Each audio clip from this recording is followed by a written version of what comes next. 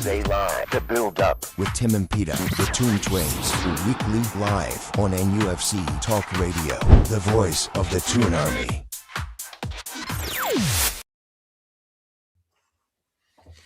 There you go. Welcome to NUFC Talk Radio, Match Day Live with Toon Twins, Tim and Peter. We are live on DAB Radio, YouTube and the website nufcradio.com.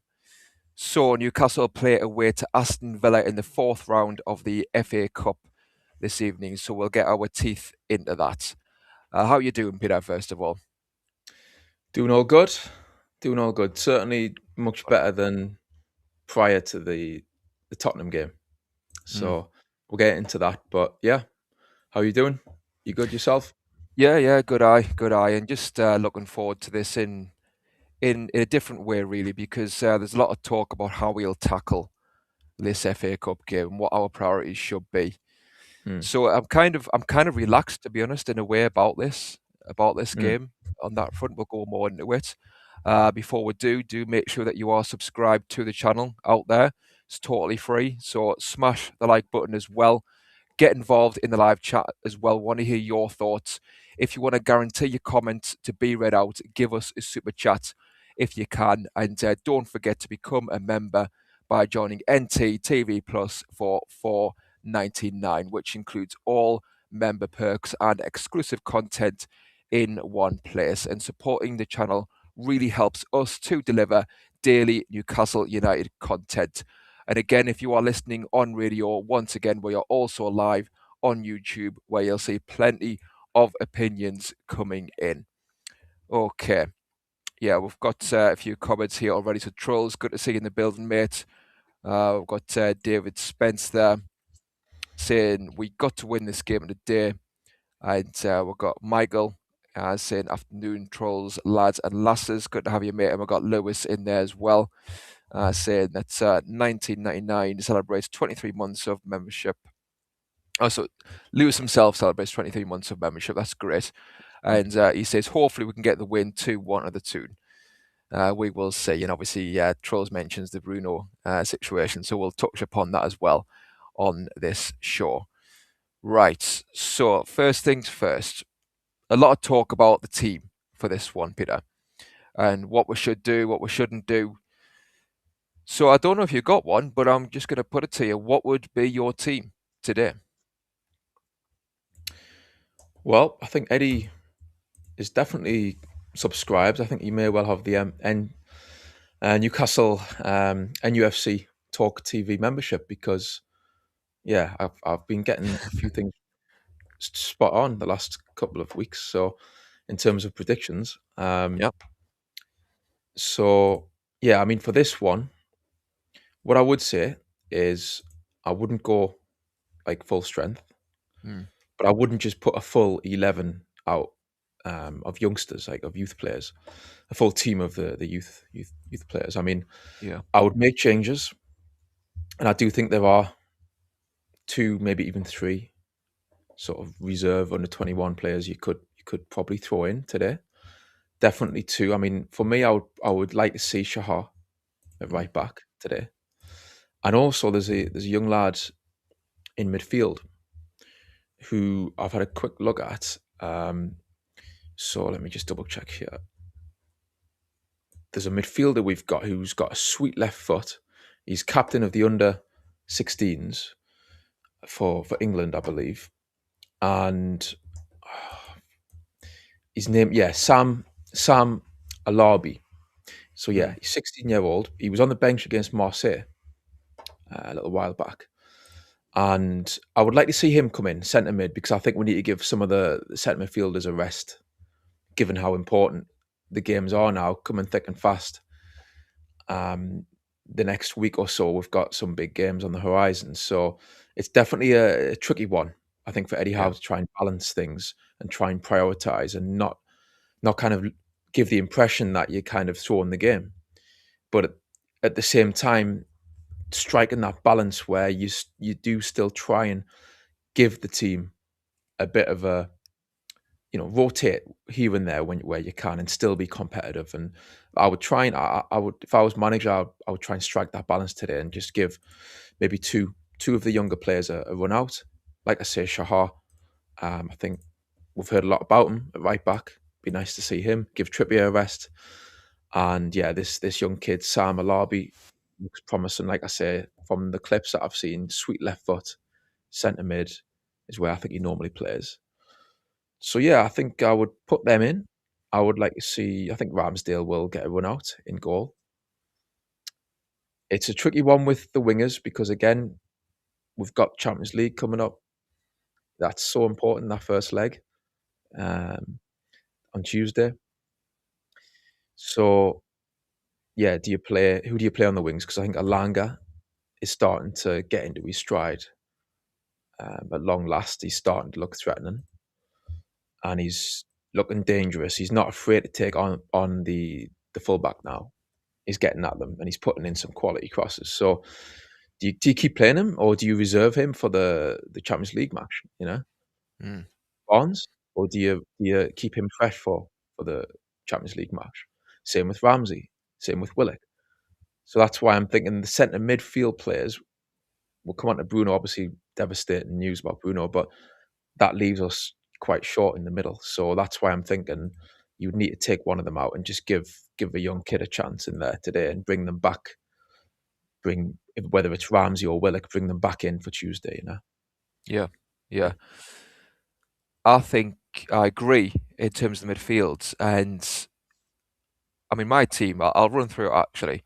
So I agree, Ramsdale. I'd have him in goal over Pope. I think Malik Chiao needs a rest, and we've got these 3 games coming up. So he needed a rest before Spurs. I mean, he was outstanding, I think, against Spurs. Again, I know they weren't any great shakes themselves, Spurs, but Malik Chow for that goal as well. That was real determination, that, and clever play. And saying all that, I think, like a lot of the team, he found energy, didn't he, from somewhere that they all did, because they've all looked dead on their feet for a few weeks now. But they pulled that out somewhere. But I think having done that, Malik Chow needs to be given a rest, and I think, why not this one? So that's why I think one thing you could do is you could go to wing backs, and you could play Botman and Byrne. I think play those two. Those two have had kind of rests, if you want to call it that, with them being out through injury. And what if you could play Shahar as a right-sided third centre back? So it's like a hybrid right back role basically, and he's got the kind of lending hand of Botman next to him, and obviously Byrne a bit further on the other side as well, and he's kind of got that protection where it is a back 3/back 5, and then you could have Jacob Murphy as a wing back. And speaking of youngsters, I think, why not Alex Murphy as left wing back? It's a bit unconventional, but again, Lewis Hall. I mean, you could play Lewis Hall, to be fair. He rested against Spurs, so maybe he comes in for this one. But I'm just thinking ahead of the 3 games in a week, is Lewis Hall going to play against Aston Villa, against Karabakh, and then Man City? He was burnt out before. Would he just get burnt out again after that week? So maybe you could rest Lewis Hall in the Champions League, but that is obviously a very important game, and by all accounts we should beat Karabakh, but we have to make certain of that, and we cannot take liberties. So I'd be in 2 minds about that left wing back spot today if we do play wing backs. I think in midfield, I think play Toon Army. He's had his rest. I think Ramsey is, he's my kind of main man at the moment with midfield where he's playing. At the same time, I think I would still play him today because he's got that momentum. He's in his groove, and obviously he's playing away at Aston Villa, where it's his old club, and he's got maybe something to prove as to what they are missing. So I'm thinking Toon Army and Ramsey as the 2 in the middle, and save Joe Willock, who did play well as well against Spurs, save him for the Karabakh game. And then I think Alanga as well. I was thinking of resting him because, again, I'm thinking of midweek, but he's in his groove a bit. I think that was his best performance against Spurs since the Barcelona game, all the way that far back. I thought he played really well, and he put in some lovely crosses, and he was positive. He took on his man, and I thought him and Trippier linked up really well. And just speaking of Trippier, again, 35-year-old, I think we need to rest him. We need his experience in the Champions League midweek, so I'd save him for that.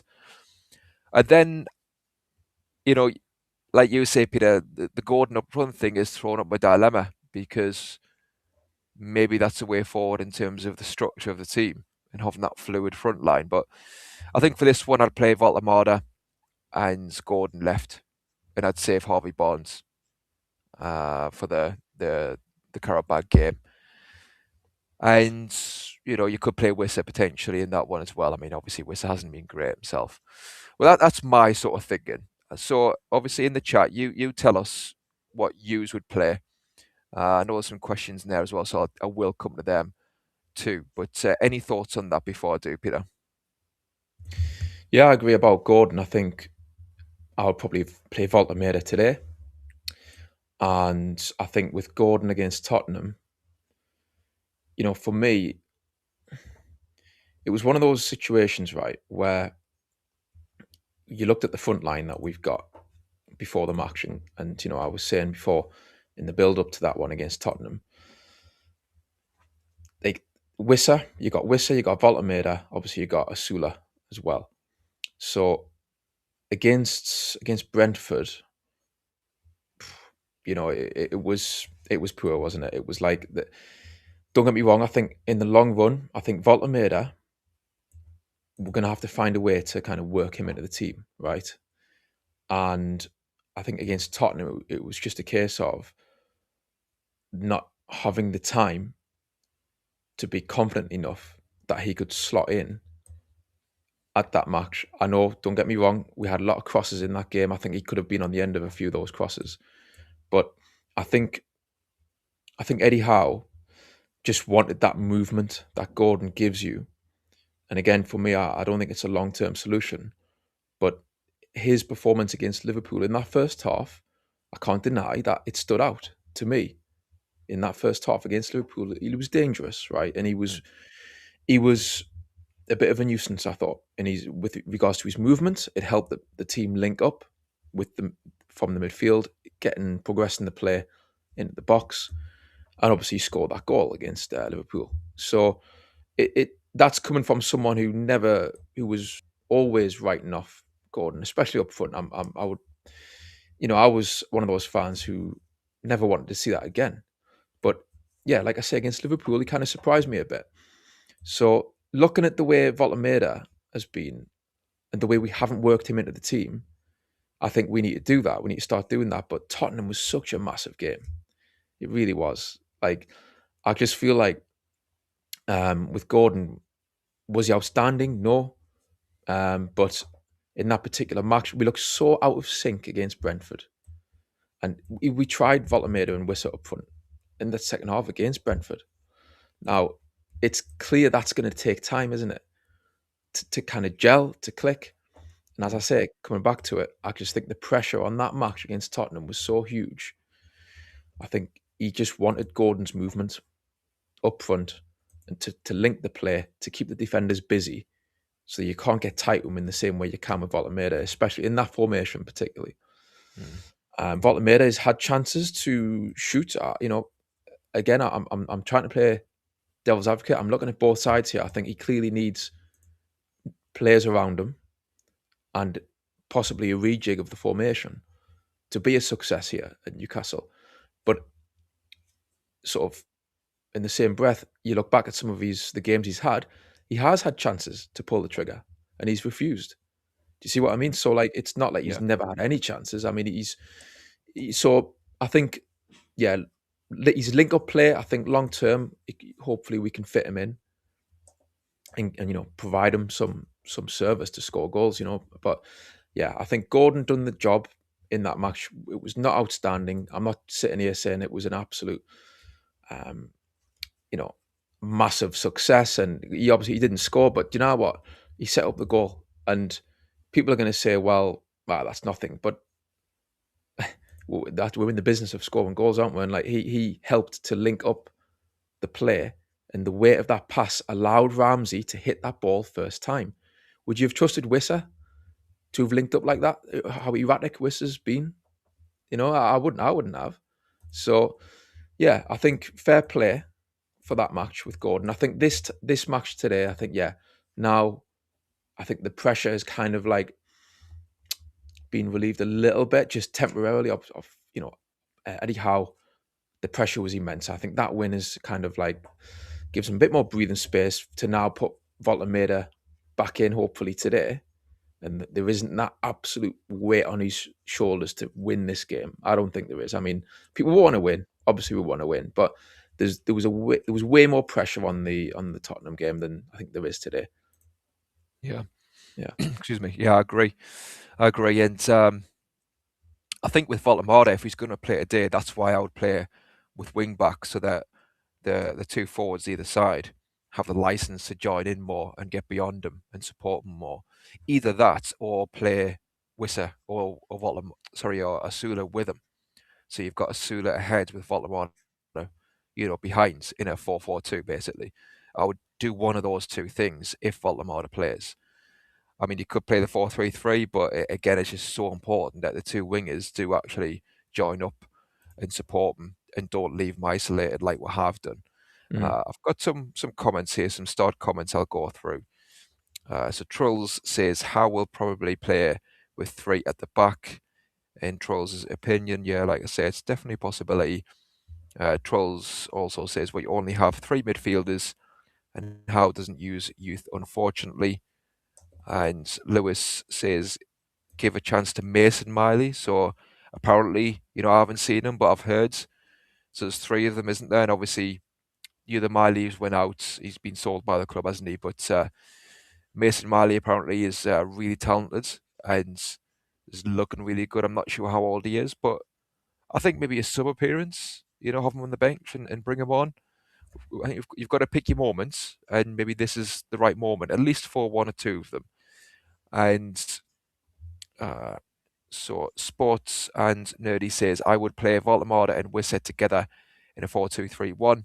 Yeah, I'm not going to really be against that. Like I say, I'm kind of thinking play Sula, to be honest, if we play that. And give him a run out because he hasn't been used that much this season. Granted, a lot of it is injury, but he's back now.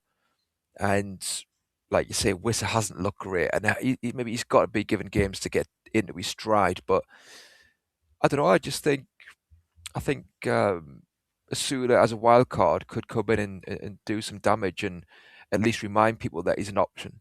And then Wissa can come in, maybe the Karabag game off the bench and ease them all in, separately, if you like. Give them all the minutes they need so that they're all ready to come in as and when. So there's a few more comments here. So Trolls says, would be great to see youth. I would play them, but Howe doesn't play them. And if we get one injury in the midfield, Howe will play Big Joe and injured before youth. And this is one of several reasons I want Howe. And he goes on to say Howe out of the club. So, it's definitely a failing in that I think we don't give players a break when they need a break and bite the bullet and play whoever's next in line. If that's a youth player, like I say, at least off the bench, then I think we should do that more often. There's a few more comments I'll just finish off. And we have Michael says, I'd rather play Hall at left back and Big Dan Burn Curry at Currybag. Yeah, Currybag. So I can see that, to be fair. I can see that because then also you can bring Malik Chow back in, can't you? You know what I mean? And switch Burn over to left back. And Malik Chow's had his break today. So I can see the logic behind that. I know he's not everyone's cup of tea, Dan Burn at left back. I understand that, but I think he can do a job here and there. So Lewis says, Tim and Peter question, would you actually start Mason Miley in midfield or on the bench? Because we have not many midfielders, then we're technically do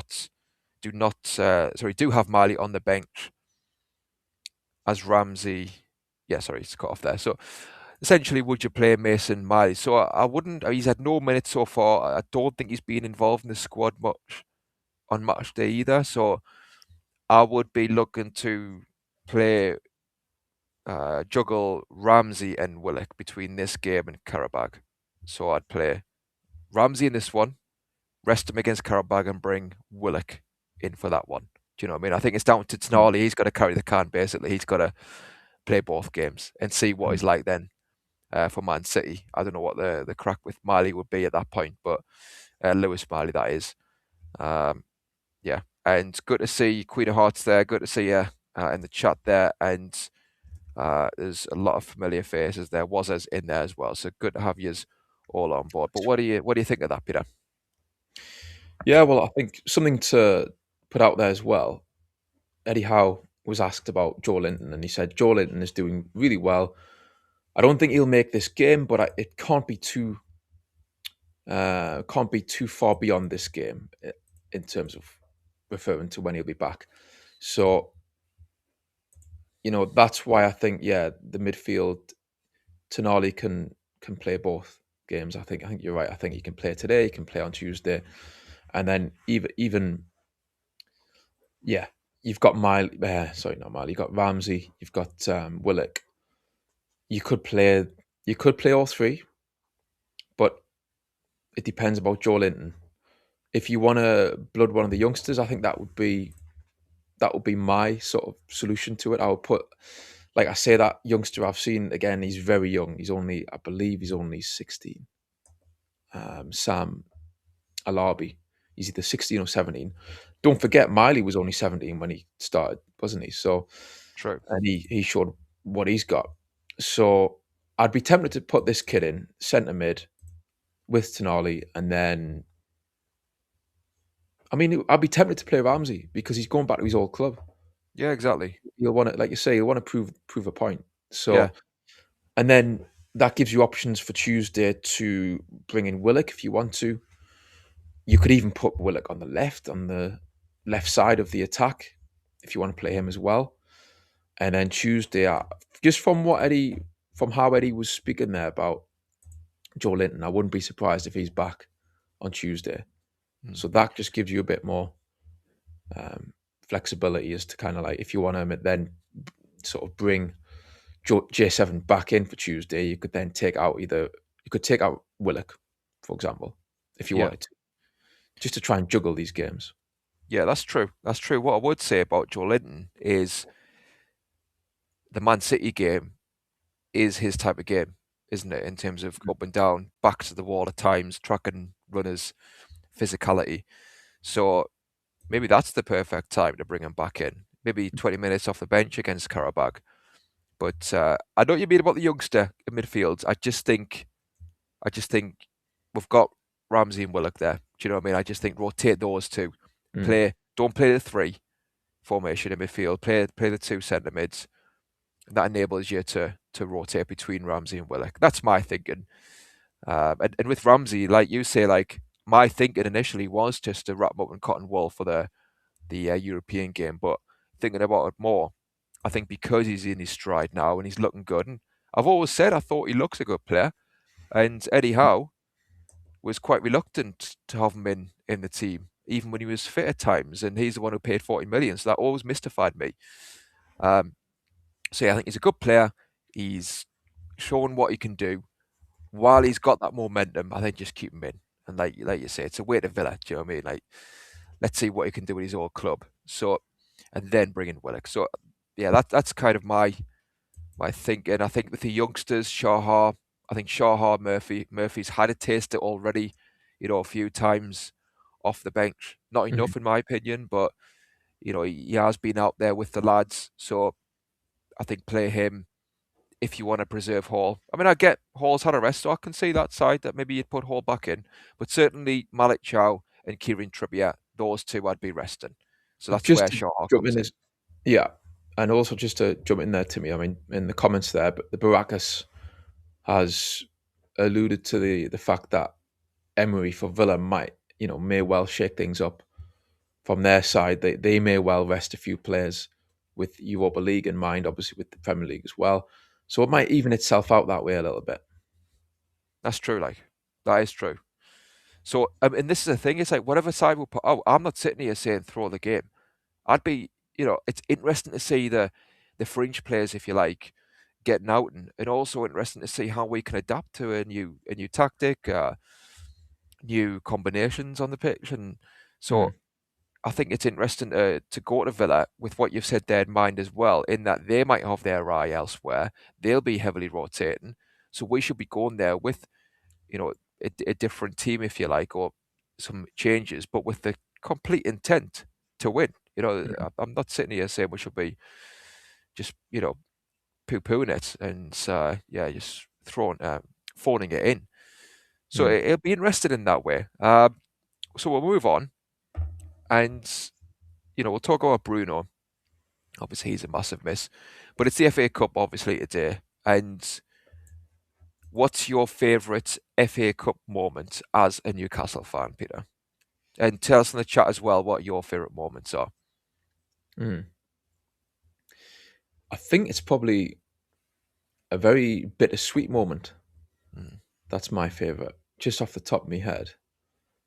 And I think it'll be the one where Bobby Robson was manager. We made it to the semi-final in 2000, so 99-2000 season, playing Chelsea, and it was at Wembley, the semi-final. The old Wembley. Say again? The old Wembley. The old Wembley, yeah. And it was the third year in a row we had made it to Wembley as well in that competition. So previous two finals we'd got to in the FA Cup and lost against Arsenal and Man United. And then, Robson comes in, takes over from Ruud Gullit, galvanises the squad, galvanises everyone, the fans, the club, brings Rob Lee back in from the cold because Gullit had discarded Rob Lee. And we play Chelsea and we go to Wembley.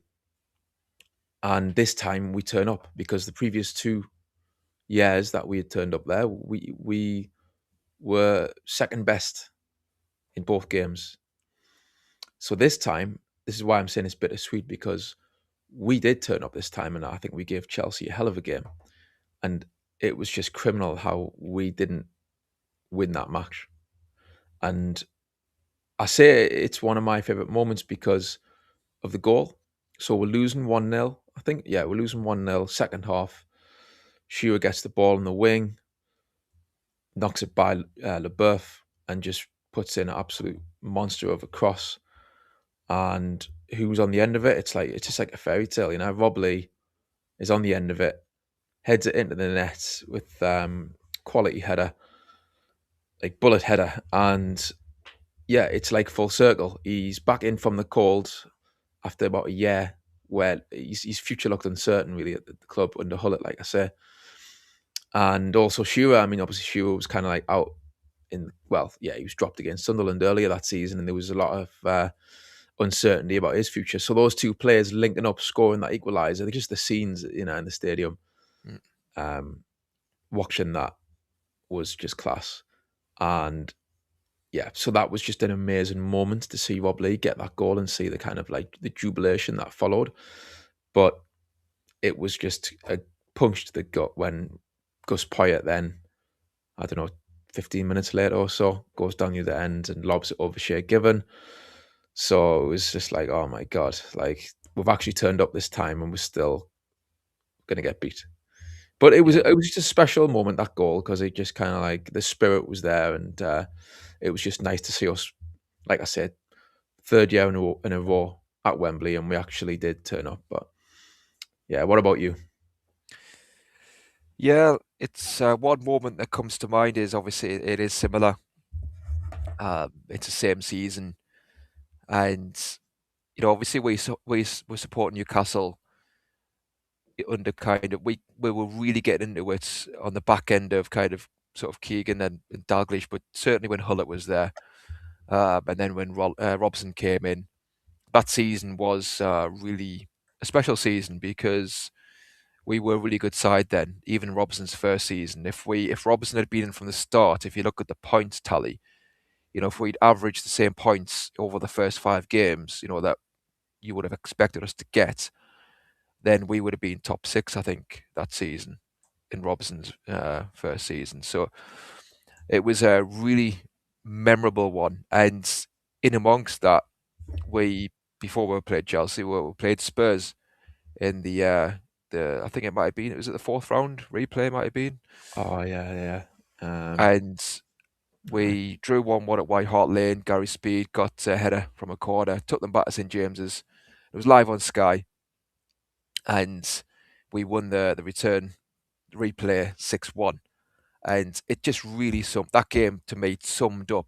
Obviously, being really young as well, like it sticks with you, and it summed up how good that side was and how much of a revival we'd had under Robson. And yeah, Duncan Ferguson was on fire, Nobby was on fire. You had Warren Barton bombing down at right back. Gary Speed and Rob Lee in the middle were just like absolute top class. They were doing everything up and down. Yeah, and Kieran Dyer came on as well and turned the game, and was running at Spurs like he did when he was at his best and creating chances, and scored a brilliant goal as well. So that definitely comes to mind. Like, and Shearer got a goal at the end, and 6-1. It was just like you just wiped the floor with them at the end. And at home in that season, we were so formidable, and yeah, that was quality. I mean, ironically as well, there's actually couple of games under Souness that were quite good, wasn't there? In that run where we had Chelsea at home in the quarter. Mm. Was it it wasn't the quarter I think final, was it? It was fifth the round round. before. And then Fifth round, Tottenham after Spurs. that. Yeah, and we were at the games, and the games was a brilliant atmosphere, level 7 next to the away fans, and those were quality games. Even though it was a poor season, but we played well on those particular occasions. Yeah, we've got a few comments here. Let's have a look at some of them. So Baraka says his most memorable moments were the two finals walking out. So do you mean the teams walking out? Because I can understand that, because obviously once the game's kicked off, did not go to plan. He also goes on to say it was Lee's goal that was wrongfully ruled out. It was shocking. We'd have won the final if we'd beat Chelsea in the semi-final. Yeah, and I definitely agree. We would have won the final, in my opinion, if we beat Chelsea in the semis. Lee's goal wasn't ruled out, though. It did count. One controversial moment in that game, though, was when Gus Poyet got a second goal. Dennis Wise played the ball on a free kick when the ball was still moving, and there was a replay showing actually that goal shouldn't have counted. So yeah, typical. Something like that happens. We've got a few comments here as well. So Ricky says Overmars and Anelka, yeah, in the final. Unfortunately, they did us over, and then the next year, Scholes and Sheringham. Yeah. And Sports and Nerdy says mine is Shearer against Spurs in 1998. I think that's a great shout. Aye. What a moment that was. Yeah. Yeah, and I remember that match, Andy Griffin just marked Ginola out the game. And the atmosphere, it was at Old Trafford, wasn't it? And yeah, Newcastle fans really made a hell of a lot of noise. And I mean, we were watching that, we weren't there, but you could just tell the atmosphere really came through on the TV. And yeah, that's a really good shout. Like you say, that was an epic match in the end, with Shearer just topping it off with that quality strike. Because it could have went both ways. Remember that we got a penalty for handball with Sol Campbell to break the deadlock in extra time, wasn't it? Yeah. And Shearer scores the penalty 1-0. But earlier, I think in the normal time, during the first half, might have been, Dabby's ass handballed it, didn't he? He basically got away with that one. Campbell did. Yeah. Later in the match, and they didn't spot it. But they spotted Campbell, so I'll take it. But yeah, that was a bit controversial there, you could say. But no, it was a quality strike by Shearer. So yeah. Well, there was no VAR back then as well, obviously, so you could get away with it. And shout out to Clive Tilsley's commentary as well in that game, and he's like, that's the way he dreamt it last night, and it was brilliant piece of commentary. Yeah, and Prime Poyet was annoying, says Ricky D. He certainly was, and obviously went on to manage those down the road who then beat us under Poyet. So he just carried on. He's cursed against us. So let's bring it back to the Toon today. And by the way, we've got 84 people watching, and we've only got 14 likes. So if you can't hit the likes, everybody else, that'd mean a lot. And your support is really appreciated because it will help us a lot going forward. So if you can, smash the likes, people. So yeah, Bruno, he's out for 8 weeks. I've got my thoughts on, how that's came about maybe. What do you think about the injury, Peter? And what would you do? Who would you look to going forward to try and kind of compensate for the fact that we're going to miss Bruno for that long? It's got to be Toon Army. He has to now step up and try and fill those shoes. I mean, with Bruno, I think to be fair with the injury, I don't think it's the same one that he had prior to when he came back. It's a different, apparently anyway, it's a different injury. It's not. It is. Yeah, it's not kind of like a follow on from what he was out for with before. So, yeah, I mean, we've got this, like I've said before on this show, that we've got this horrible record with Bruno being missing. I think, in the Premier League at least. I know it's FA Cup today, but Premier League, I don't think. Yeah, we've not won a game without Bruno basically since he started when he made his debut. From that point onwards, so it's almost like Bruno came in on against Tottenham, and yeah, it's like he came into the side and he said to them, "Look, lads, I'm just going to give you a little bit of a demonstration. All right, I'm going to come in. I'm going to show you how it's done, and now it's up to you to take the baton and run with it." Like, he'd been out for a while before then. We were struggling. Okay, he'd came back. I know Tottenham match, Brentford match was a bit awkward, but he was doing his bit there to try and rally the team. And then you saw how good he was against Tottenham, albeit against an absolute terrible Tottenham side. But Bruno's always the one pulling the strings, and yeah, now he's out. It's like I say, it's up to the players to look at that performance and just say, okay, we've got no choice now. This is the business end of the season, so we have to now step up. It is kind of do or die. I mean, it's really laid down the gauntlet to the rest of the players. It really is to say, right, the season's over. If we don't break this duck, the season is literally over. So now Toon Army has to step up. He has to, and try and impose himself in that midfield area. It'll be 2 seconds to me. So. Yeah, I agree. And I think, with Ramsey coming into form as well, that's a big bonus. Again, it's down to him to continue that form. But that's why I'd maybe play him in this one and then rest him against Karabakh, have him on the bench, and then we're back to Man City and bring Ramsey back in for that one. But I think, Toon Army and Ramsey, I think, are going to be really important. And if we can then get Joe Linton back, and you've got the three then also Miley back at some point. You can rotate with Trippier and Miley, yes, but then Miley can also play midfields. His proper position. It's up to us then to have enough to go forwards. And Bruno's obviously a massive miss. You can't deny that. He's going to be a massive miss. But we need to look at like these stats, like you said there, like we haven't won when Bruno's been out, and we need to see that as a good challenge, and see it as a record that is going to be broken at some point. Obviously, it's a fact it's going to be broken. So let's do it now. So they need to rise to that occasion and see it as a challenge that they want to overcome. And if Toon Army is at his higher levels, then he is also a top class player. And that, to a degree, compensates the fact that Bruno is out. But like you say, it's also down to Toon Army to try and reach those levels again. But I think Toon Army would enjoy playing with Ramsey. So I think they could get the best out of each other. Yeah. And, if Joe Linton's back as well, that'll help that combination. So I think with Bruno's injury itself, it is frustrating because we said before the Spurs game, didn't we, that would be a little bit wary of Bruno for this one, purely by the fact that he's came back from injury.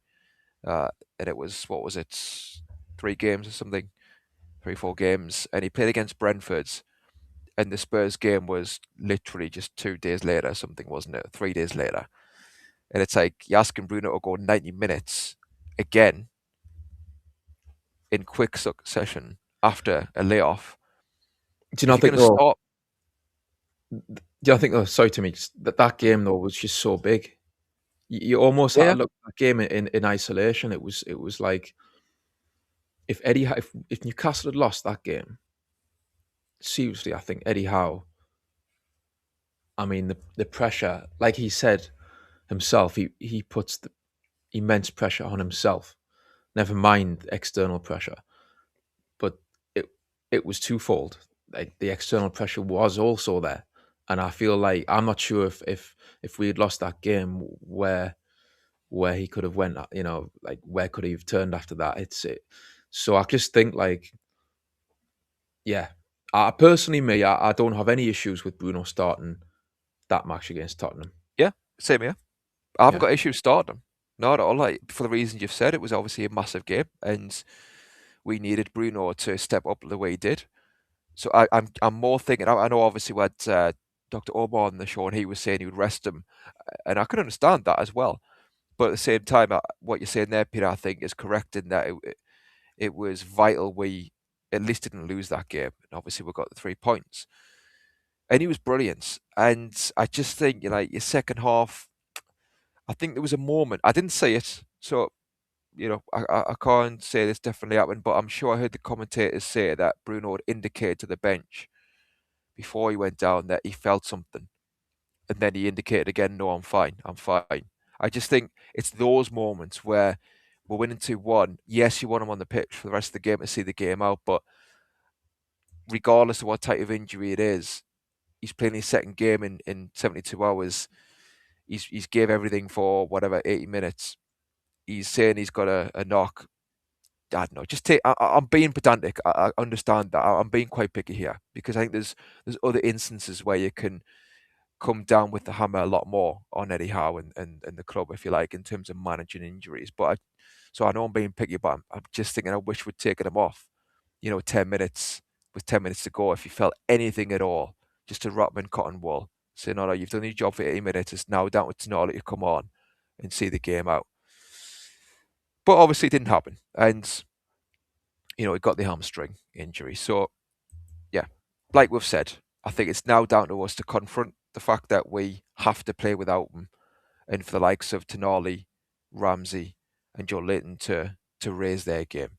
And Joe Linton as well, obviously, when he's back. And yeah, I think they've got to look at it as a positive. And certainly Ramsey, you know what I mean? It's now really a chance for Ramsey, I would say, to really state his claim and show exactly what he can do over a long stretch of games. That's the flip side. So you've got to look at that positive.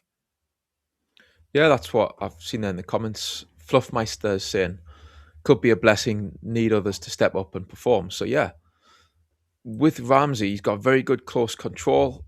Like I've said on the show before, I've always wanted to see more of Jacob Ramsey this season. We are seeing more of him now the last sort of couple of weeks, and he seems like a bit of a character. Like with the goal that he got, he really celebrated that goal, and you could see what it meant. There was a lot of relief there. So you've mentioned that before as well to me. Like you think it seems like, and how he comes across, he's got a good personality. You think that he could blend in with our midfield quite well. I mean, obviously, like I say, we wanted him to come in for J7 a fair bit earlier in the season when we've mentioned that, haven't we? And yeah, I think he's clearly a very good player. So you'd like to think him and Tonali, if Tonali can step up and kind of follow in Ramsey's footsteps, if you like, then hopefully that would compensate for Bruno's. I mean, you can never replace what Bruno does, I don't think, 100%. He's 1 minute he's breaking up the play, the next minute he's dictating the game further up the pitch, and like I think his kind of his energy and his style of play is very hard to replicate. He's all action, and he's very good at like everything he does. So But yeah, Tonali, Ramsey, two quality players. So let's see a bit more from Tonali. I do think there's a question mark whether he'll be away this summer. I think I wouldn't be surprised if he was to leave. But while we've got him, come on. I mean, I think he's a good character as well. I mean, you've seen on the bench, he was kind of celebrating the goal. He wants to win. He wants the club to win. He wants the team to do well. So he just kind of, I think, needs to give himself a bit of a shake and step up, given the opportunity, which he will be given with Bruno being out now. Yeah, yeah, I agree. So you got Tonali and Ramsey there with both their own personal motivations to step up, for different reasons, haven't you? So yeah, we've got to look at that. What did you think of Alanga against Spurs, and would you play him today? I liked what I saw. I think now he's like I said earlier, he's getting into his stride where he's not afraid to take on his man. His crosses were dangerous. Really, I mean, it was just constant, wasn't it? The way we penned in Tottenham. I mean, Tottenham, geez, we could talk about them as well, but because yeah, boy, do they have problems. But still, you can only play what's in front of you. So I think Alanga, it's more about his mentality. We've said this before. I think it's a mental thing with Alanga, and it seems like now he's getting into his groove where the shackles are off a little bit, and he's expressing himself a bit more now.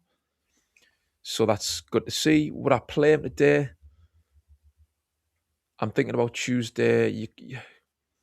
It's between him and Murphy, isn't it, really, for that right-hand side? So I think it would be harsh to drop him. I think we made that mistake against Brentford when he was showing glimpses in the previous match. Brentford comes along and he's dropped. I think it was Man City, wasn't it, at the Eddie Howe when he got that goal before Brentford. I know we lost it. It was kind of a disaster in terms of the scoreline, that the overall score in that tie. But Belanga was one of the few bright spots in that on the night. Yeah, in that tie. So, and then he was taken out, and it was like, was that the right thing to do against Brentford? Because he's got his confidence up, and then all of a sudden he's out of the team. I think now he's back in the team. He's playing well. If you then take him out again, it's just making it harder for him to kind of be in his groove. I would keep him in, I think, and bring Murphy in on Tuesday against Karabag. Yeah. The thing is, as well, is with Murphy, he's been around the block now, hasn't he? He's an experienced head, and I think we need a bit of experience away at Karabag. I don't know what the atmosphere is going to be like, but it's a big game for them, and they'll be well up for it. So I think that's one reason why Murphy is probably the better bet, in my opinion, to play against Karabag away from home in that atmosphere. And much like Jacob Ramsey, Alanga, like you say, is in his stride a bit more now. So it'd be a shame to take him out while that is the case. So I think it's a case of saying to Alanga, go again, show us what you got again. Yeah. Because Villa, like we've said, they might rotate themselves as well. And they will also give plenty of space for Alanga to run in behind, whereas Karabag may well be sitting deep. And that's not always Alanga's game, is it? So I think there's many reasons why Alanga should play today and Murphy then against Karabag. So yeah, I agree. That's what I'll be doing. So got a few comments here. Got Daniel the Magpie says, hi, new to the channel. Good to have you on board, by the way, mate. I think we need a good run in cups, but should have signed a few players. We have not got the squad depth. I fear we do. Sorry, just go back to it. We do not have the squad depth. I fear if we do. So if we're going a cup run, Hawaii the lads. Yeah. So this is the thing. I agree. In terms of if we're going to go deep into competitions, in all competitions at the same time, we haven't got the squad really to do well that way, I would say. But this is why you've got to rotate, and you've got to see where the chips fall after you rotate and attack the competitions you're in later on. So that's why today it's a balancing act. But yeah, I'd be rotating. Certainly Chow, certainly Trippier. Those two I'd be taking out. And Barnes as well. Be taking him out with a view to midweek. And we've got a few other comments as well. Michael Petit says, with the Bruno injury and our schedule, Howe might be forced to change formation, and we have three midfielders and Nout on the bench to rotate it. Exactly. So that's why I'm thinking do, a two in the middle. And it really gets you around that situation, and it allows you to say to Willock, keep yourself well for Tuesday. Meanwhile, Ramsey can do his stuff today. And then for me, see how they both play, but then you can bring Ramsey back in against Man City. Or both, if they're both fit to play and Joe Linton isn't quite ready, So that's one option.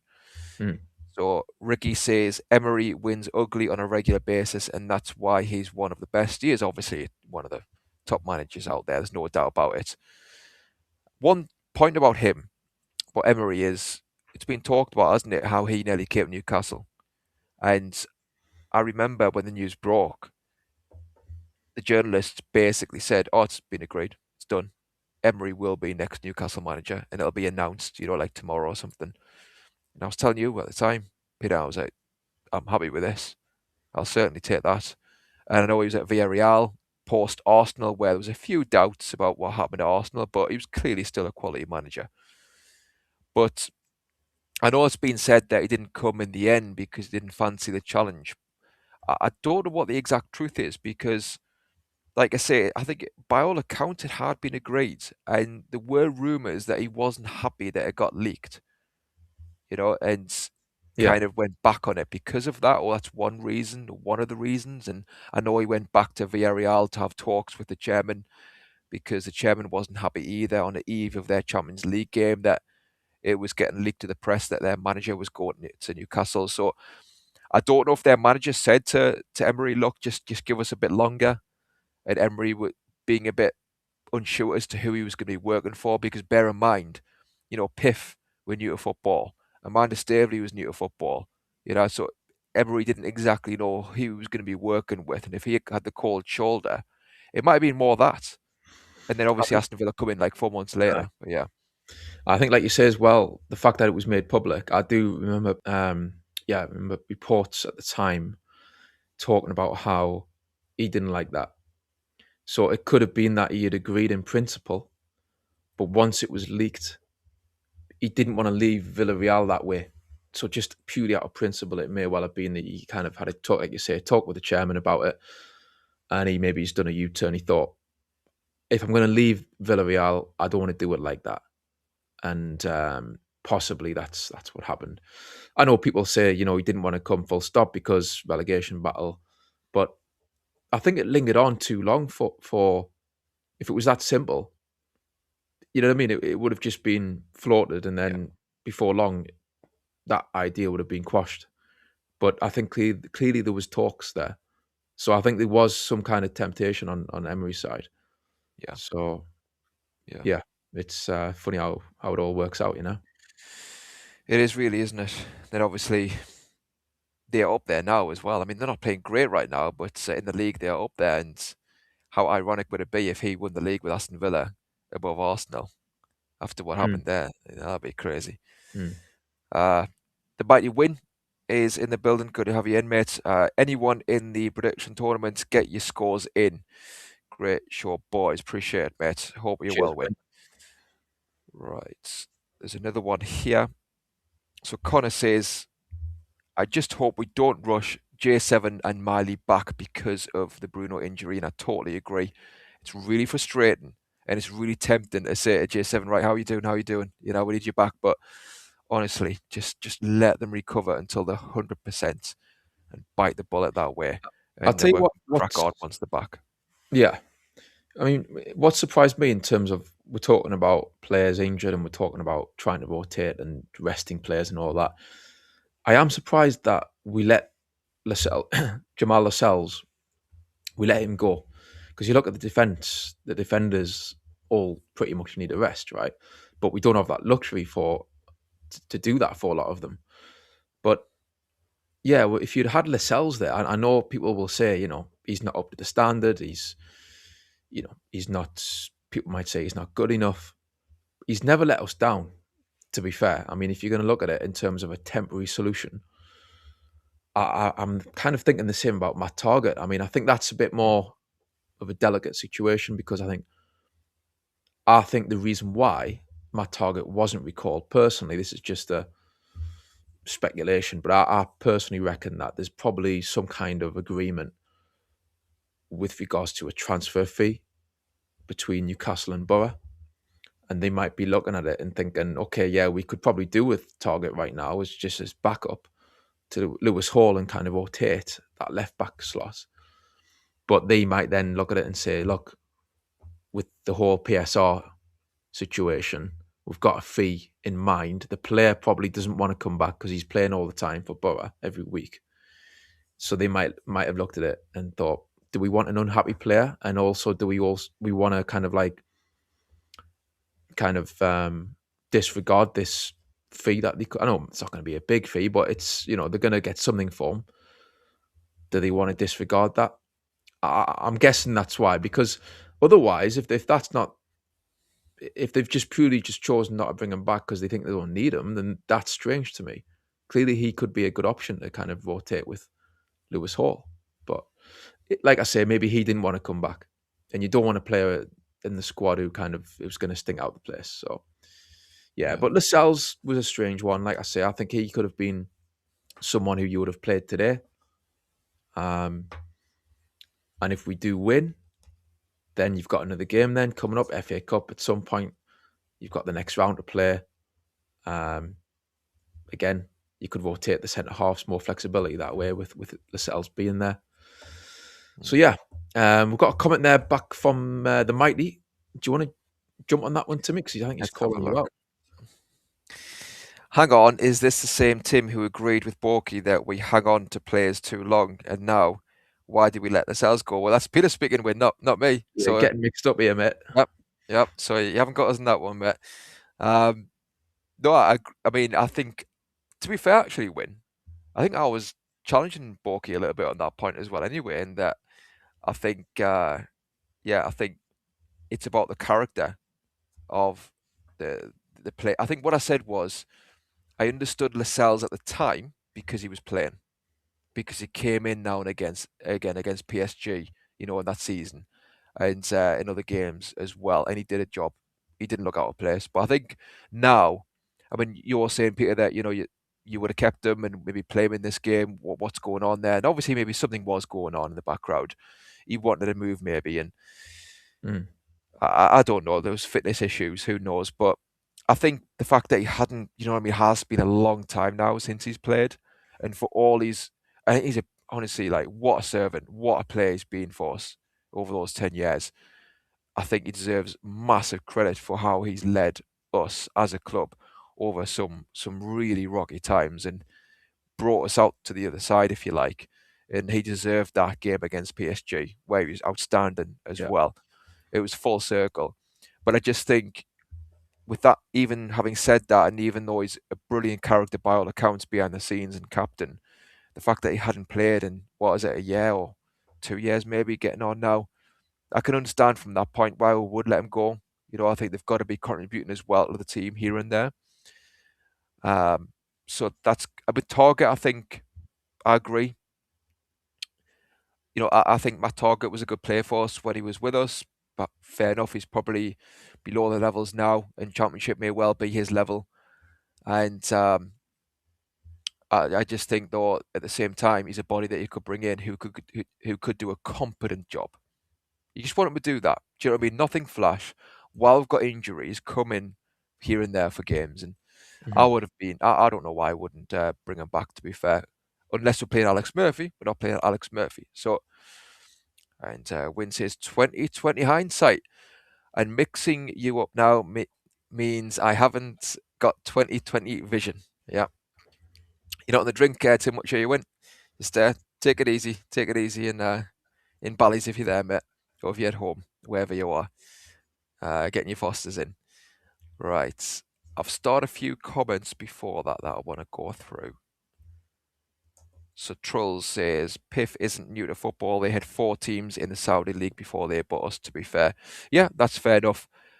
But I think I'm kind of thinking about, in England and about Amanda Staveley and Caducey in terms of who Emery will be working with directly. maybe there was a bit uncertainty there, as to who these people were, what control he would have, or what a dynamic would be, sort of thing. Like I said, there was definitely discussions, and it was agreed by all accounts at some stage. So something happened to make him go back on that. And Daniel the Magpie says, I agree, we definitely need rotation, but I trust Eddie to do what's right.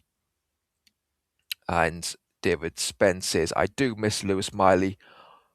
He is great on the pitch, and yeah, what a miss. And I think you were saying, Peter, weren't you, that how amazing it is really that he's, what is he, 19? And he's still like a massive miss. It just shows what a talent he is at that age to be such a miss, and how he's came on as well for us. I just can't believe how composed he is. Yeah, Whether it's right back, centre half, centre mid, he is special. Like he's it's rare to see players that comfortable at that age. So yeah, the sooner he's back, the better. definitely. And like Connor says, don't rush him. Make sure he's 100% ready so he can do his stuff when he is back. Trolls says Howe and Lascelles probably wasn't on the same page, hence why he went. I'm not in the know, but that's what I think. Maybe. Yeah, who's to say really? It's a difficult one, because it is surprising in one way that he wouldn't play here or there, or at least be on the bench, because clearly he's been a massive player for us, and massive for Eddie Howe as well, since Eddie Howe's came for the club. Simply as a captain, if nothing else, in the dressing room. But wish him well. And like I said, 10 years, what a leader he was for us. And we were at games when he first came in the side, and he really stood up as a youngster to call players out as well, to say, this isn't good enough. This club needs better than this. Aye. So, yeah, massive shout out to him. Yeah, but as Choppy says, Lascelles hasn't played in 2 seasons. I think that's why I'm more comfortable with him leaving, purely, for the fact that he wasn't contributing anymore on the pitch. And Gavin Fuller says, weird the way he left. And Troll says, we should have called back Cordero and Jerez. If he is on loan, we at least have backup. Depends how they're doing. I honestly haven't seen them, how they're doing on loan, Oh yeah, I've read that out. And Win says 2020 hindsight. And David Spence says, give Alex Murphy more minutes as well. Would you play Murphy in this one, Alex Murphy? Or would you play Hall?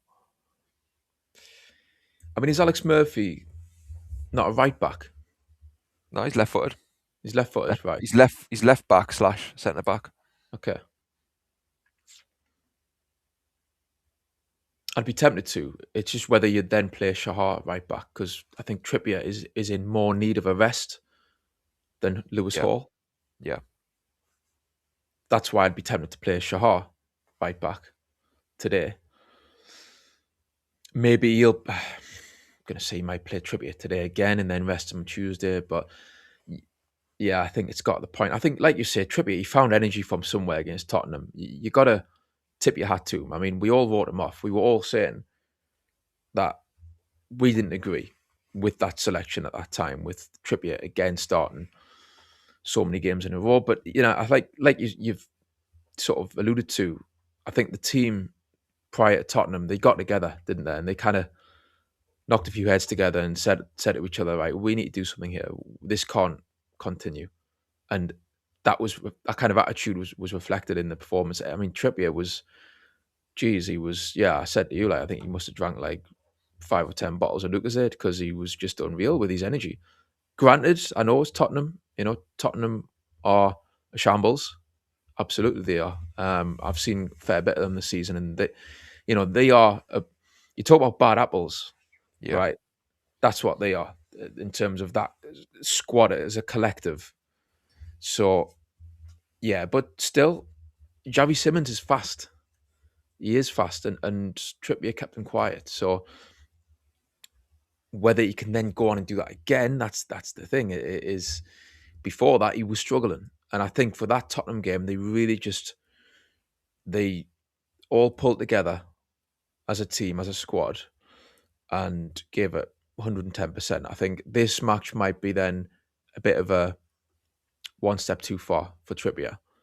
Don't get us wrong. I'm sure he'll want to give every ounce of his sort of all the determination he's got left in him. He'll want to leave it all out there, but it would be a bit of a push to play him again today. I think Shahar right back could be interesting to see what he's got. So probably on the left back, if you're going to play two new full backs and they're both youth players, I just can't see Eddie Howe doing that. Would I do that? Maybe I would, to be honest, and just see what happens, because I think Villa may well play some youth players, and it might balance out that way. Yeah. Yeah. Well, this is why I'm thinking to play wing backs maybe, and the defense is kind of more not settled, but it's more protected with those two youngsters in. If you had Alex Murphy at wing back and you had Leo Shahar as a right-sided centre back, and it's not ideal, you know. I get why maybe some wouldn't do that. I'm kind of thinking out loud, really, but I just think that if you've got Byrne, Botman next to them as well to direct them, those are great players to have as youngsters to guide you. Certainly Dan Byrne, and Dan Byrne will be able to help Alex Murphy out throughout the game. You know what I mean? Who'll be in front of him as wing back. So I think that's a potential option, because it allows you to play the two centre mids then, and you can play Jacob Murphy as wing back, and then obviously you've got the three up front.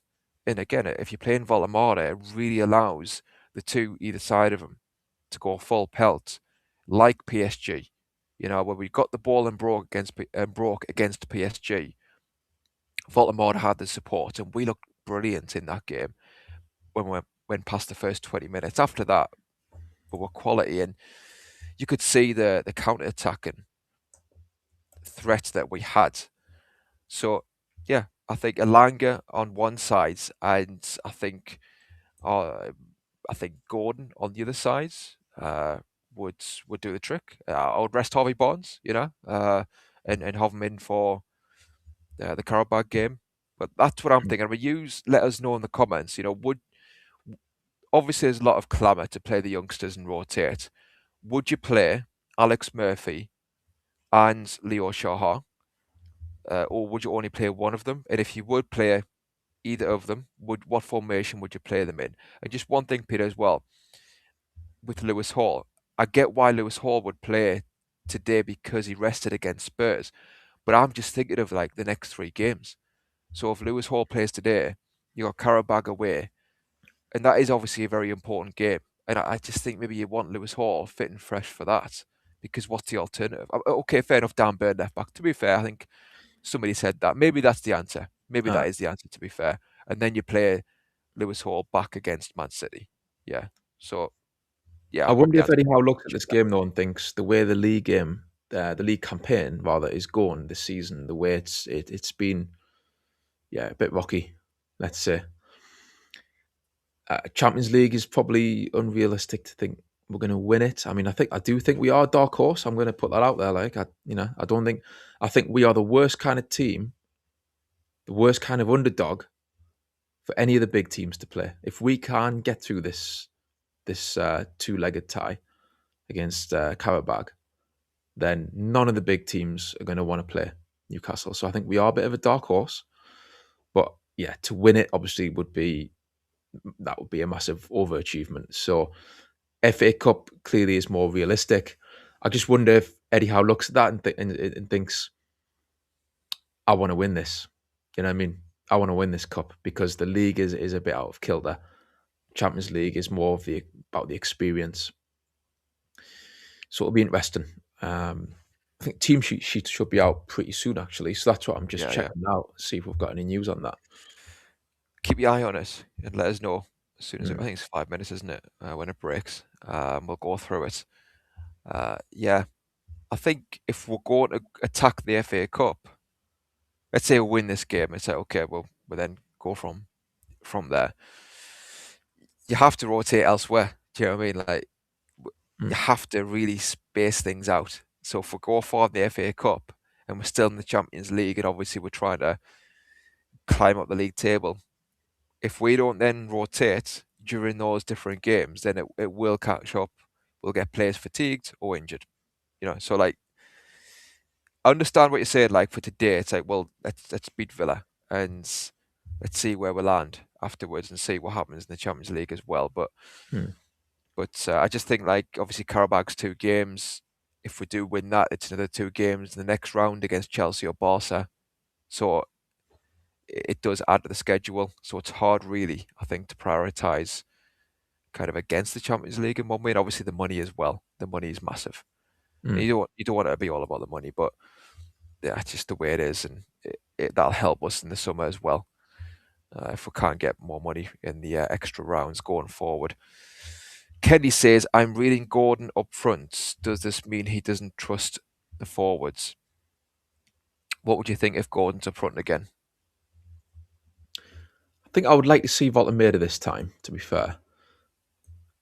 I think with Gordon, yeah, I think with this match, there's more pressure on Eddie Howe, I think, for the Premier League games. So I would have maybe played Voltemeda today. If he gets into his groove, it then gives you more of a kind of incentive to then keep that going and keep him in the team for the Premier League. There's less pressure on him, I think, to then deliver, kind of like coming in cold, if you like. So if you can kind of give him a chance today to find his form, I think that would be my go-to. But again, with Gordon, I did say before Tottenham, his link-up play is not the worst, right? So, and because of, going back to it, Wissa and Voltemeda, because they look so out of sync against Brentford, I think he just felt Gordon is going to be a bit more reliable in linking the play up front, and obviously you've got the added bonus of the pace as well. Long term, it's not a solution. I'm not sitting here saying let's play Gordon up front all the time now for the rest of the season. I'm just thinking in certain moments, I think that was a moment where he felt he could hang his hat on Gordon.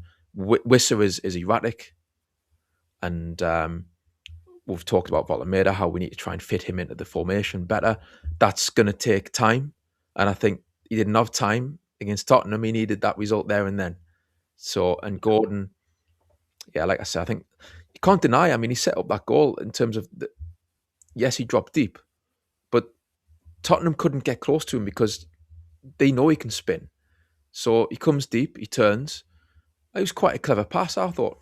The way he passed it to Ramsey, the weight of the ball was nice. Like I said, it allowed Ramsey then just to come onto it, and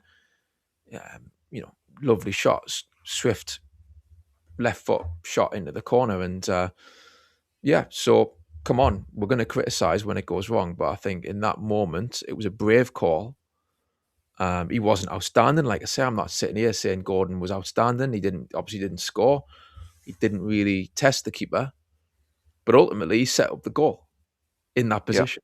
So, but that was that game. I think we've moved past that game now. I think he done well to pick that team to get the result that he needed, and I was chuffed for Eddie Howe, to see that come off. This one I would like to see Voltemeda, but we'll see. We'll see when the team sheet comes out. What do you reckon? Well, I think the Gordon thing is through a span in the works. I mean, I did write him off, didn't I, before the game, and kind of just seen enough in that I don't think he's the man for us.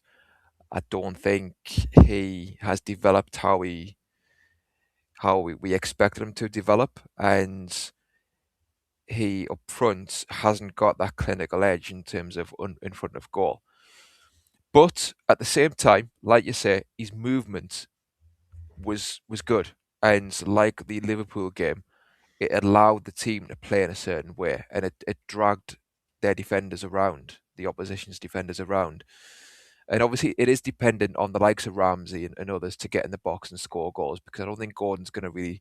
I know he did against Liverpool, but I think he's very hit and miss when it comes to in front of goal. So there's always going to be that question mark when Gordon's up front. But I agree, it has through a spanner in the works, and I think it's an option for here and there.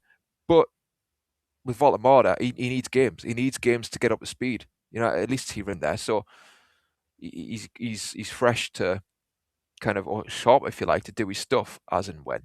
So I don't like the idea of just freezing Voldemort completely out over these run of games. I think he needs to be on the pitch at some point. What I've heard is that Park Soo-sung is in the squad. Mm. So not necessarily starting. The team isn't out yet, as Connor says, until an hour before kickoff, with it being the FA Cup. So thanks for that, mate. But yeah, I've heard that Park Soo-sung is in the squad, and I mentioned him. Who was it against? It was a few weeks ago. I said, well, actually, he's an alternative. Play him, and I've totally forgot about him today. But yeah, he's in the squad today. So That's good. yeah. What about him? I mean, would you start him? That's another youngster, isn't it? You know, we've talked about defenders, but we haven't talked about Park Soo-sung. Would you start him? Mm. I'd be tempted to, but again, I'd want to keep Alanga in. So if you're going to start him, it would probably be on the left-hand side. I'd be tempted to, yeah. We've said, haven't we, on the show, you know, he's someone who we could have made use of throughout this whole season, you know, with the games that we've had and the injuries and all that. So it would be interesting. If he's in the squad, maybe he will get a chance. What about, would you play him left wing? What do you reckon? Where's his best position? From what I've seen, which is quite limited, to be fair, I think he is best on the left, and we've seen him in pre-season there, didn't we? And we're also seeing that pass that he made with the outside of his foot in one of the under-21 games. Yeah, that got a bit of absolutely. traction. Yeah. Mm. And yeah, lovely passing.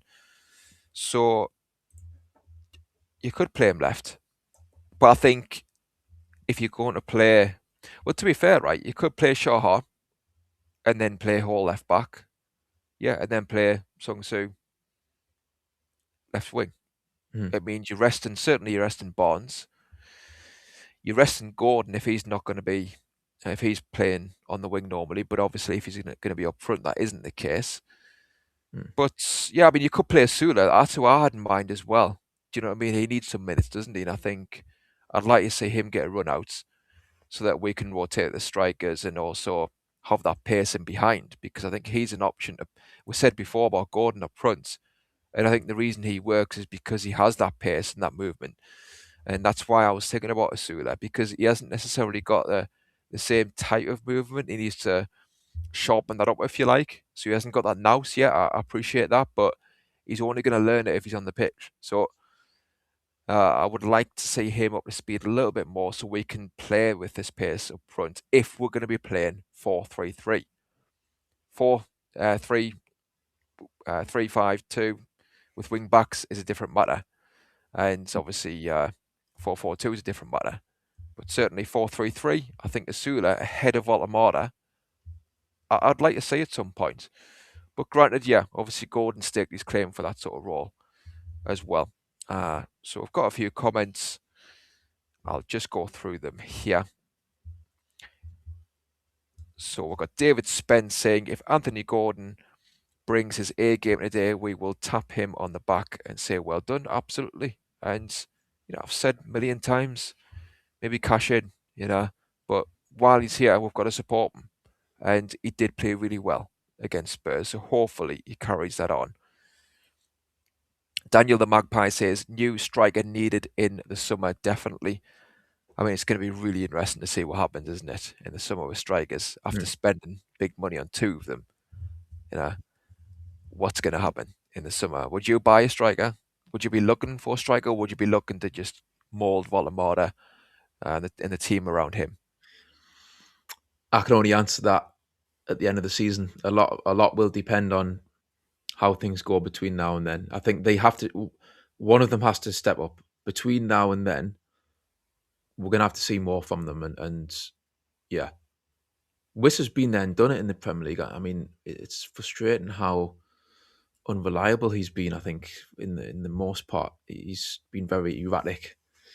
So yeah, I'd like to think one of them is going to come good.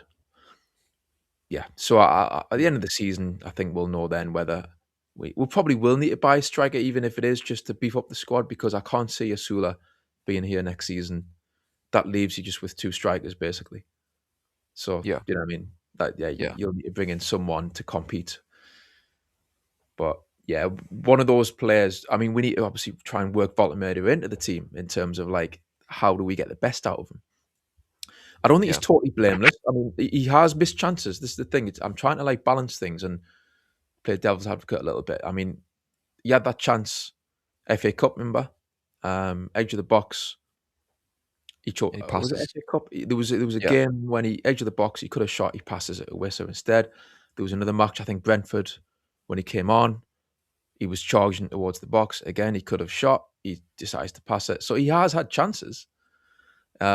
Not a boatload of them. I'll grant you that. But so he's kind of got a step up as well. I think he needs to beef up a bit maybe. But I also, like we've said on the show, I also think, yeah, he needs support. He needs more players around him. He's not the quickest, so he needs that. He needs options around him and players who are going to distract from him. So defenders can't all just get tight to him and pile in on him and crowd him off the ball, Yeah. like double up kind of thing. So Yeah. yeah, we'll see Yeah. where that goes. It's an interesting one. It's Eddie's got a job on his hands in terms of like the pressure's on this season. It's been, like I say, very rocky, but also you've got this dilemma with these strikers. How we're going to get the best out of them? Is he going to stick to the same formation? Is he going to change formation? We'll see. Yeah. It's going to be fascinating. Big Yeah. time in the summer coming up. Queenie's mentioning there, please help the channel by smashing the likes. It is appreciated by the channel collective.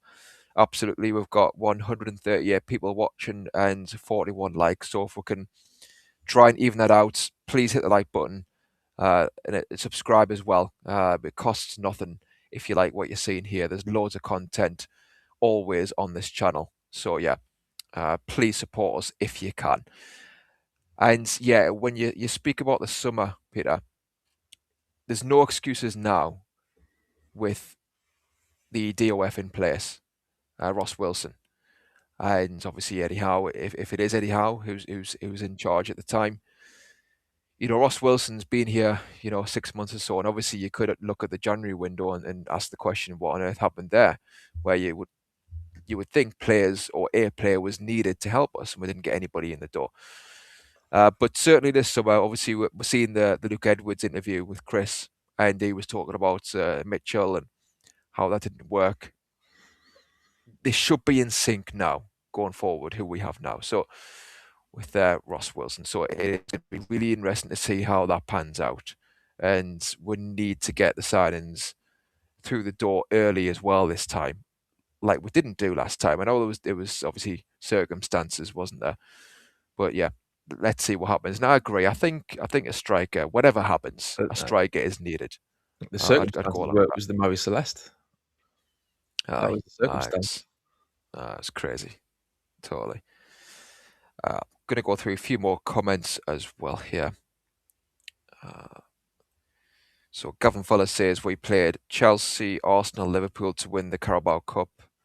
Who did you play to win your cup? And I think he's responding to a Tottenham fan that we have in the comments. So if I can find him. Well. No. So we've got Spurs supporter here saying Newcastle will always go down as so much potential, no execution. You will be winning nothing in 10 years, even as the richest club. Embarrassing. Well, like I think it was Gavin Fuller said there, we won something less than a year ago, mate. So that's that in the cabinet. And yeah, good to have you on board, mate. Honestly, we're welcome to all comments from all set of fans. Obviously, but just keep it sensible. Yeah, don't go anything X-rated, but we like the banter, so bring it on, mate. Bring it on. But yeah, obviously, it was a nice win the other night against you, I must say. But no, stay tuned, mate. Stay tuned. And he says we've got a European trophy, mate. But as Gavin Fuller was saying, yeah, I think our route to get silverware was a lot tougher when you look at Spurs' route. And I know Ange came on, didn't he, in the overlap, and he said a lot of things. I know a lot of people will agree with what he was saying, and don't get us wrong, right? Ange just gave a lot of great sound bites. He's a character, isn't he? But I don't know. I just look at that interview, and I haven't seen all of it, but at any point did he say, "I could have done this better, could have done that better"? Do you know what I mean? Like, was there any kind of self-reflection. And this is where you go back to Eddie Howe. I do think he is a genuinely humble manager and looking to see what he can do better. And my word, I've got my grievances with some particular things, but I think he's a manager that you can hang your hat on, and that he's all in. He's not going to be throwing his toys out the pram.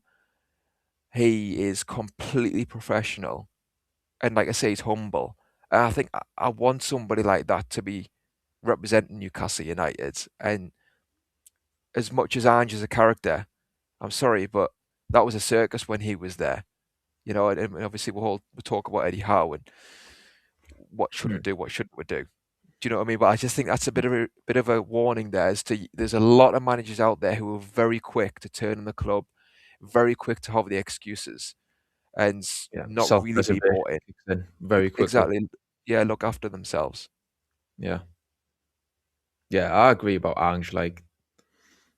It seems to me he's just sat there and he's kind of said, none of that was my fault. The only thing that you can say is we won a cup. I'll take credit for that.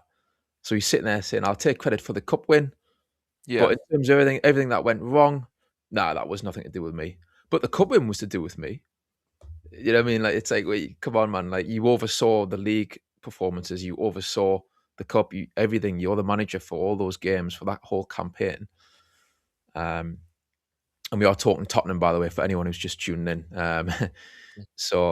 But yeah, I think he is very much. Don't get me wrong. I kind of felt for him when he got sacked at Forest. I think that was way too early. But at Tottenham, I didn't think much of him. I think last season, the way they were in the league was poor, and he seemed to be very prickly, very defensive manager. Like you say, where's the self-reflection? I'm not sure if I would like to see someone like him at Newcastle. So. No. Yeah, I agree.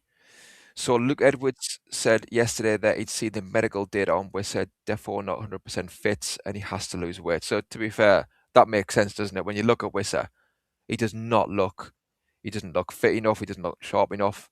So yeah, I think there's something going on there. Maybe Eddie Howe's took him out and said, look, I'm going to put you on one side, I'm going to use others until you do get up to speed on that front.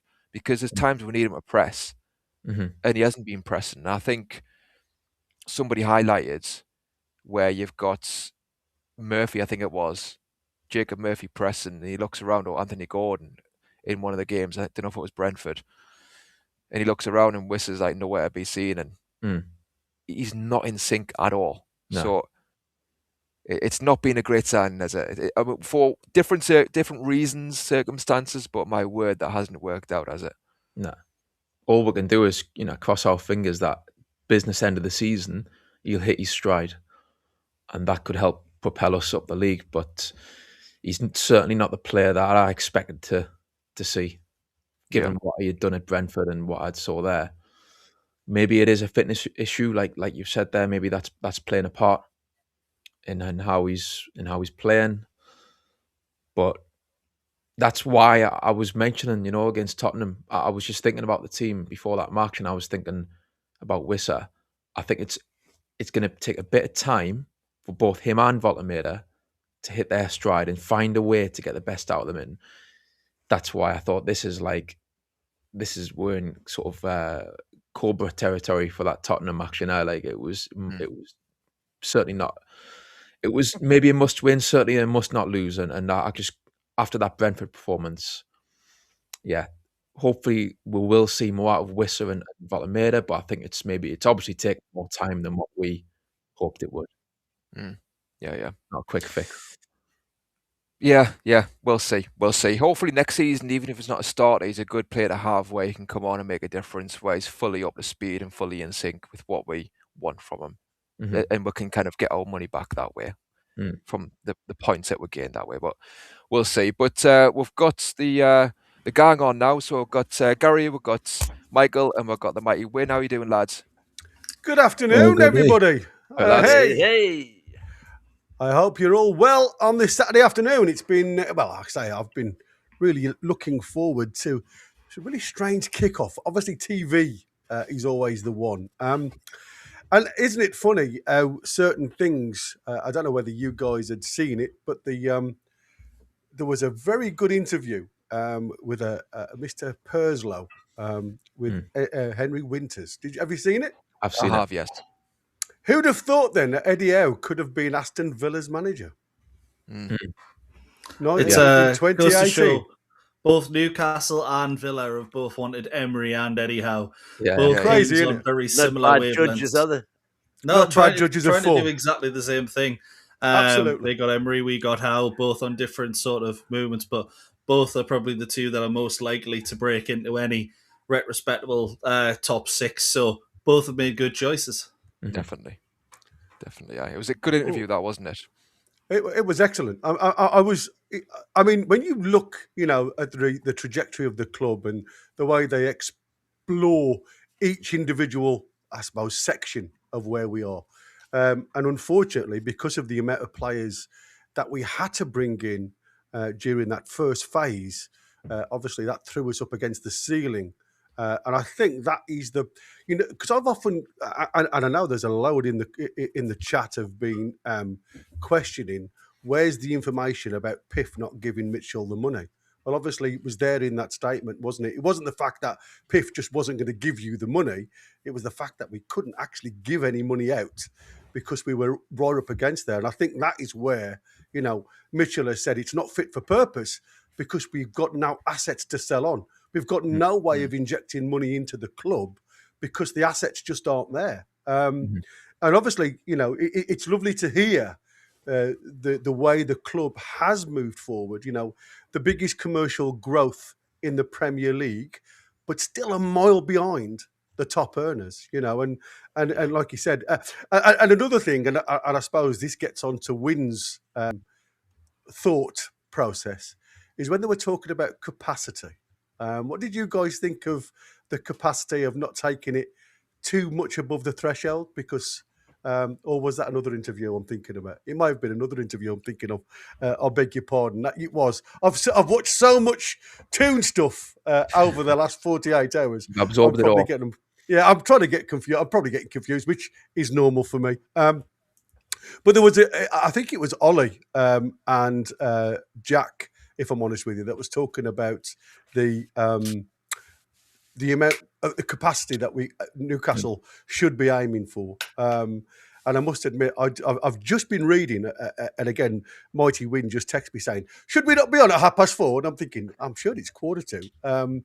But I mean, I panicked for a little bit because I was really stuck into what the council had been talking to Newcastle about keeping the club within the city. So there's certainly something happening behind the scenes, I think for me, like the in terms of the revenues, because that's the main draw, isn't it?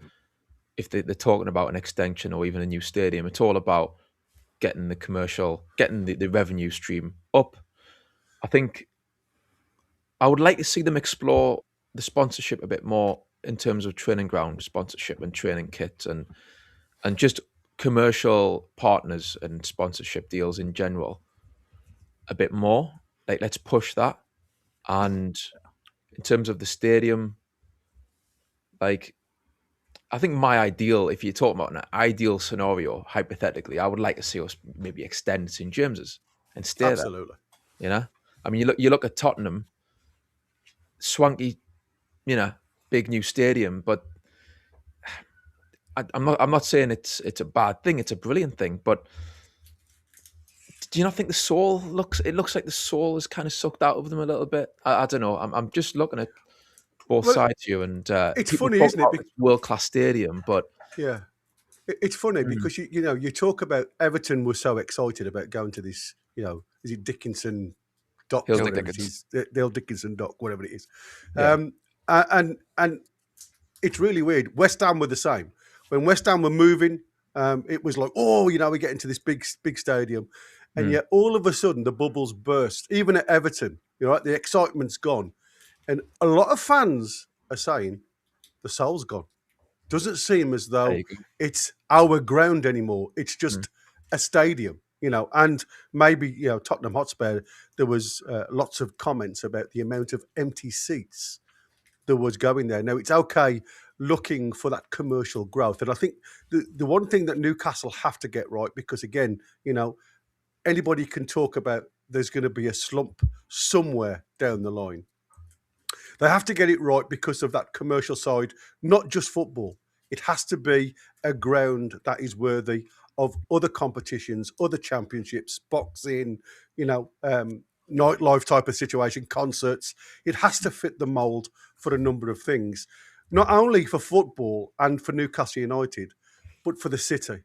It has to be an attractive. That's what they've done to Salford and around Manchester. They've really upped it to try and attract the bigger and better companies, if you like.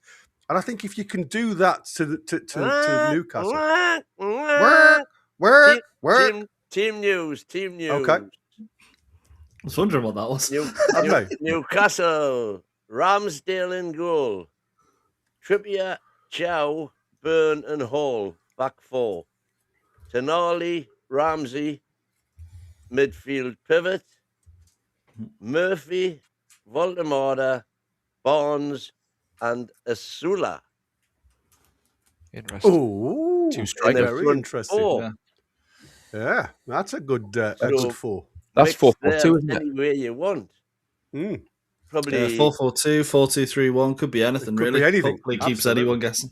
Yeah. But it's a 4-2-3-1, really, isn't it? It's you've got Tonali and Ramsey in the middle, and then you've got the three of Murphy on the right, Barnes on the left, Walty in the middle, and Asula up front is what it looks like to me.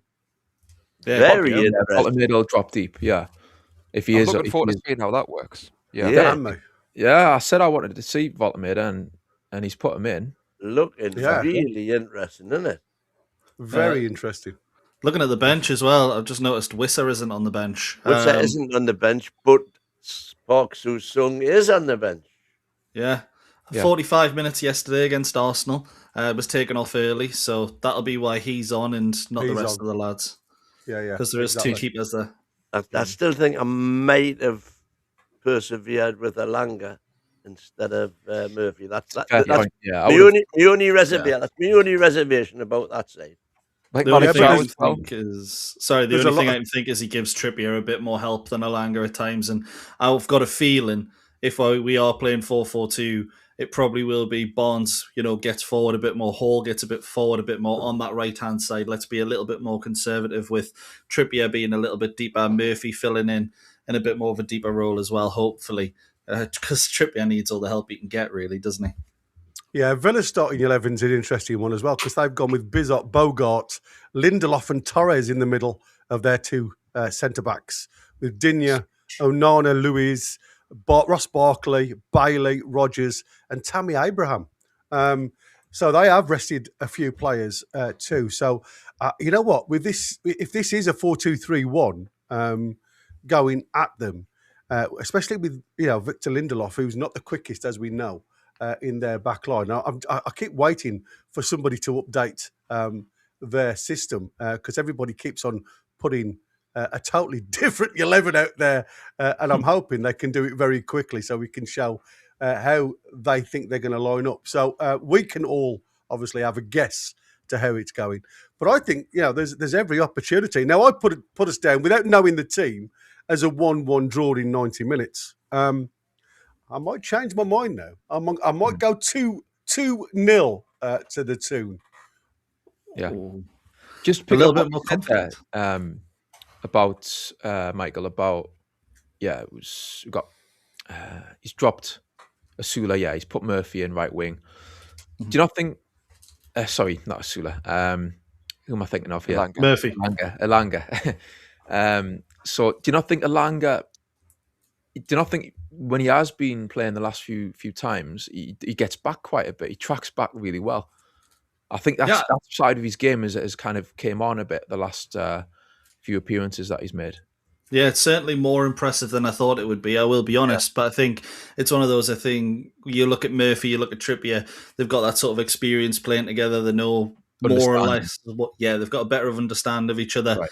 Elanga, I think when we're away in Karabag, I think his pace on the break, I mean, when they do attack, let's be honest, they're going to look at that home game and go, this is where we need to take a win away because we're not going to get much at St. James's Park.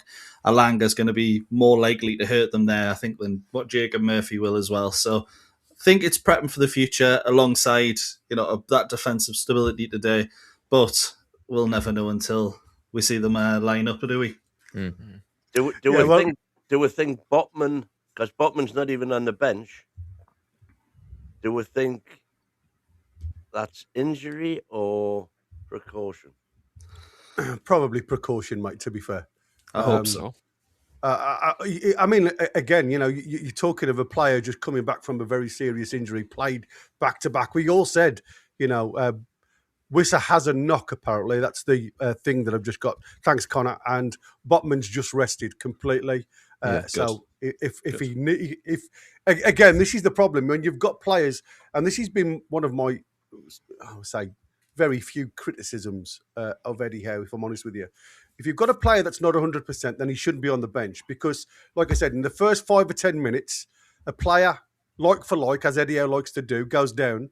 You're having to force a player on that's not 100%.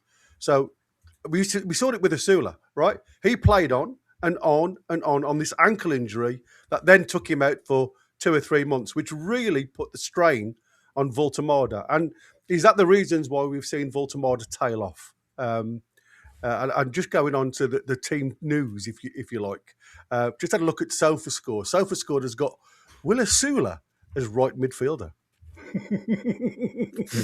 in a 4-3-3. Again, the haunting of Eddie Howe to everybody out there still keeps his 4-3-3. Jacob Murphy out on the right hand side, Ivy Barnes left with JJ and Tonali as the other left-sided midfield. JJ. Tonali in the middle, and Asula right of the three. That's an interesting one. Again, I think it's going to be totally different to that.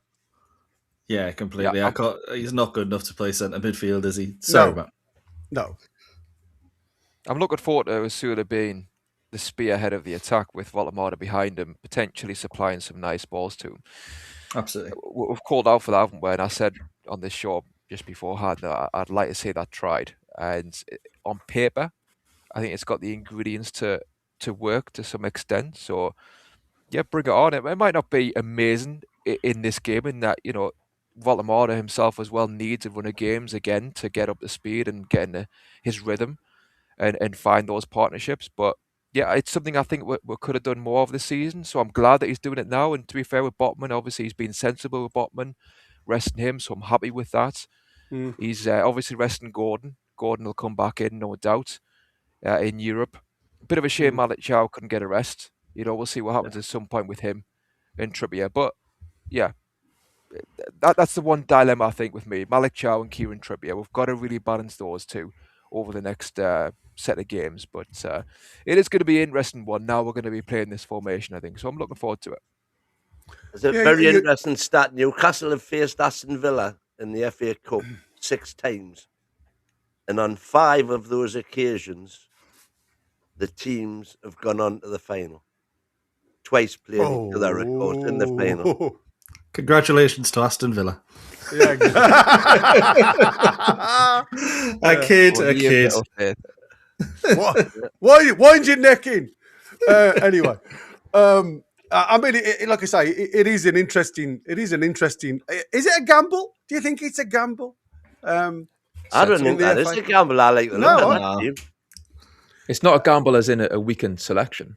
I don't think. I mean, not having Bruno is a massive gamble, full stop. But listen, I think Asula could cause Lindelof a load of problems because Lindelof isn't the quickest lad on the field. We know that, and I think if this lad can just get his head right. I mean, we've seen it in flashes, but it's not, like I say, it depends on what Will Asula comes in. And I think this is a cracking pat on the back from the gaffer to say, go and show me what you can do. To a point where, like I say, you've got Voltemada. He's a different type of player, Will Asula. And like I say, sometimes I don't think he knows what's going to happen. So he's going to confuse a hell of a lot of defences. And the other thing is coaches, because he's not had many minutes, sometimes these are the players that can unlock doors because coaches don't see enough of you to work the defence against you. So players that play in, week out are easy scripted because you can get a gathering of how they play and the channels that they run into. And like I said, the biggest problem with some of them, what we call the yo-yo forwards, as a defender, you haven't got to follow because he's going to come straight back at you. It literally is like on a string. Where with Asula, sometimes I've seen him come and go left to right, and he runs the line well at the times. But again, other times he does become that yo-yo striker. And the likes of Lindelof, who ain't got the pace, has got the experience to watch him come back at you. So if he can run that line really well, do an Ollie Watkins to a degree and go left and double up with Harvey Barnes and let Harvey Barnes come inside, maybe go out to the right-hand side, whoever's playing out there at the time. Obviously, Jacob Ramsey will be the player. Again, I think he's a lot more exciting when he's got the time to turn and face the defender. I think he then becomes alive. He doesn't really strike me as one of those strikers that can play with his back to a defender. So if he stays tall, I think it could nullify him out the game. I think if he can run the line well, I think he's got every chance of doing something. But I think Barnes and Voltemera could link up really well. And Asula's busyness and his craziness will, like you say, Gary, I think occupy the defenders in a way that gives Voltemera a bit more space than what he ordinarily would have in the kind of 4-3-3, 4-5-1 formation. So, yeah, I think we've seen before Barnes and Voltemera have actually linked up quite well before in Europe, especially. And I think they linked up quite well in the FA Cup match against Bournemouth in the previous round. So I would keep an eye out for those two. I think they might strike up a good understanding. They're both intelligent footballers. I think Barnes likes to cut in from that left-hand side. So, yeah, it's exciting. I guess we'll see how it pans out, I don't think there's a better game to change things up, really, is there? It's a no-lose game, really, for Eddie Howe. Half the fan base is saying, we should sacrifice it, and the other half are going, no, put out a strong team. Well, he's done exactly that. He's changed things up a little bit. I mean, Asula playing centre-mid according to most of these places. Obviously, we know that won't be the case. But it's one of those where, realistically, unless Tonali, I'd say Malik Chow, or Barnes gets injured, or Lewis Hall, dread to think, there's not really many ways that Howe, as a manager, can lose this and any more than we have any other game in the past. So I like the fact he's made changes. I like the fact we're likely going to see something a little bit different. And to be honest, I think a mobile striker with Asula next to Voltemara is exactly what he needs. So this could actually be something that, long term, helps Newcastle quite a lot, even if we don't win today. Exactly. Well, I think this formation, we've all said it, is something that we should have maybe tried more of since the start of the season when Voltemera came through the door, because we can see that this is tailored towards him and it's going to get a lot more out of him. He might go on and have a stinker today, we'll see, but over the course of time, clearly it's better suited for Voltemara. I would say with Lewis Hall, the good thing about Hall playing today is the fact that he did get his rest, didn't he, against Spurs? So there was talk in the chat there about playing Dan Burn at left back against Karabag to rest Hall again and then bring him back in from Man City. I kind of like that idea, to be honest, because I think Lewis Hall is so important. I'd want to rest him in one of these games coming up out of 3. So I think that's an option. So like you say, it's good that he's in today. We can take him back out. I think the only one is Malik Chow, maybe Trippier as well, but I think certainly Malik Chow, he was outstanding against Spurs, but you wonder how long he can go on for without a break. But that's the only one, I think, to be fair. Maybe Trippier. But Miley might be back as well, mightn't he, in a week's time or something. So that might solve the right-back situation. But, yeah. We'll let you crack on, lads. Okay. Thanks, Tim and Peter. It's lovely to hear you, and thanks again for, welcoming everybody into this very exciting time at... watching Newcastle in the FA Cup. I love it. On that belt, we better say happy birthday to Big Nick.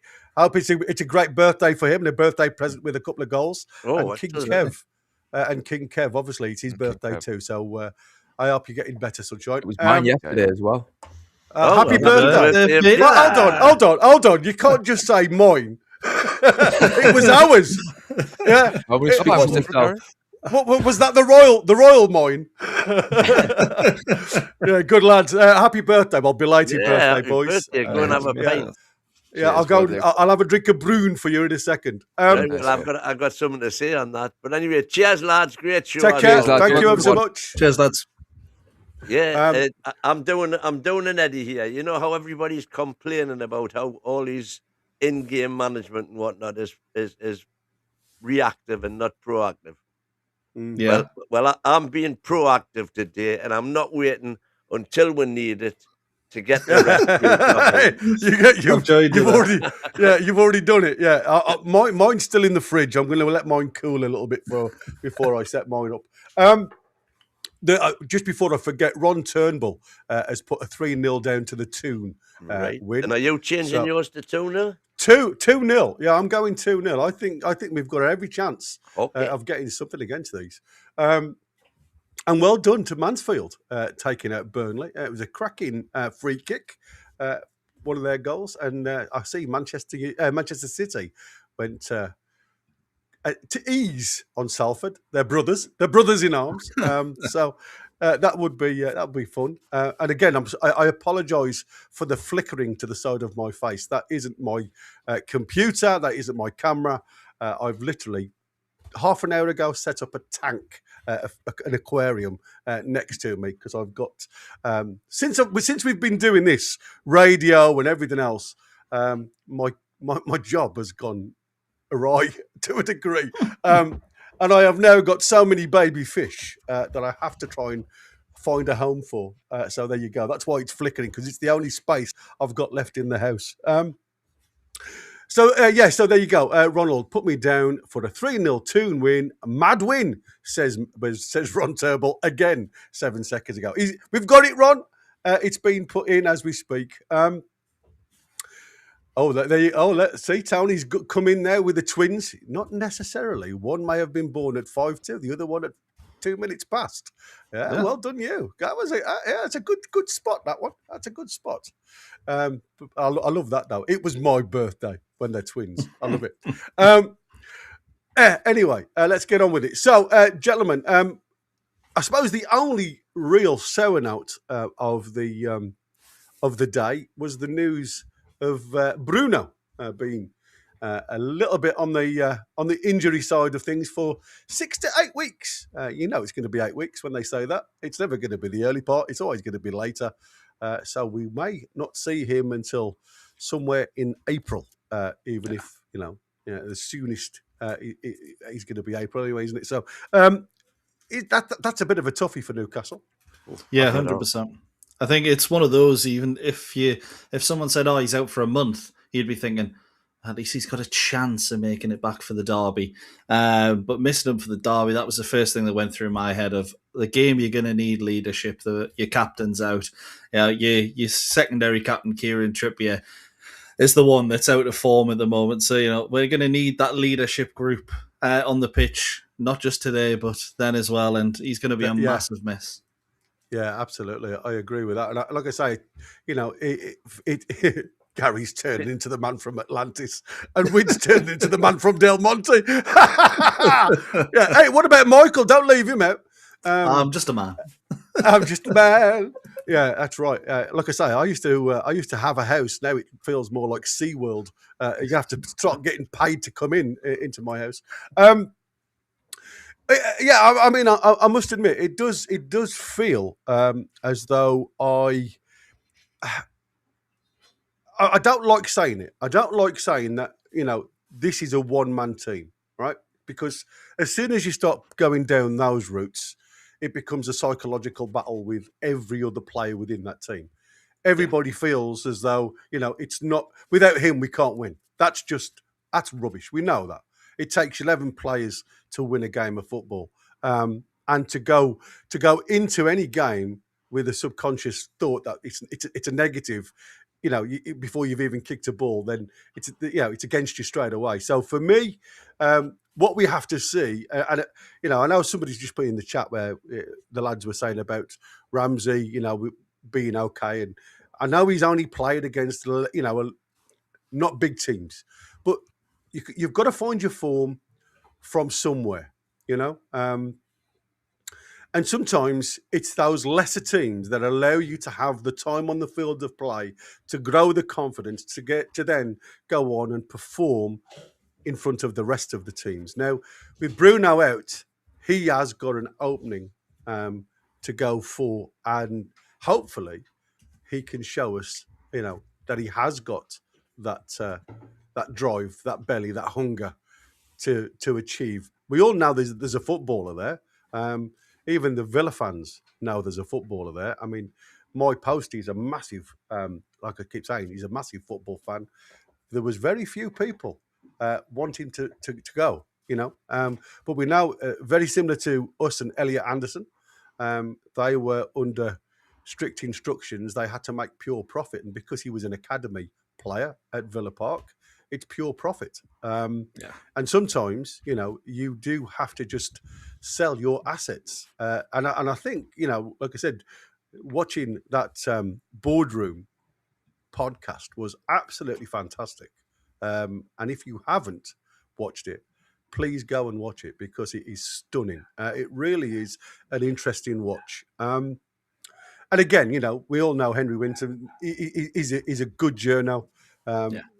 Speaks how he is, and you get the CEO that's also been at Aston Villa and everywhere else. Liverpool, he was at Liverpool, Aston Villa, and I can't remember. There was another club he was a CEO at, and he talks about the rules and regulations and how the rules, and it's really funny, because when I don't know whether, and again, I don't want to bore people in the chat that have already seen it, but it was an interesting one when Piff took over us, because we all thought it was going to be people voting for Piff to come on board. It wasn't, apparently. None of the Premier League clubs knew that Piff were taking over Newcastle until they got emailed by the Premier League to say that they have already taken over Newcastle. I would have loved to have seen Daniel Levy's face. That email. Absolutely. Yeah. I would have loved to have been a fly on the wall on a few clubs, mate. Never mind just at Spurs. But yeah, it is great. Like I say, it's well worth a watch if you haven't watched it already. So on today's game then, like I say, two teams can I that just have totally changed. throw a curveball in on the Bruno absence? Yeah. You remember how J7 was converted into a midfielder? Yeah. More or less because of force of circumstance. Yeah, Kieran Clark. Indeed. So could Bruno's absence be the catalyst to push Lewis Hall up into the left midfield?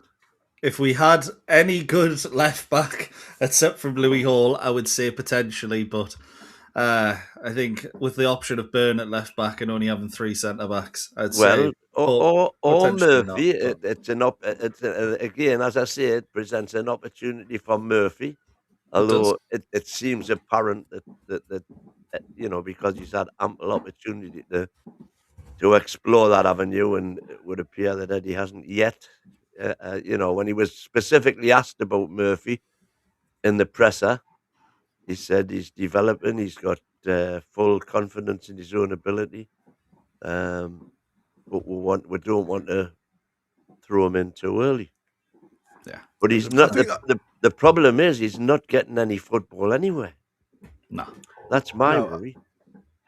I think you've also got to take into consideration. For me, we haven't got a standing fullback either side at the minute, so it's getting to that crucial time for me, and that's why we all said it was a gamble, not picking something up. And I say something that sounds awful, doesn't it? Something up, somebody up. In the January window just to cover, but again, is that not just covering, more cracks? Because again, in the summer when we go to to this new squad cost ratio situation, it is gonna throw us a little bit of a problem. And again, we have to be very careful about European competitions if this club gets into a European competition, because you've got another ceiling, another threshold that you've got to be under. And according to the experts, we are very close to that ceiling already, if not already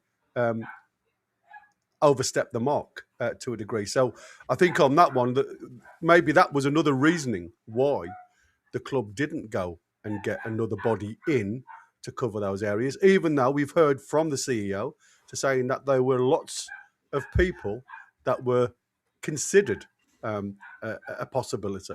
And we just said, we're not going to jump, just get a player in. We're going to take our time. Who's got the dog? Me. Apologies. My missus is hoovering downstairs, and every time you get the hoover out, he chases the nozzle round like mad. Absolutely, honestly, I said you couldn't have hoovered at a worse time when I'm coming online. But hey, it is what it is. Apologies if that's upsetting anybody in the chat. Somebody's also put in a 2-1 to the Toon. RGF, if you haven't got RGFs, mate, you've got that one. Just something to add on. Obviously, we're talking just about Bruno before.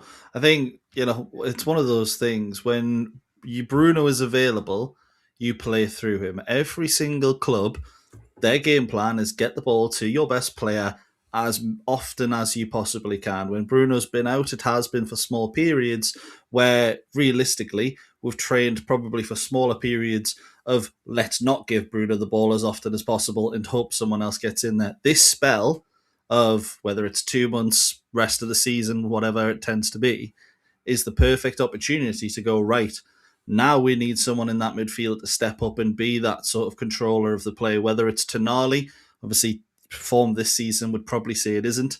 Willock or Ramsey being a little bit more pacey, or maybe Lewis Hall, as you say, carrying the ball a little bit more in a more advanced, more midfield style position. But I think because Bruno is out for a longer period, we'll actually see Newcastle change things up, because let's be honest, you look at this squad, and if someone says to you, right, Bruno Guimaraes isn't there, they don't win in 10 games, you go, no, that's stupid. There's 13 games, should we say. It's just one of those things where we haven't changed things up enough. And we've mentioned that Eddie Howe's an incredibly rigid manager. When it works, it's beautiful. When it doesn't, it comes under heavy criticism. Now he's going to have to change things up, and someone else is going to have to be that main man. And it's all about whether that player can step up. Or alternatively, as Gary has said on numerous occasions, and I tend to agree with him, when Bruno is in the team, he absolutely demands the ball. And so everything does go through him. When he's not there, they've got to try things themselves. And sometimes they come off, as we've seen. Yeah.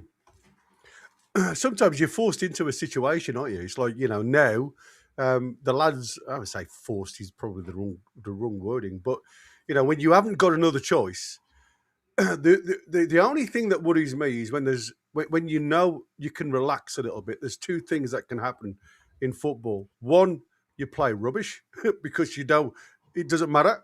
And we've seen that from performers. Or two, it opens that avenue up where this is my chance to show the gaffer who I actually am. And instead of playing under pressure, you actually go out there and relax with the football, knowing that you've not just got to deliver for yourself, but you've got to deliver for the team. And like I say, for me, there's been, there's always going to be people that question, should a player who's played well the one game be dropped the next game? Is that just a knock in confidence?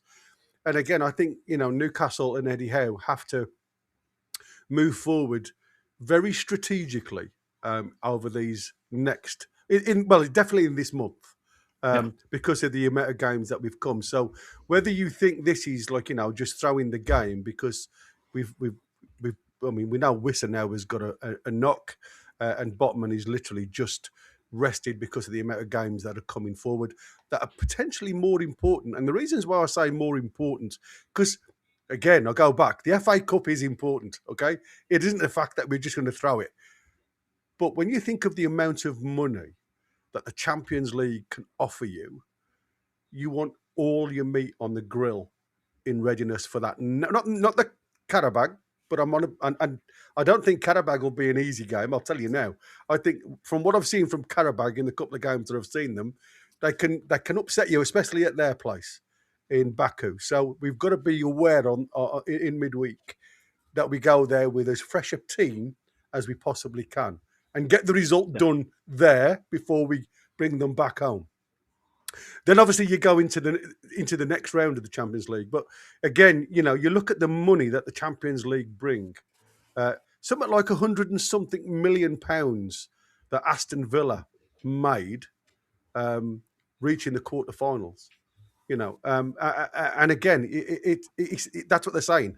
This could be a closing of the gap on that commercial revenue because it could open up other sponsorship deals and the like. And the likes of Adidas, like they were saying, Adidas ain't going to come to us and offer us the same amount as they do the likes of Manchester United, even though over the a number of years now they've finished below us in the table.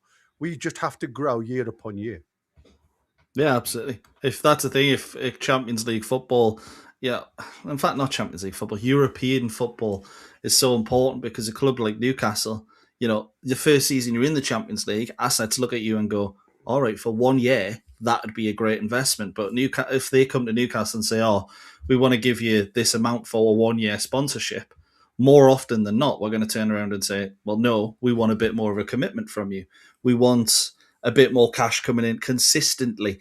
And while 1 year's, they do tend to work for a lot of clubs, if the next season we're out of Europe completely, like what was that second full season, then you're going to see the valuation of that sponsorship drop a little bit. So Newcastle getting back-to-back Europe in back-to-back seasons is an absolute essential for the next stage of us commercially, particularly with sponsorships, because those companies will start to look to us and go, right, they are starting to get there a bit more consistently. If we put down a 5-year deal, we know that they're very likely going to be in Europe for at least 3 of those years. And that's what makes sense from a business perspective. Yeah, you're right. And I think I just think we've got to get through whatever comes forward. Then hopefully we can see where we are. And like I say, there is going to be a number of things coming our way. We may change. Oh, this is how he's just been on TNT. I don't know whether Win has seen anything. I'm just having a quick look at how they're setting us up, and it looks very much like I say. Okay, so Aaron Ramsdale, Trippier, Chow, Byrne, Hall, as we know. Then it's going to be 4 across the midfield. Jacob Murphy, Tonali, Ramsey, Harvey Barnes. And then it's Willisula and Voltamada. So we're playing a 4-4-2. That's how TNT are seeing it, okay? Like I say, I think it's probably going to end up more like a 4-2-3-1. I'm certain it'll be a 4-2-3-1. But we'll see. But Eddie Howe has just been on TNT and said, we've made changes to freshen it up. FA Cup, we take 1 game at a time and hope to be in the draw for the next round. On Bruno, we have to find a way to win without him. And that's my job. It's a bad record without him. So, even he is going down that route. We've got to somehow sort out. We've got to get that monkey off our backs. Yeah, I think absolutely. It's one of those as well. Just listening to the lad twins earlier, we're talking about Pochettino's interview, not Pochettino, Postecoglou's interview. Him saying that in the Spurs dressing room, being Spursy was actually impacting them in the dressing room. That just shows you that, this noise that's there on social media, it does impact the players. And, the cup loss a few years back, a lot of pressure on the team then, come back and did it the second time. Now, everyone's talking about the fact we can't win without Bruno Guimaraes. Wouldn't surprise me if a few of the team have had a few doubts because of that as well. But the only people that can stop that is them. So they've got to put it on their own shoulders. Yeah, you're right. But again, I wanted to quickly go on because we've got like you say, 20 minutes before kickoff. But it was a great interview with Chris and Luke Edwards. And again, it reiterated with the boys on other chat shows. Isn't it funny, like where the discussion of armchair fans, so people at home that actually don't travel to the ground, throw in their thoughts on social media, seem to be the ones that cast more of the negative vibe, whereas in the ground, and that's something that you have said on multiple occasions, Win, that it always seems to be very much for the team on there. You're always going to have the doubters within the stands. You always will. That's an opinionated sport, isn't it? But again, it goes back to Tottenham, Spurs. Until they started saying you're getting sacked in the morning, then he gets sacked in the morning type of situation. We've only really heard Eddie Howe and the players get booed really once under his tenure. But it seems to really put the wind up him a little bit. And that's when you saw the interview post. That was when he said, if I don't feel as though I'm fit for the job, then I'll walk. Well, that was the post Brentford in-game, the in-crowd, the match going. But that's the first time since Eddie arrived that there's ever been boos. And apparently there was an incident where some fan ran behind the dugout and there was a torrent of abuse aimed at Eddie, which apparently combined with the boos that he heard, obviously, had a profound effect on him. And there was a lot of self-reflection, and he said, have I in fact taken the club? And that was when he came up with the answer, which he came out pretty bullish in the presser and said, I don't think I have. It just means I've got to work harder and get better. But do you think, you see, there was part of the interview where he obviously, we know Aston Villa now went in for Eddie Howe during his Bournemouth tenure, and he declined, even though obviously there was no chance of Aston Villa being relegated. He wanted to stay faithful to Bournemouth. Does that literally show you the type of character that this lad is, though? He wants to finish the job that he started rather than somebody just put in there, he's going to jump ship. Yeah, for me, I think most managers the interview that Luke did with Chris yesterday, the most telling part of it for me, and I thought Luke nailed it, was where we should be. And he said, well, okay, let's nail that down. Where should we be? Yeah. And where we should be is 8th. If on salary spend, that's how good our players are. 8th. The argument against that is, but if he's such a fantastic manager, why is he not doing better than that? Well, the answer to that is he is doing better than that. Yeah, that's the problem, isn't it, with overachieving? This is what we were saying before. It comes back to your point from Thursday night show when you were saying, is success a curse, more or less? Because you suddenly discover that your squad hasn't got the capabilities of managing 4 games. And the counter argument to that is, well, whose squad is it? Who built it up? But, it's an organic thing. It changes over time. And you've got to remember, and everybody hates me going back to it, but where we started from. We've never had players who've been able to sell and trade. They've all been worthless. So, yes, we've spent a lot of money, but we still haven't spent enough. And we can't spend enough because, as Mike was just saying before, until we can increase that commercial revenue, we ain't going to be able to do it. So Can I ask you, Michael? I mean, Connor's just asked me a question, and I'm going to get to that in a second. But I was going to ask you, buddy, do you think after listening to the interviews now about the phases that Newcastle under Eddie Howe have gone through, do you think throwing all that money during that first phase, bringing in 11 new players, and again, another good thing that came up, and the only person other than that interview that I've heard say the same thing was you, when you said the one thing that was good about Mike Ashley was he kept a clean slate. There was no PSR issues.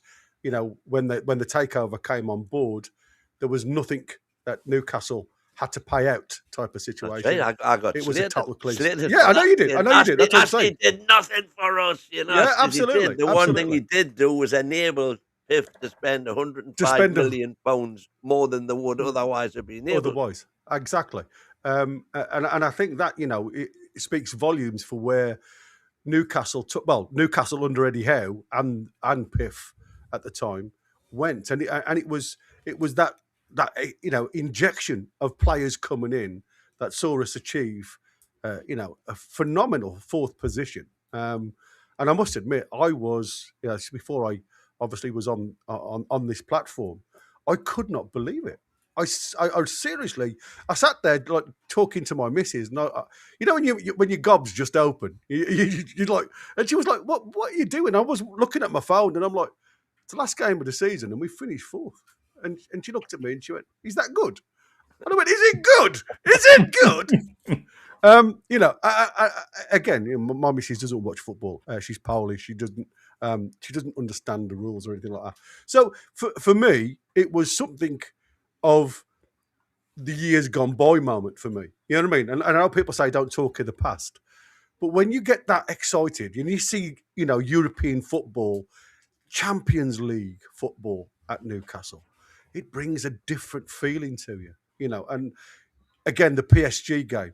I mean, that stadium that night was absolutely rocking against PSG. And to come away 4-1, against one of the big hitters in Europe, never mind, probably globally, that was some statement. I really did think that was some statement. Unfortunately, the wheels fell off after that game. But I mean, for me, that was where Newcastle need to be, to a point. But unfortunately, we know now that bringing all those players in at the first phase has scuppered us massively in the second and third phase. Well, not so much the third phase, but in the second phase with 3 windows without being able to bring a player in, I think certainly scuppered us a little bit on that trajectory and the momentum going forward. So do you think that is the big thing now? Do you think throwing all the money in so early has put a lot of pressure on Eddie Howe's job?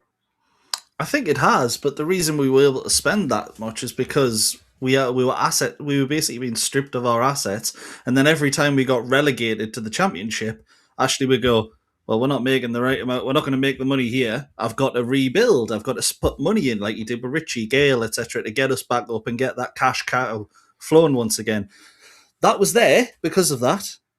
But what I will say is, I think, let's be honest, if we didn't spend that much, it's very, very likely that we would have been relegated and then in that exact situation with PIF where they go, right, we need to build this squad up and we need to make it, viable, not just for getting promotion to the Premier League, but to stay up the next season as well. And I'm not saying we wouldn't be where we are at the moment because of that, but I think it's just one of those where the squad wasn't that bad when we went down. It was a squad that was really underperforming, but we were only, I think, 5 points off 17th when Eddie Howe took charge. Still an absolutely brilliant final finale of the campaign. I'm not taking that away from him whatsoever, but the players that came in and the money that was spent was a large reason as to why we got out of that as well, because let's be honest, Bruno Gomares and Kieran Trippier weren't going to Burnley or Watford. They came to Newcastle United, and those were the 2 players that you looked at and went, wow, there's no way those 2 are going to play in the Championship that's next season. So the money spent was a necessity. And I think after that, we probably should have been a little bit more wary of how poor the average squad player was in going up. We've spent so much money on beefing up that first 11 and then 3 or 4 players on the bench that, you do still have, until recently, your Jamal Lascelles, who, to be fair, has done his job in the squad, Emil Crafts, Isaac Hayden's, Matt Targets, etc. So I think it is really difficult to see where we would have been without that heavy spending. But in hindsight, maybe, just maybe, in hindsight, is a beautiful, beautiful thing. We could have spent a bit more on improving the average of the squad rather than going all in for players like Toon Army and Isaac, who, to be fair, Isaac brought us an extra, 60 million on what we paid for him. So can't complain about that. Probably the only reason we can spend now. And Toon Army might even do the same. So we've got the transfers right on the big ones so far, but you still look at those average squad players and you think they probably should have been gone a few years ago if we had the chance. Yeah, exactly. And yet, as I chatted in when the Twins were on earlier, they were saying, should we have let Lascelles go? And I said, hang on a minute, you're the one that was saying hang on to players too long. 2020 hindsight, wonderful thing. But it was Peter that said it, not Tim. So my 2020 vision was away of the journey. It was 1919. Yeah, it's crazy. We are literally 9 minutes away from kickoff. And this one is a question that was thrown in by Connor. Does the Bruno injury save Howe's job, as he now has a big excuse now the captain isn't going to be involved? Well, I'll tell you what it prompted me to think. How unlucky is Eddie Howe? Now you can argue about rotation causing injuries and all that, but by all of that, you look at cup draws that he's had since he come here, and you look at the injuries he's had since he came here, and it's like this season, a prime example. First, we'll start out, we're great at the back, we haven't got a striker. And we get the strikers in, and all of the defenders, quality defenders, start getting injured. And now we're in a situation where effectively we've got 3 midfielders, even though we had 6 to start with, covering every position. We've now got J7 and Bruno, arguably 2 of the best, and Miley, arguably, the best backup. So now we've got our strikers. We still haven't got all of our defenders by a long shot. And now the midfield's taking a tumble. It's just crazy, man. Yeah, I mean, what was it that caused that injury? Does anybody know? What, on Bruno? On Bruno. Well, I think it was the fact that when you're running back and then you get a knee into the back of the leg. And for me, I thought it was a dead leg at first because it looked like it was coming between the hamstring and quadricep muscle area. So it's where the two really join. So I naturally thought at the time it was literally a dead leg that got him. But sometimes when you're at pace and you're at stretch and you get an impact injury into the muscle, it could just have caught a weakened spot that hadn't been seen before.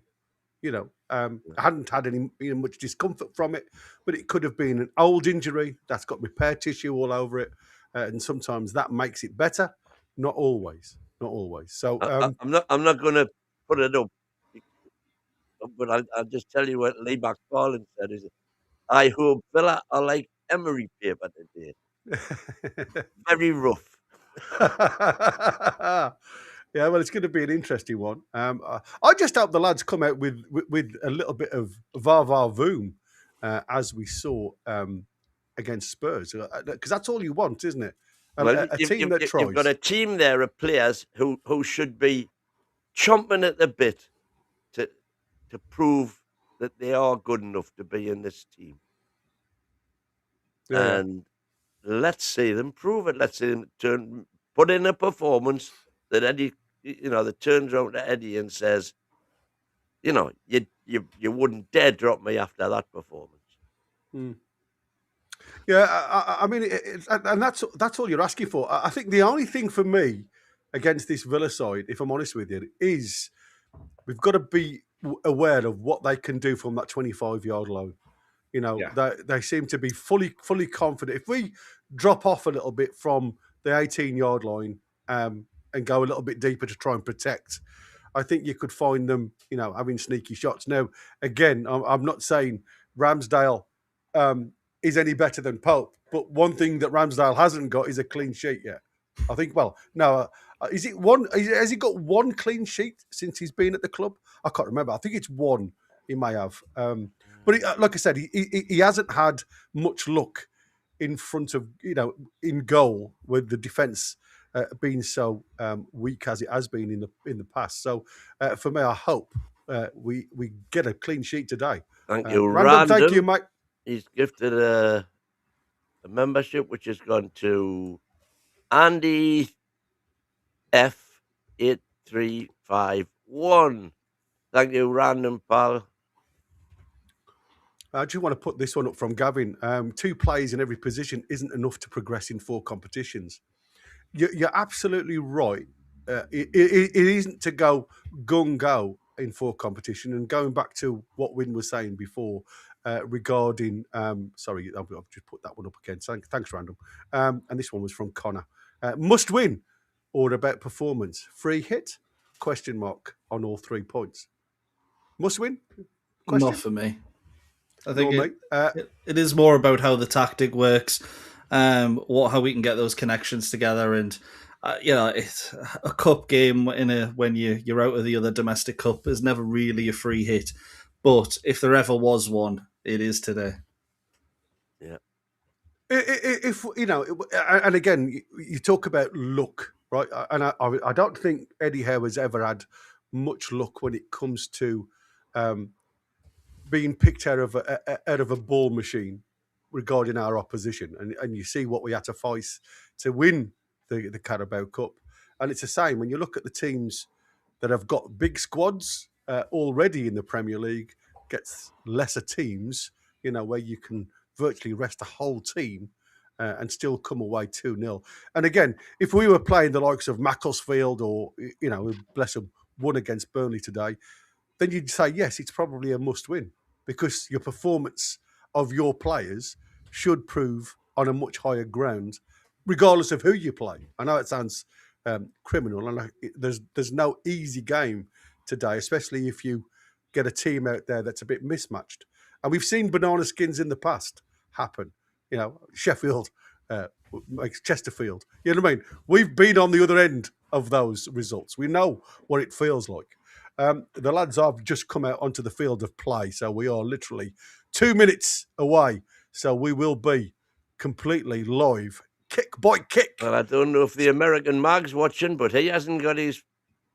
Oh, be quick, lad, be quick. We're going to come straight. Mighty Mag, no prediction. Come on, get him in quickly. We'll be straight back. Conor McKenzie, calling Conor McKenzie, no prediction. Bogey, where's your prediction? Bogey predicts 8-0 Newcastle, Eddie Howe. 8-0. Yeah, Eddie Howe. Yeah, love it. Right then, we are quick by kick straight after this short break. You are listening to NUFC Talk Radio. the voice of the Toon Army, live daily on the website, on YouTube, on DAB, and on every online radio directory. NUFC Talk. The voice of the Toon Army.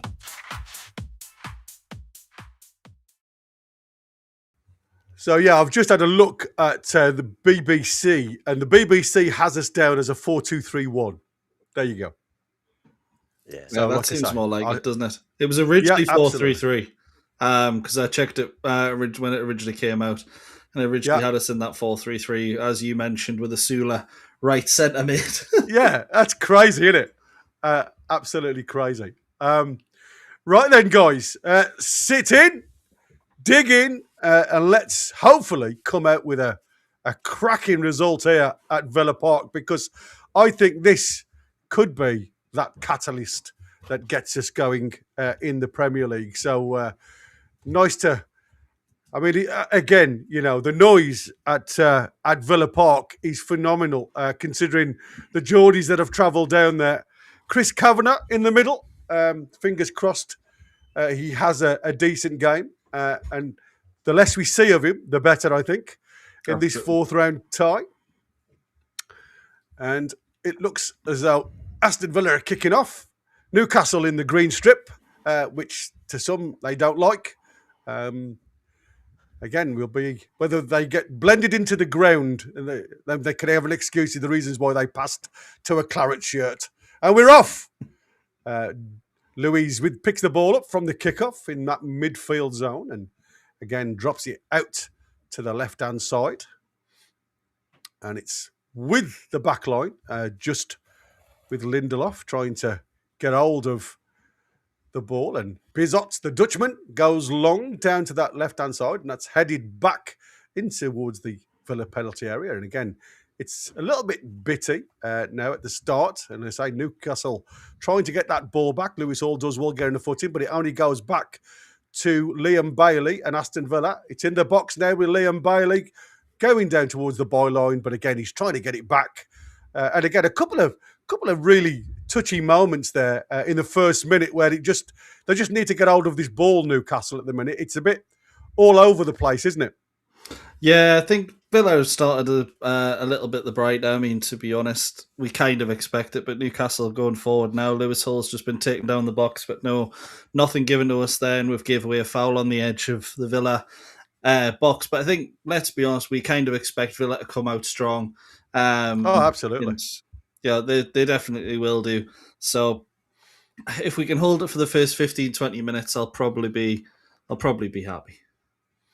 Yeah, exactly. I mean, I don't know what happened with, Voldemort. Just, again, it's his size, it's his frame that often goes against him, against defenders, isn't it? Ball over the top, looking for Tammy Abrahams to get onto the end of it. And again, shepherded out by Byrne, who takes it out of play from that deflection there for a Villa throw-in. Count Dracula on the side there, dictating the crosses, closing his eyes.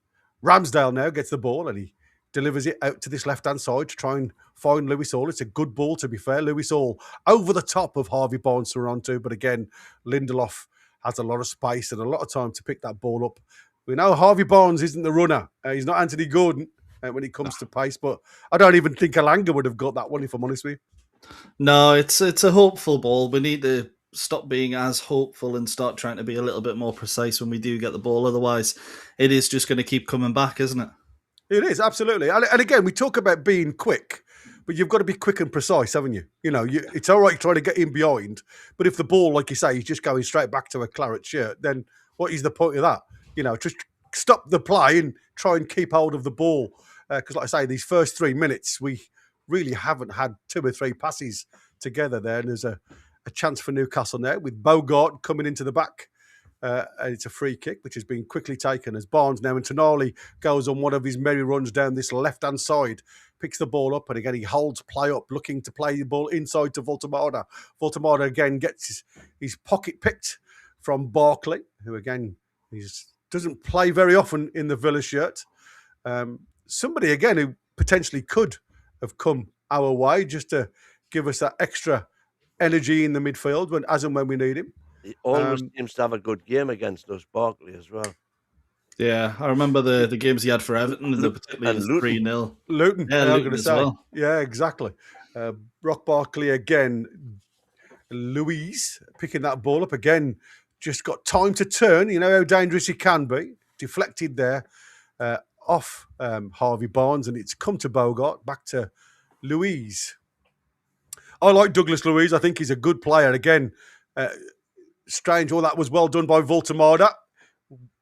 And there's a yellow card straight away there for Douglas Luiz. So that's good. That's interesting. Because Voltemada the commentator there, wasn't it?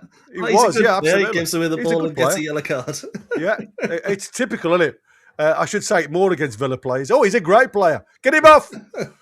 I've never seen Marco Bizot make a mistake that's led to a goal. That's a cracker. I've never seen him drop a ball on his line. Yeah, let's see what happens. Eddie Howe there just talking to one of his analysts. Some guy with a computer. long ball from Ramsdale towards the penalty area. Voltemade and Dan Burn towards that one. Trippier again trying to play through players.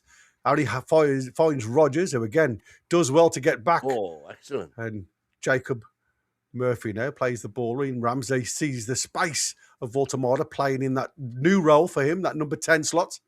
Back out to Jacob Murphy. Murphy attempted to get the ball in the box there, but he delayed it. Ramsey now on the edge of the box against his old team. I thought he was going to open up for a shot there, but again, Barkley just comes back and closes the door a little bit. There's a nice give and go there with Abrahams to Rodgers out on that left-hand side. Rodgers faced off, though, by Big Dan Burn, trying to pin the ball back in towards the middle. But again, it's Bailey now on the right-hand side of the Newcastle box. And again, Louis Saul and Malik Chow seem to work well to block that ball. Bogart, Onana. Again, Aston Villa against a green wall of Newcastle in front of their own penalty area. And Voltemade does well to dig that one out to Asula. Murphy just drops it back to Trippier. Up to Voltemade again, who's trying to play that little bit of a link play between the midfield and the forward line. So Newcastle just retaining a little bit of possession at the minute. Malik Chow dropping it I like back. this. If you're not good enough to play through them consistently and you haven't got the energy to play that way for a long period of time, there's nothing wrong with holding onto the ball a little bit, as long as you don't give it away in stupid areas like we have done for quite a few games this season. Yeah, interesting how Malik Chow and Dan Burn have swapped positions, isn't it? Just proves a bit of confidence. Great ball from Ramsey there out to that right-hand side. Trippier now picks the ball up. Trippier dinks the ball over towards Voltemade, coming through to Harvey Barnes on the edge of the penalty area on the left-hand side. Plays it to the edge of the box and Ramsey. Again, how's he going to come out to Trippier? Trippier again got Tonali really close to him and a deflection. Nearly plays in Murphy, but I think he would have been offside anyway. And again, Big Dan Burn getting his big toe on that one. And again, Newcastle get the ball back from Aston Villa, back into the Aston Villa half. Dan Burn again picks the ball up. Malik Chow in the centre circle. Louis Saul to the left of him. He decides to go again back to the right-hand side. And Tonali, who's got a bit of grass to run into. Trippier backs it to Burn, who again, Newcastle just getting hold of the ball, getting a feel for it, getting a flow of the game, which is good to see. Harvey Barnes now on this left-hand side. Voltemade again, that link-up play between midfield and defenders. It seems nice at the minute, I must admit, from Newcastle. Yeah, 100%. I don't think Tammy Abraham's the same sort of threat that Ollie Watkins is at all. He's going to be probably a bit more clinical, but you're not going to get that running in behind like Ollie Watkins does, because he's one of the best in the league at doing that kind of stuff. So I was very glad not to see his name on the team sheet, particularly when you got, Dan Burn and Trippier in that back four. So. Yeah, good diagonal ball there from Trippier to Harvey Barnes. Harvey Barnes with a shot, but it's a wide one. Again, he opened up a little bit for him. And again, I'm happy to see them shoot from 25 yards, lads. I'm not going to complain about them shooting, because I've been complaining for long enough that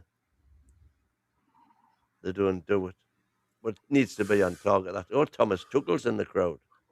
Yeah, that's why he turned down the Scottish team. He knows Tuchel's there. And he won't be calling them up if he shoots like that, I'll tell you. You're absolutely right. Shot like he was in the announce. I was absolutely amazed that he turned Scotland down. And me, at 28. Yeah, going to the World Cup. Absolutely. Got an opportunity to go to the World Cup. Wow. Just didn't want the hassle. All eyes on Newcastle United. That's all it is. Yeah, I agree with that one. Ramsdale now gives it to Dan Burn, back in his usual left centre-back position. Hall, back to Dan Burn. Goes central to Voltemade again. Bit of a hospital ball to Tonali, who gets a bit of a kick from Louise again. The ball goes out to that right-hand side towards Trippier and Jacob Murphy, who, again, just lumps it forward, trying to get Asula involved here. And again, not seeing anything from Asula at the moment. Where is Asula? That's the burning question that I'm watching after the first 9 minutes. I don't think he's touched the ball, has he? No, I'm aware of. Well, I think it was a link-up play once, if I'm honest. But like I said, that might be, that might be an interesting one. To be fair, he's touched it the same amount Wissa would have, so Can't complain too much. Yeah, you can't. Murphy now on that right-hand side. Trippier down the line to Murphy, who's running to the byline, trying to get into the box. And that, I think, has gone... No, it's not gone behind yet. Barnes has kept it in. I thought it had been deflected out there for a second. Bailey now for Aston Villa. Douglas Luiz, who again gives himself a little bit of job to do, and it's come to Voltamada, Walter Mara. who holds off Bailey there. Gives it back to Tonali. Yeah, that's what I said. You give him space, he's a different player. That's a nice touch, but he's lovely. offside, Murphy. Offside, yeah. I think Murphy was going for a kebab. He was miles offside. Do you think he was miles? Yeah. Yeah, just misjudged the run. Mid for the initial pass and then couldn't get back on for the second. I reckon he's seen his hairdresser from Norwich in the crowd there because he was waving to him. Lindelof now. Again, Asula closes the Bizot down, and again the ball zipped out to this right side of the penalty area with Lindelof now coming towards the halfway line, unchallenged as we go from Newcastle. Yeah, you got to put a tackle in here. Ross Barkley sees a chance to get Rodgers more in a central position. Ball in from that left-hand side from Digne, but it's easy for Ramsdale. Dressed in pink, looking lovely at Villa Park. Ramsey comes out, matches his eyeshadow. Trippier, ball over the top again, trying to get Asula in behind, but Torres picks that one up easy, and ball then deflected from Onana back to Lindelof, and now Douglas Luiz picks the ball up in the centre circle. Again, Newcastle just retreating beyond that halfway line. Onana got literally time to catch the buzz here before Asula comes close to him. Luiz again on the halfway line. Just getting the hold of the ball and having a bit of a look at what's in front of him. And to be fair, it's pretty poor from Aston Villa because there's not a player running off the ball. Luiz again picks the ball up short. Again, has to go back to Torres, again, who happy to go back, Aston Villa, to retain possession. Yeah, you can see this is where they're missing Ollie Watkins and the ball's in behind. Abraham will be able to hold it up a little bit more, but in situations like this where Newcastle have just sat back and said, do your worst, they're missing him here. Yeah, you again, just a note what I've just watched there, because I've took my eye off the ball, and that's why I'm not commentating. There was a time there where Abraham's, you'd got Chow who turned his back on Abraham's. And if you would look at where Dan Burn was and Malik Chow, Abrahams had sat himself in between the two of them. And he would have been onside if the ball had come through early enough, simply because they weren't in line. And Malik Chow had just lost his track a little bit from that. So it's something we have to be careful of. But you're absolutely right, Michael. He's a bit of a yo-yo centre forward, Abrahams. Yeah, 100%. And Villa have a free kick in a dangerous position here now. Chow bringing down Ross Barkley. To be honest, not a massively dangerous position, but a quality player can put it over the wall and get it down in decent time. And we know from the first game, Villa have quite a few of them. Yeah, you're right. And like I say, it should be a little bit too far out, but Rodgers, with the confidence he's had this season, like I say, standing over the ball at the moment, peppered with Vic on his chest. So he's going to breathe deeply. I think he's going to be a Douglas Luiz back to Rodgers to get on the 30-yard mark. He does step away now, though. Different. Ball over the top. That could have tricked everybody. Asleep. Well, they're offside or not? It's 1-0 to Villa, it looks like. Wow. Ball's in the back of the net. Tammy Abraham, the one who got it. That's it looks like what you he made the run far too That looked early. like... I don't know what happened there. That was ridiculous, mate. Because there's no VAR. And it was no VAR.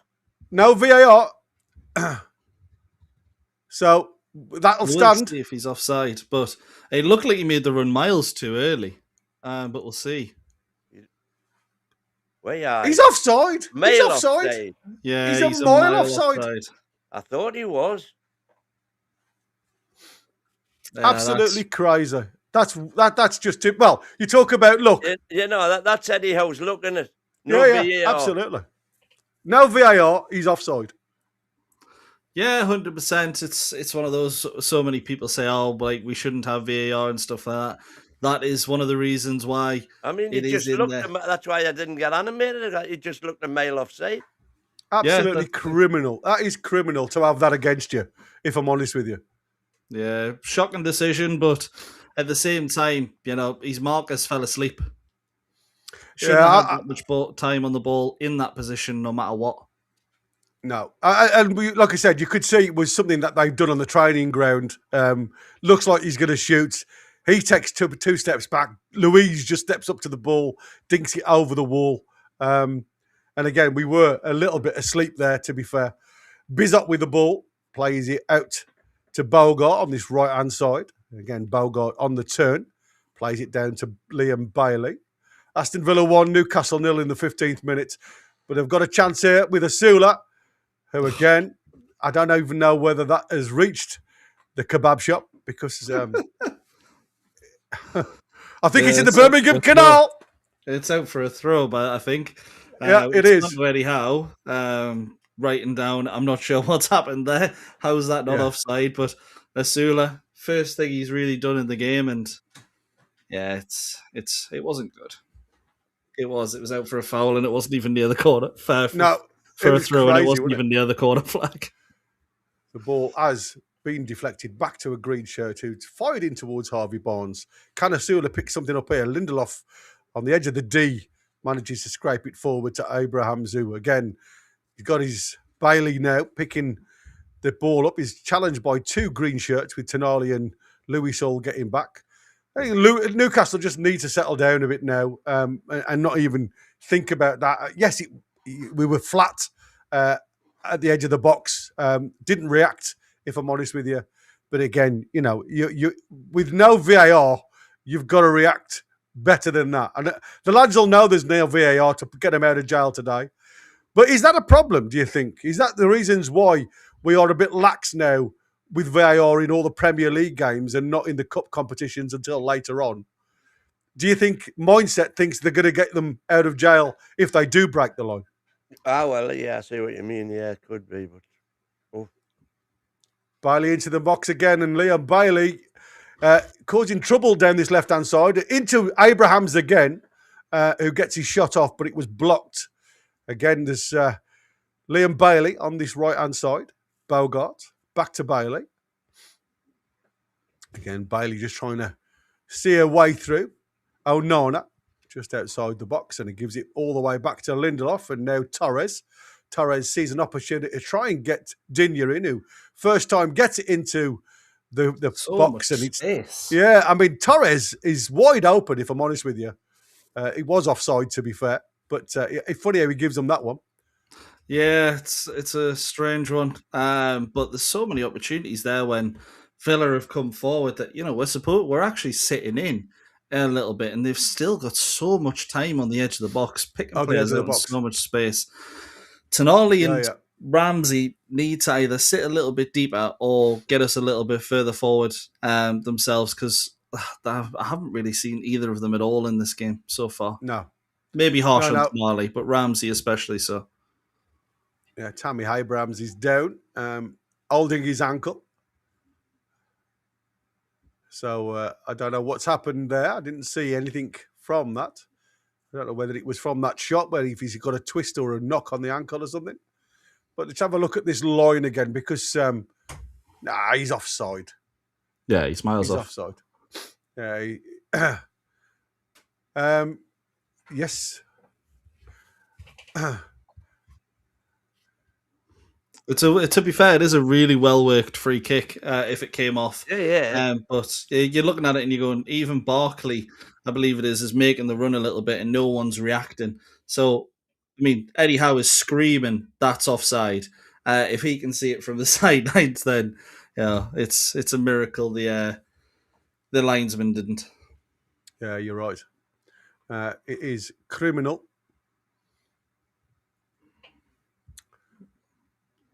Doesn't look good for Villa at the minute.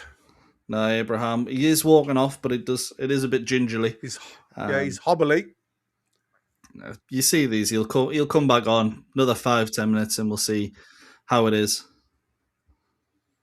Yeah, he's on the side he's on the side. He's looking. He's going to take a drink, come back on, probably be fine.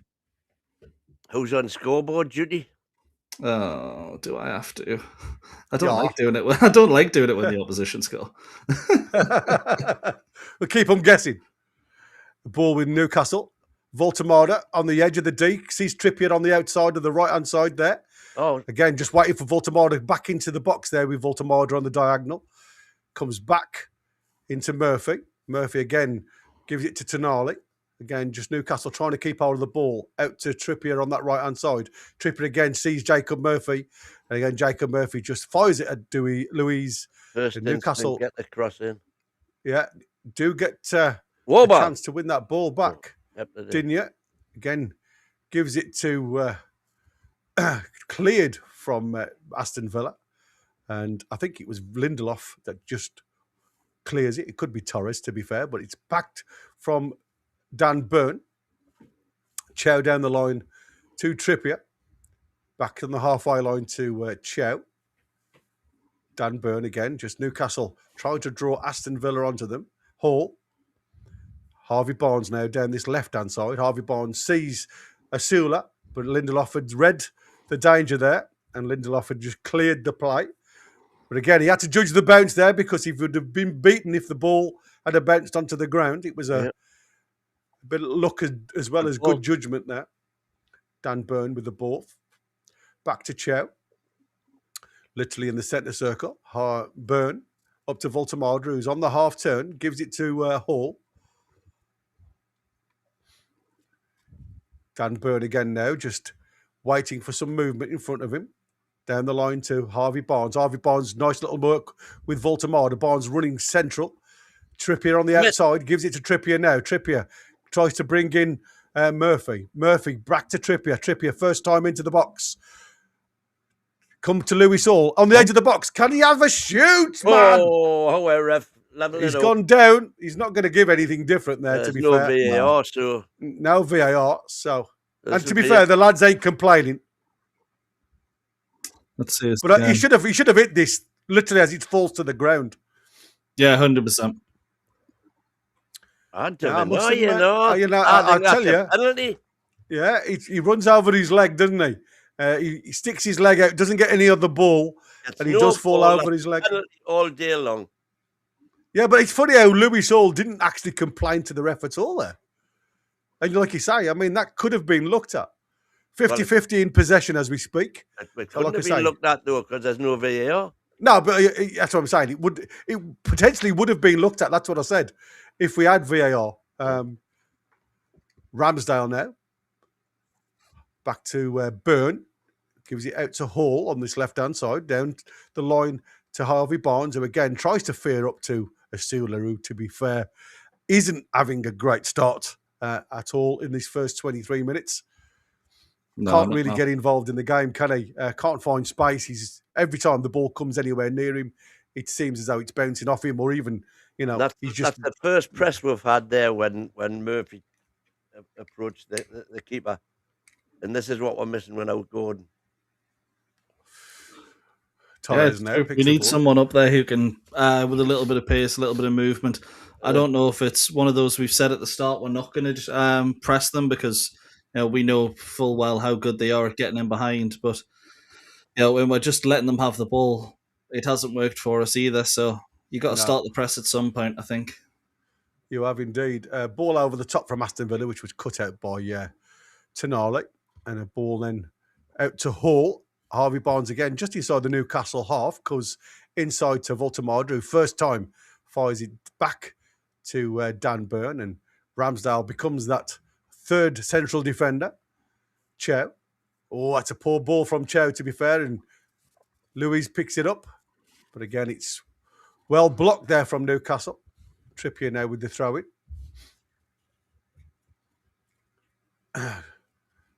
Some encouragement there from the Aston Villa coach. Ball comes back to Ramsdale. Dan Burn now. Back to Ramsdale. Out to Chow. Again, this V of Newcastle seems to work well. Again, Trippier seeing the run from Murphy in the diagonal. Can't get it down the line, so Trippier gets it back from Chow. Now it's back to Chow, and again, it's a bit of a dodgy ball, makes Chow think a bit. Dan Burn again trying to fire it through to a central position with Asula. Falls down. Who falls over, and the ball goes straight back to a claret shirt. To give Asula a little bit of credit, he could have stayed on his feet and realised where it was going 5 seconds earlier. He still wasn't getting anywhere near it. No. Oh. I mean, to be fair, he was running one way and the ball goes another, doesn't it? So it wasn't a great pass. Yeah, it's a bit. It was. I think it's that combined with his 2 previous fouls. Yeah, persistence. Yeah, good point.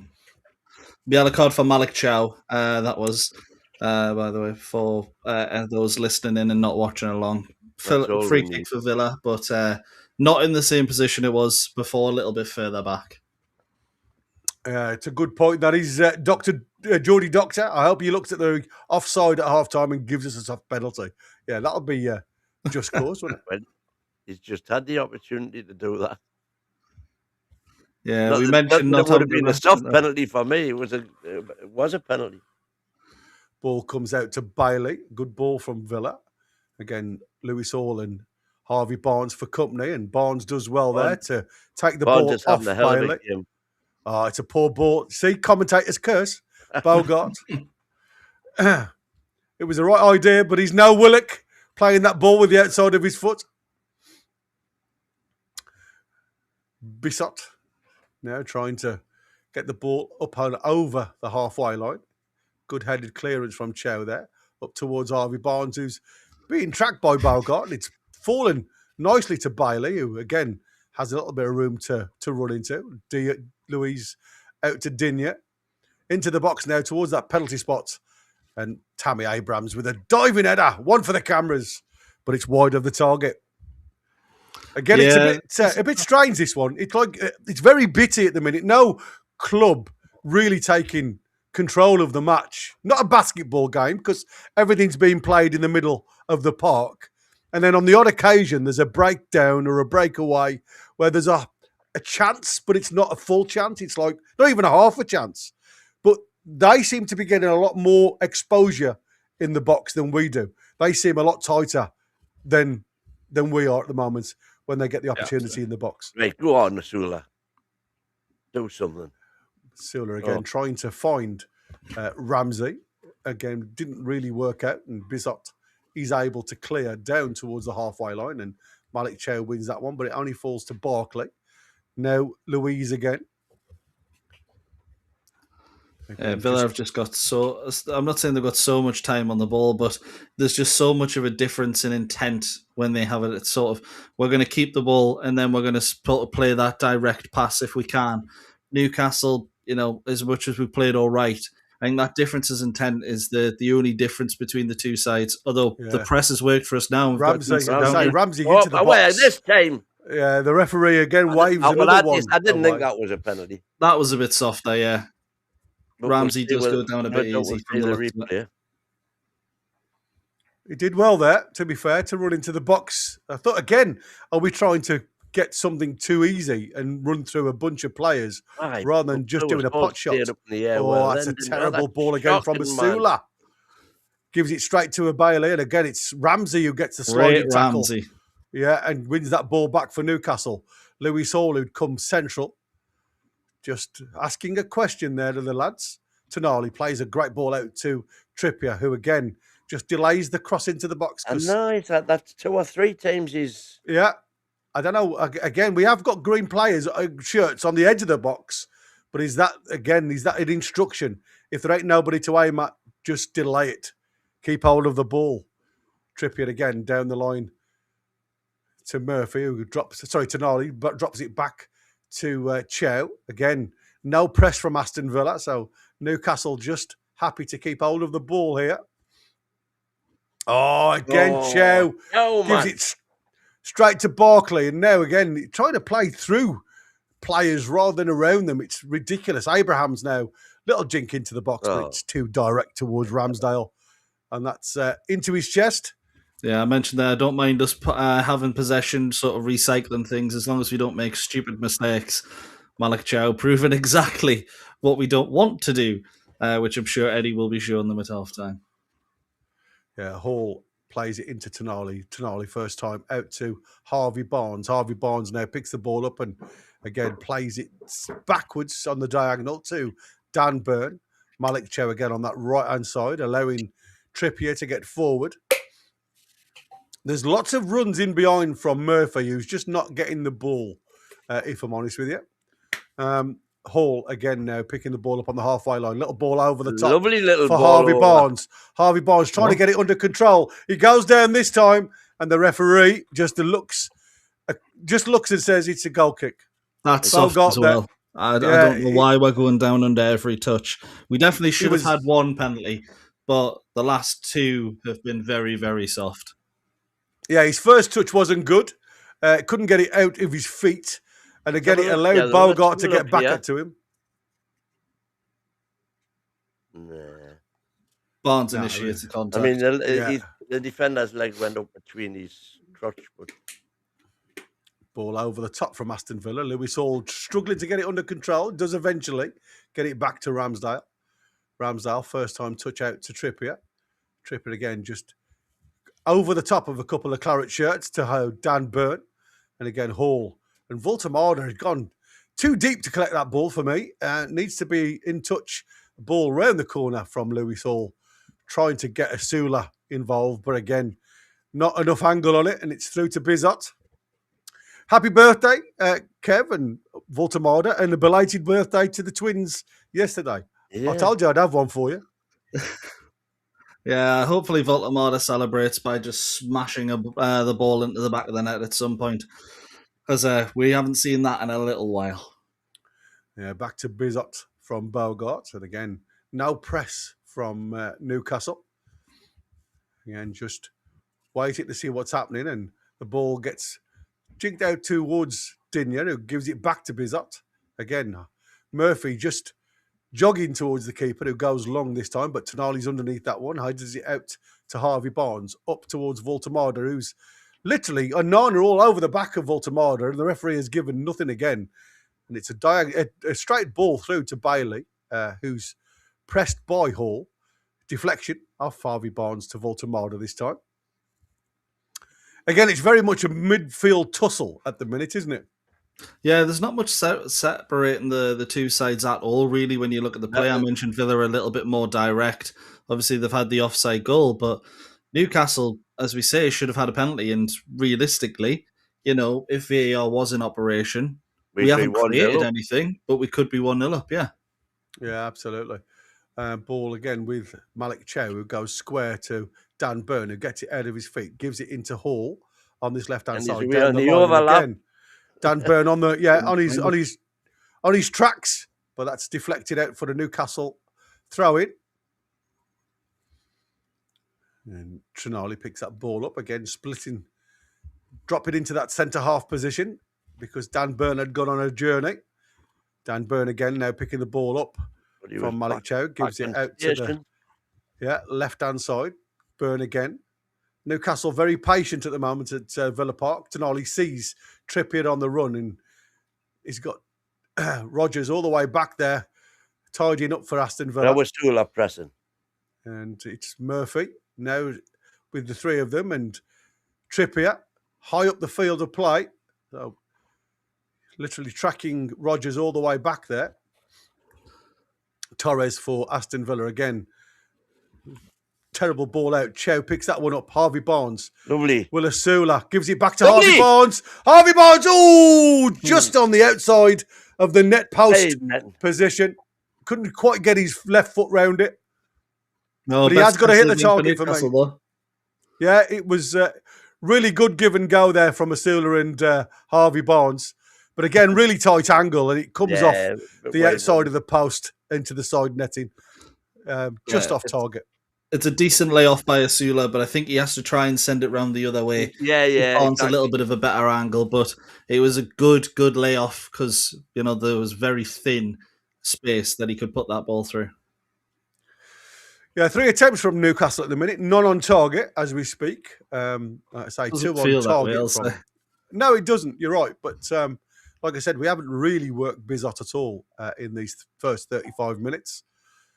And Dan Burn plays it all the way back to Ramsdale, who's out of his box, plays a nice ball along the floor. But again, Murphy standing in an offside position. Unforgivable. Well, actually, I haven't seen. He might have made a run and then came back. But the thought of someone being offside when you've got the ball in your own third is unforgivable. But it might have been unlucky. We won't get to see the replay, unfortunately. We won't. Lindelof out to Bogart down this right-hand side. Bailey. On the turn from Louis Hall, he's got a bit of grass to run into, but again, it's a very poor ball in towards Tammy Abrahams. He's into Ramsdale.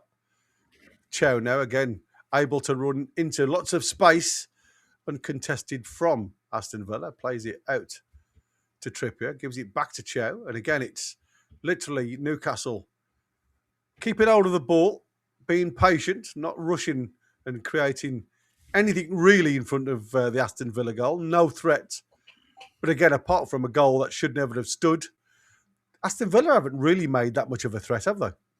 No, they've definitely done more than us. But it's been very much that midfield battle. Two teams cancelling each other out more than anything. Obviously, since the goal, Villa have decided to sit back a little bit more. So you can't really say how it would have been at 0-0, but it does look like two teams around the same level. What I will say is Villa's bench is a lot stronger than ours. So even if it is 1-1, it's 60, 70 minutes. I'm not looking forward to them bringing in their substitutes. Yeah, you're right.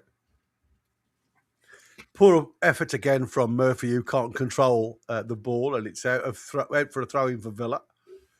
Luis drops it all the way back to Torres. This has got us getting the equaliser on 89 minutes written all over it. And another half an hour when they've got their super subs to bring on. Yeah. Oh.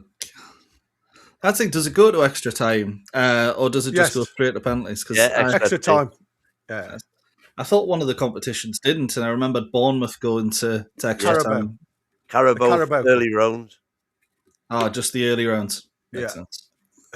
Louise plays the ball out to Digne on that left-hand side. Back to Louise, who's again shaping up to get a shot off. And again, it was a decent effort. And again, nobody really closed that space down. Ramsey does come out, but again, there was nothing on that run.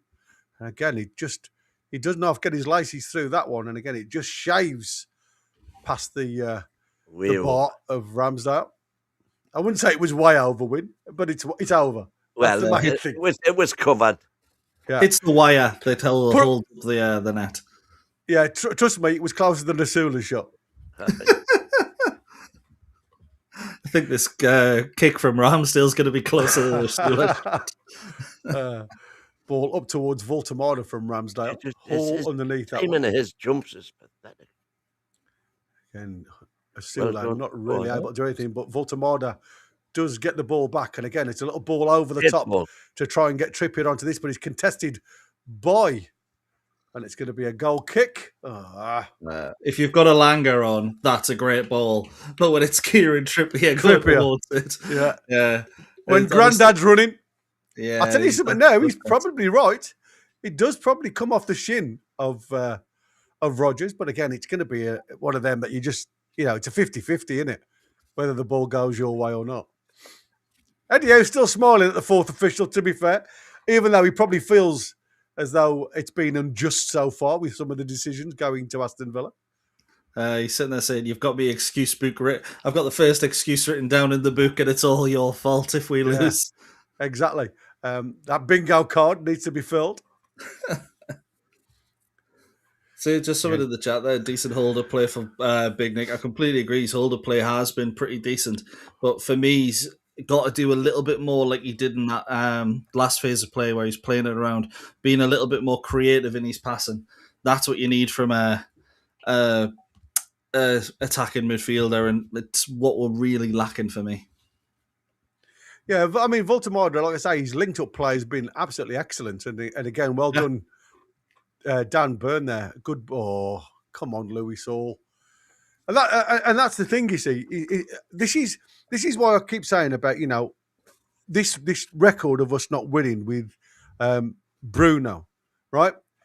When you look at some of the mistakes that Newcastle players have done, Murphy one side, Hall the next, where you're just miscontrolling the ball, and you're giving possession straight back to the opposition. That's got nothing to do with the captain not being on the field of play. That's just poor play, and these are the things that go against you.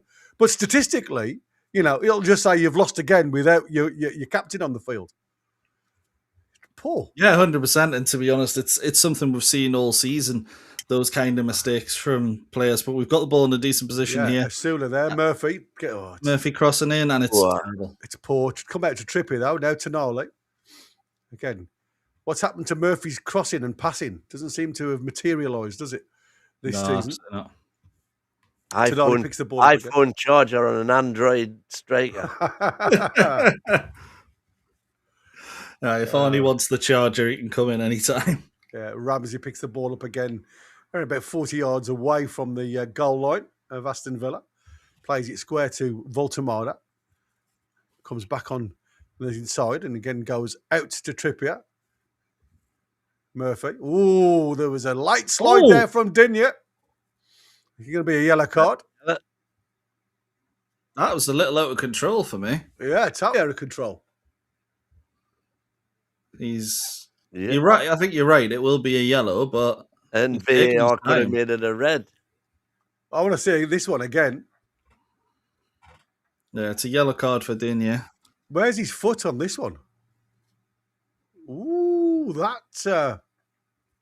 Seen them giving us red. I've seen red for that. Look at that, man. I'm not being funny. What was the difference with Anthony Gordon's against Liverpool? Apart from he's down his calf. Yeah. Yeah, absolutely. I mean, look at that. Look at that. Look at the stud marks down his shin. Ooh. That's going to leave a mark. It has. That's naughty, mate, as says Ricky D. The commentator there as well, blaming the flimsy shin pads. Yeah. I think you could have had titanium and that still would have got through. That's an awful challenge, mate. That is an awful challenge. That's a red card. That's a red card all day. All day long. The more you see it, the more it's it's shocking. That is absolutely ridiculous, shocking. That. Yeah, he's got away with it, hasn't he? Once you're out of control, that is it. You know, and when you go to ground and slide, that's you being deemed out of control. If you raise your foot and his foot's off the ground, that's it. Good showing. Crazy. Ball into the box from the free kick. Voltemada does get ahead to it, but again, it's not powered on it. And it's Bizot who claims the ball down to his left-hand side. I'm going to say Lindelof climbing all over the back of Voltemada, to be fair. Oh, it's Pau Torres, I beg your pardon. And Asula just stopping Bizot from clearing the ball. Yeah, it's a bit silly from Asula. Very silly. Very childish. Yeah. He's probably just as frustrated as we are watching with the referee's decisions. Ramsey, again, hasn't hit the ground on fire or hasn't made the ground on fire, but is that because he's playing in that 6 role alongside Tonali and not able to get involved in the game enough? No, I think when he's been involved, he's done okay. Stay on your feet, Dan. That'll do. For a Villa corner. I agree when he's been involved, he's been okay, but it's one of those where it's a midfield battle, but every time it's got to midfield, first corner of the game, isn't it? Kind of just took a step back, but played a little bit deeper, so it's almost bypassing them at times. 43 minutes and it's the first corner. Yeah. I think that just proves it's all been midfield, doesn't it? Well, I'm glad that. I think what it proves is that we can't get into their back end without Gordon. Oh, beg your pardon. Excuse me. Anyway, Bailey now with a ball into the box again. It's a poor effort, but just come off Ross Berkeley. Back to Bailey again, who fires it in low. Can this come through to Onana? He gives it out to Digne. Douglas Luiz with the ball over the top again. It looks wide open again and offside. Look, Tammy Abrams. What is going on Look at here? this. Burns telling the linesman and all. Yeah, we He's a can't mile It's off. repeat miles offside. And they've got a I'd corner like to see from that it. again. Well, yeah, absolutely want to see that again because that looked to me as though the linesman had gone for a kebab. He's that far forward. I'm not sure.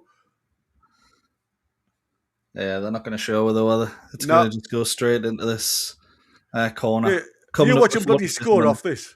It's just typical, isn't it? Yeah. Ball again plays in short.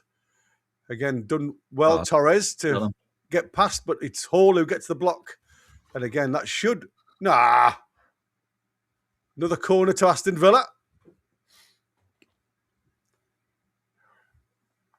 This, again, a little bit of pressure on Newcastle.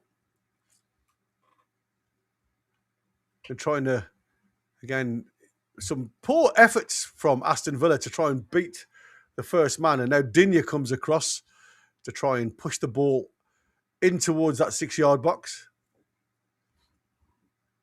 Ball comes in towards that near post. Again, it's headed clear and out of the box by Harvey Barnes. Again, Bailey just trying to get it forward. And now Trippier gets Go on. forward with it. With Great ball. Oh, there's numbers forward. Oh, he's What's down. the- The keeper is in red. Bizot is off. Possibly. Bizot is off. He's way out of his goal. What are you doing, lad? His head had gone. His head had gone. He's taken down Murphy like WWE.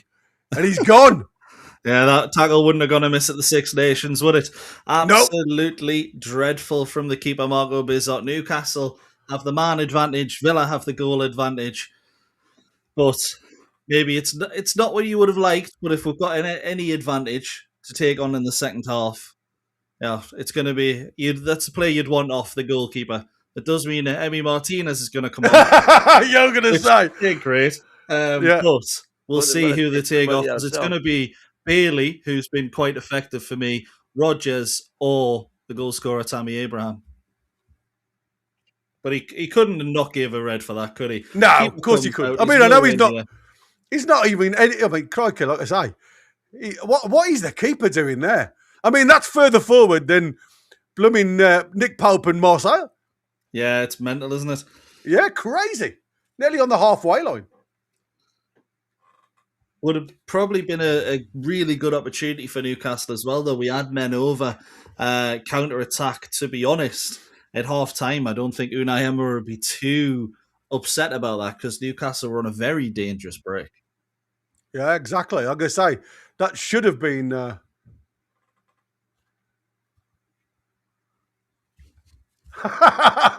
Jord is... Oh, sorry, Jord. I woke him up for shouting down the microphone. I do apologise, mate. We just woke you up when something happened. It's fine. Yeah, I mean, like I say, I got excited. Martinez coming on. Didn't expect to be on this early.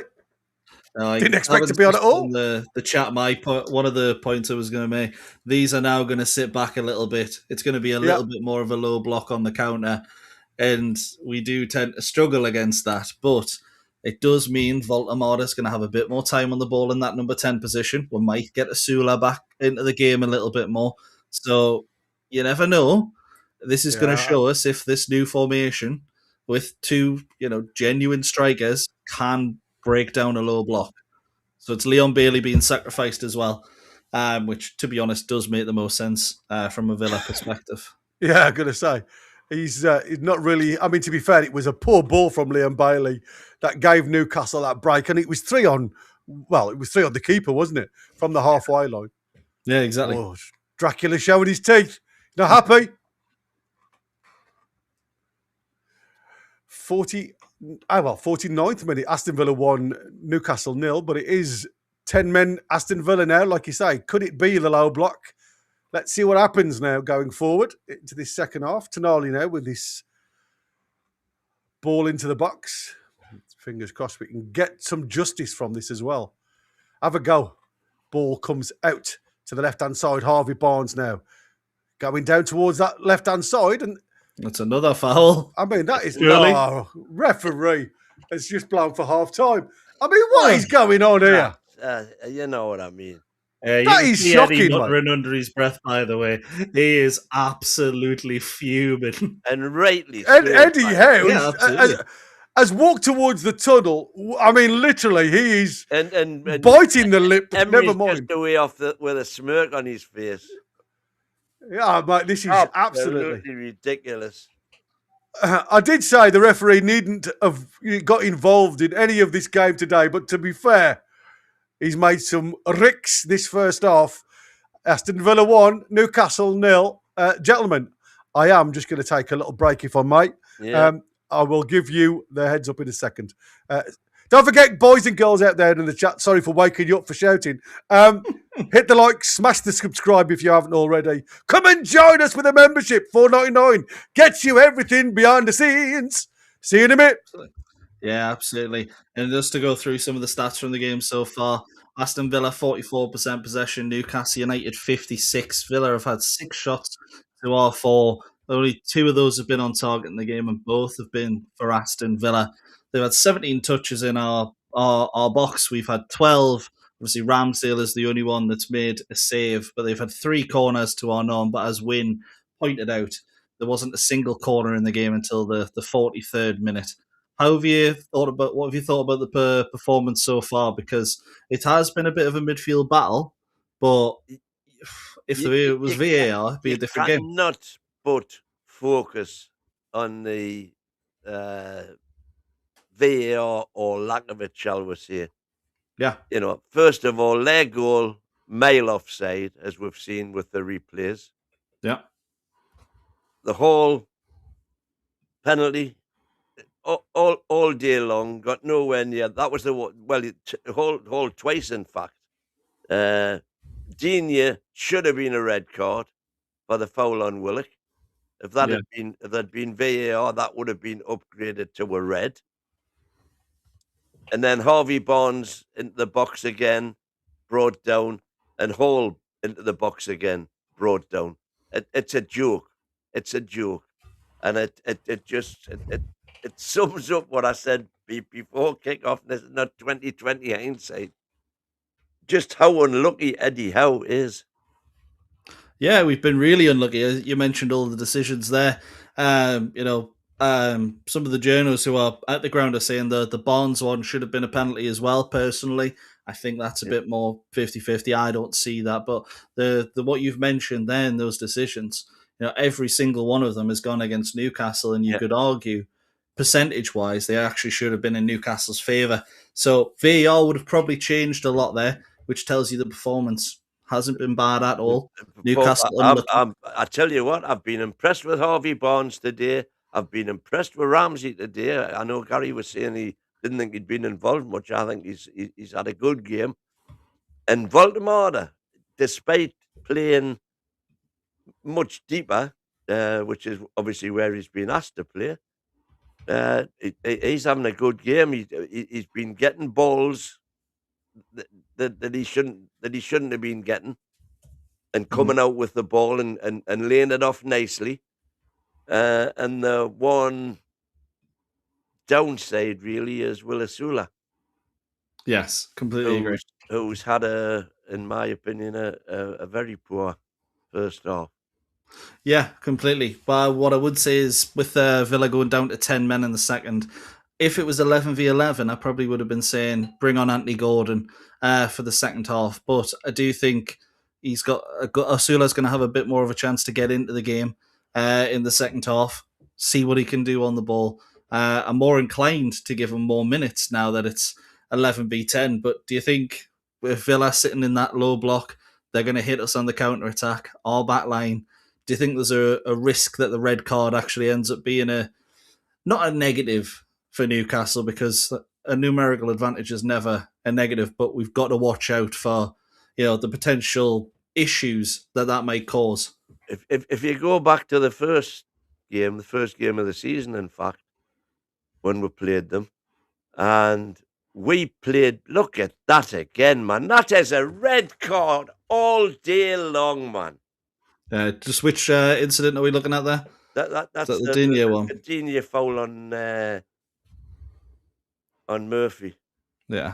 then Bizot as I mean, well. that's a red card anyway. You know that's self-evident. But at least we've got a red card there. Yeah, 3 versus 1. To be fair, there is a Villa player getting back. There's 2 just in behind. So maybe I said if it doesn't happen, Unai Emery might have been all right. He actually will probably be fuming with his goalkeeper there, because I think there's a chance they get back, and he would have had confidence in his players doing so. But yeah, it's a definite red card. They're very, very lucky not to have had 2. Yeah, very lucky indeed. The other thing that's been evident first half is a complete lack of any press. You know, I think we showed it a bit more towards the end of the half. Occasions where Asula's ran to the keeper, but apart from that, there was the one incident, 3-on-2 in their left defensive quadrant. But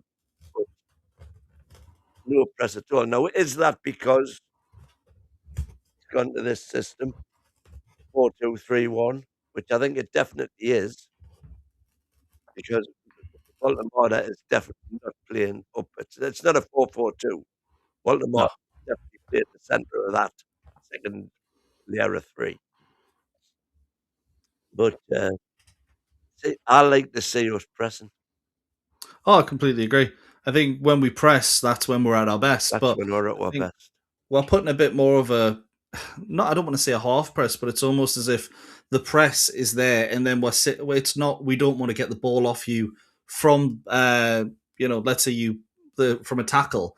It's 2 or 3 players pressing, and then the others are there trying to cut those passing lanes for a sharp defense. But if you've got a player like, I would say Pau Torres is actually one of those, or even Luis and Onana in midfield when they come deep, a player that can beat a player in that press. As soon as one person gets beaten by a dribble, it just feels like it opens up, and that's the manner of pressing. But I would certainly love it if we went back to the old style of high press. I don't think it's going to happen. But if there was a game to do it, now 1-0 up, 1-0 down, against Aston Villa. We've got a man advantage. Let's just get them as high up the pitch as we can. Granted, if we've kept Elanga and Gordon on the bench for Wednesday, is it even worth putting them on the second half to get a press, which is presumed? Yeah, I think that would definitely happen. But I think the other thing I've seen today is that our midfield pivot of Ramsey and Tonali, it's definitely not a question of them taking turns to get up the pitch, because Ramsey's done virtually no defensive work. It's been Tonali dropping into the back 2 or 3 that it happens to be at the time. So he is definitely playing the 6. Yeah, absolutely. And Ramsey the 8. Yeah, I've just got the heat maps up there, and Tonali's is definitely more centre circle and in our half, and then Ramsey has picked up the ball most of the time in that space between, where Villa's defensive midfielders are. So that's probably why we're not seeing him on the ball as much, because in that position, it is so hard to pick out a player. But him and Voltemada are actually picking up the balls in pretty much the same areas. So that's an interesting one that I'll look on a bit more in the second half, because those two, it hasn't felt like they're playing the same positions, but actually on the heat maps, it does look that way. Right. Yeah, it's an interesting one, because, like I say, I've just been having a quick look about the decisions that have gone against us, and it's funny how everybody agrees that obviously it was totally well offside, and there's no excuse for any official not to have given that as offside. And I know that I'd seen in there that it said that Dan Burn was playing him onside. He was offside a country mile. Like I said, a couple of dodgy decisions have gone against us. Now, would it be that much of a gamble to go 3 at the back and throw another striker on? When you were away, we were just talking about that because I'm saying, you know, to me, Elanga and Gordon have been specifically kept for Wednesday. Yeah. That being, it would appear to have been deemed anyway, is the more important of the two games. Certainly financially, it's absolutely the more important of the two games. Now then, Will giving them 45 minutes, but then potentially going on to 60 minutes, defeat the object of keeping them on the bench?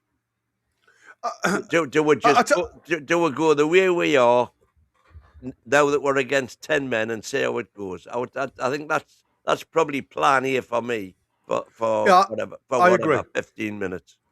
I agree. I think it's too early to gamble straight away. If this was the only competition that we were in, I'd say gung ho. Here we go. We've got to go for it. But as you're still vying across 3 competitions, I think you're right. I think you've got to be patient. I think you've got to just see. I can't see Aston Villa changing anything, even though they're down to 10 men. Again, you know, for me, I don't think Eddie Howe. Again, depending on how far he wants to go in this competition, if he rates the competition as we do, then I can see him doing, you know, a change sooner rather than later. But if he waits to the 70th, 75th minute to make a change and go a little bit gung-ho for it then, is that too late? I think with the way the game is right now... Then we reach the doomsday scenario that I was on about.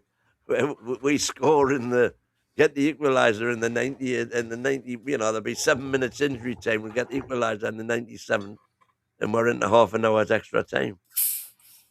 Yeah, it's mad. Is there anything? I still want that, by the way. Well, that's what I said. It's crazy, isn't it? Because, like I say, we still want to go as far as we can in every competition. And I know, like I say, Eddie's a proud man. I know like I said, he wants to be involved in every competition. The problem is when you're up against poor decisions, like Eddie Howe has faced in that first half, there is always going to be people that will question Eddie Howe, even though that's been awful officiating. That has nothing to do with Eddie Howe's tactics. That's got nothing to do with Eddie Howe regarding his management or coaching situation. That literally just is poor officiating from the middle. Yeah, absolutely. But what I will say is I haven't seen, I mean, particularly from our chat, I mean, I haven't seen a lot on X or whatever. But to be fair, I haven't seen many players criticising Eddie Howe for that first half. Many people, should I say, criticising. Certainly not any players. But I think the second half is where we have to go for it. And I think if anyone is going to say, oh, Howe should have done better, it's probably going to be based on this second half. And if we can create chances, if we create 10 chances and don't score, that's not on Eddie Howe. That's on the strikers being diabolical. But if in this second half, against 10 men, if we create 1 or 2 chances and, you know, not a lot has been changed to do that, sure, you still blame the players. But it's about Howe's actions in the second half and how he reacts to that I think will be what a lot of people go for. Because so far, I don't think you can criticise him at all, really. Yeah, it's really funny because, you know, we were saying about Eddie Howe not being happy when he was leaving to go off the field of play at half-time. Apparently, the words that somebody has watched and lip-read was, he's a effing disgrace. I think that was pointed towards the referee in the middle. Yeah. Like I say, he's not happy. He's not a happy bunny. And to be fair, just so. Absolutely. And I'm looking at somebody's taken a still picture of that tackle from Digne. And like I say, what is the difference between that and Anthony Gordon's on Van Dijk? And to be fair, apart from it like being in a different position, I believe this is more dangerous because it's bone. It's right where on Van Dijk it was on the calf, on the muscle. There's more chance of a break in this scenario. And I know because I've had one, tib and fib, snap. That is nasty. I was almost the lone voice in saying that I didn't think Gordon's was a red because the whole time he was trying to bend his knee to pull out of it, whereas in that one, It's a straight leg. You can see was it. fully extended. Yeah, it's a straight you, leg. You could physically see Gordon trying to pull back, and it was just his momentum in the slide that took him into it, which was also why it was as high as it is, because just physically it's impossible to slide and pull your knee back without it coming off the ground, kind of thing. Yeah, exactly. In the trajectory that he was in. So I mean, I know I'm a pretty lone voice in all that, but nonetheless, as you say, that was 10 times worse than Anthony Gordon's on Van Dijk. And like I say, that sometimes, as much as I disagree with VAR and what it actually, how it affects the game, when you watch this after seeing VAR work, you do then question and ask the reasons why it's involved now in the game of football. Because there's been an absolute some shocking decisions from both linesman and the referee during this game in that first 45 minutes. Well, anyway, we are literally, again, 11 v 10 now, and again, it'll be interesting to see how Aston Villa approach the game going forward. Sula, it looks like Ramsey. It looks like he's in the middle, ready to take the ball, get it back in play. It's coming back to Tonali. Again, Newcastle in green, kicking left to right now at Villa Park. The ball straight away down that line into the penalty box for JJ to try and get the ball into the box. And Pau Torres gets the deflection on that. That should be a corner. And it is. You never know with this. Okay, I'll tell you, that's what I said. It should be a corner. It just looked like it. He was running away from it then. I'm thinking, what? First Newcastle corner. Yeah, jeez. Great start from Newcastle, to be fair. Really broke through Aston Villa from the start. We go short, though. Tonali from Hall. Hall goes on. Again, first touch wasn't brilliant. Harvey Barnes with a shot, but it's deflected. And that's going to be easy for Martinez to pick up.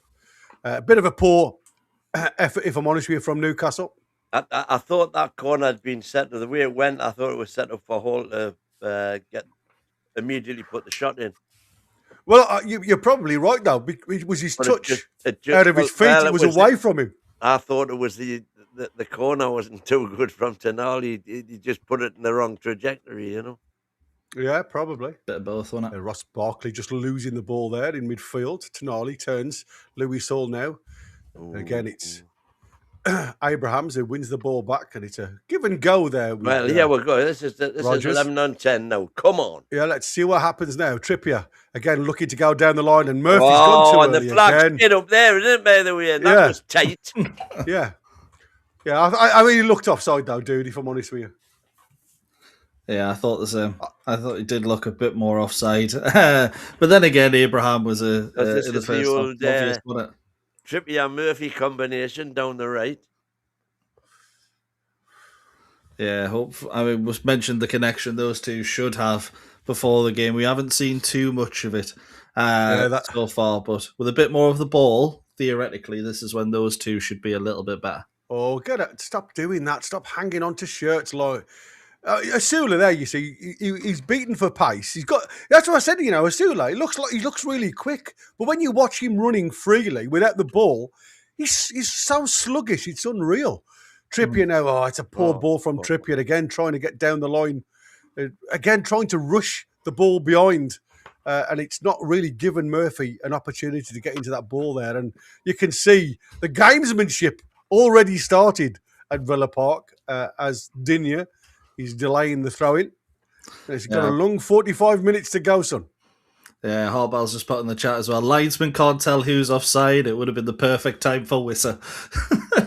I couldn't agree. Absolutely. Well, unfortunately, he picks the worst day to pick up an injury. He was born offside. Yeah, exactly. That's where his crib was. Him and Cisse zone that Cisse. one. I was going to say, yes, Cisse was another one, wasn't he? There should be a grading system for officials, but I believe it still exists, Darren. Like I say, they should have an official still in the stadium. We looked that up the other day, didn't we? We did, yeah. So, because I was questioning that, are they still getting somebody? These guys in the stand, yeah. Lots of people talking about Voltemada's role in that first half. Sorry, I missed your half chat talk. I still had a couple of jobs still to finish off, so apologies to everybody. What did you think regarding Voltemada's first half performance? I thought he did okay. I thought he did well. I was yeah, absolutely. And again, maybe not again. He was absolutely. He was good at linking up the play. What I was saying is, he just needs to be a little bit more. Sometimes take a few more risks with the pass and be a little bit more creative. If he can get that down, then he could play as a number 10 because everything else he's got. Yeah, we'll go. Yeah, go on. Oh, again, the wrong ball, isn't it? Into Asula from Trippier. Yeah, 3 passes in 3 minutes by Trippier. Yeah, Louise has gone down like as though he's been shot dead again. He's got somebody. Yeah, exactly, and that's what it's going to be now. And you can imagine the halftime talk will literally just be keep it tight and take your time. Allow the referee to tell you before you take your decision. Torres gives it back to Martinez now in goal after Bizot sending off. That's shocking, that, isn't it? Torres, yeah, it's some replacement. Isn't it? World Cup winner, in. Yeah, exactly, some replacement. Why are you saying that? He's had dodgy days. That ain't a great pass either, to Lindelof. He didn't want that ball there. Bogarde just pushes the ball forward, but Newcastle are able to get it back. But again, it's a bit of a rush job. Well done, Louis Saul there. It gets a tug from Rodgers. And again, that is I've seen yellow cards given for them. Ball comes out to Trippier. Now Murphy, Newcastle on the hunt for this equaliser. Ball into the 6-yard box, but again, pumped into the wrong area. Another thing I was going to say, the biggest problem I saw with Voltemada, and again, I don't want to keep going over the same thing. When you remember when Harvey Barnes had that lovely give and go with Asula, what you got when Asula was on the 18-yard line was nobody having that pace, because we know Voltemada's not quick to get into the 6-yard box, because obviously when he broke and got behind the defender, Harvey Barnes, if there was somebody on the square of him direct running into the box, it would have been so easy just to square the ball. He ended up taking the shot. Now again, did he not look? But when you look at the replay, Voltemada was still on the edge of the 18-yard box when he took that shot. Yeah. So it just makes you wonder, playing him that deep. Cross. Yeah, it's headed clear though, again, but it's picked up by Tonali. It falls nicely to Harvey Barnes, who again, Bogarde just... Was that a dive? Yeah, he's going to get a yellow card, Harvey Barnes. For simulation. Yellow card for a dive. It looked like he went down looking for it. We'll see if it actually is a dive, but... Yeah, it is. It's a dive, yeah. Yeah, he's nowhere near it, Bogarde, to be fair. Like Simmons against Trippier the other day. Stupid. That's true. It is, and that's what I said. You don't mind taking one for the team, but you don't need them, do you? Because it just puts you under pressure. Nah, honestly, at this point, get him off and going on. You can't risk. I think he's going to be under pressure for a potential bad tackle, Harvey Barnes. No, but you only need a late one win. Or, you lose your grip or something like that and you leave a foot out. Especially with this official. He never puts a foot in. Well, yeah. Ever. Fair point. Yeah, he's got to tackle first, you mean? Yeah. Ball, again, goes long from Martinez, and the header out is picked up again by Ross Barkley, who's able to turn between Tonali and Voltemada. But he, again, doesn't really see Abrahams that far forward, and the ball is out of play for the throw-in to Newcastle, taken quickly, as you expect. Dan Burn goes square to Ramsdale, who again becomes that extra defender. Trippier, again, Murphy's offside a country mile there. Man. Murphy comes back to Trippier, having arched his run. Chow goes square to Dan Burn. Hawley's square there. There's the out ball all the time here, boys. So get it into the box now. I say that's the trouble. We just leave it and delay. There's an opportunity for a really good outswinger there. Harvey Barnes picks his ball up again. Ross Barkley just gets a toe on it, and it stalls the attack and the momentum for a little bit. Voltemada, again, gets the ball, and he's under pressure from Rodgers here. Does well to keep his... Somehow kept it. Yeah, I'm going to say, go, gadget legs there. Tonali with the ball over the top, looking for Trippier. Trippier's not going to get on the end of that one, though. and it's out for the goal kick. Yeah, it's the one thing I'm disliking about this so far is every time we've had the chance in the second half, it has just gone out to the wings, and you're waiting for the fullback to cross it. Now, what we've seen numerous times this season is Newcastle try that, and it hasn't worked. I'd love us to see us try and be a little bit more intricate around Voltemada, a little bit smaller balls, a lot of movement in there. Just try and find a gap, because I know it's hard. Otherwise, we would win 5-0 if it was easy. Yeah, of course. 5-1. But we've got to at least try. You can't just rely on Kieran Trippier and Lewis Hall to whip in crosses every 2 minutes until one of them works. I've done Ramsey again. Trouble is, though, you just saw there, Asula really struggling to cope with anything. He's a bit of a headless chicken at the minute. Harvey Barnes come in and gives it to Tonali again, just on the inside left position. Alex Chow now again fires it in. There's an opportunity here, but he couldn't quite get it out of his feet, Ramsey. And Ramsey again is shouting for a corner towards the official, who gives again the goal kick. To be honest, it looked like a bad touch, but we'll see. He's right. Yeah, Douglas Luiz gets his toe to that. It's good defending. He's taking it away from Ramsey. Yeah. I mean, Ramsey was clear on goal. That's what I said. It did look like a poor touch there. And then when I saw him then not trying for the ball, you thought straight away it was going to be a corner kick. And again, these officials today are really wrecking this football game, unfortunately, for Newcastle. Ball over the top for Abrahams to try and get on, but Dan Burn manages to get a foot on it and kicks it away for a throw into Aston Villa. And that gets an applause from Villa, because they say it's the first time, really, they've been in Newcastle's half with any attempt to attack. Bogard now picking the ball up for this throw-in. It'll be interesting to see whether they just throw it into the corner and, again, try and take tie. Rodgers, again, on the turn. Again, it's big Dan Burns' foot that gets the block in, and it's half cleared. And, again, Asula looking just to jump into Lindelof rather than attack the ball. And Pau Torres just gets it all the way back to Martinez, and Asula on the chase. Asula does well there. Yeah, he's on the chase, and he's back with Lindelof in that corner. But again, there's not enough green shirts to put the pressure on. There are now. They are now, yeah, exactly. Pau Torres again just dinking the ball out of play. Well done, that's better. I say it took a while for the green shirts to get forward there. Oh, it's a poor ball from Ramsey again towards Tonali, who had made the diagonal. And again, it's overhit. And again, this is the problem. When you look at players playing against their old club, trying too hard sometimes, you become walls rather than cushions. And the simple jobs just seem to fall away from you because of you want to do too well at your old club. Is Mad Dog having a word with the fourth official? Yeah, it's good. I think it's one of those. We're passing it just in this final third. All season hasn't been good enough, and every single time it feels like we're trying to play it too far in front for players to run onto. Like every pass is aimed to an Anthony Elanga already in full swing. When in reality it's like Tonali, Ramsey who aren't slow.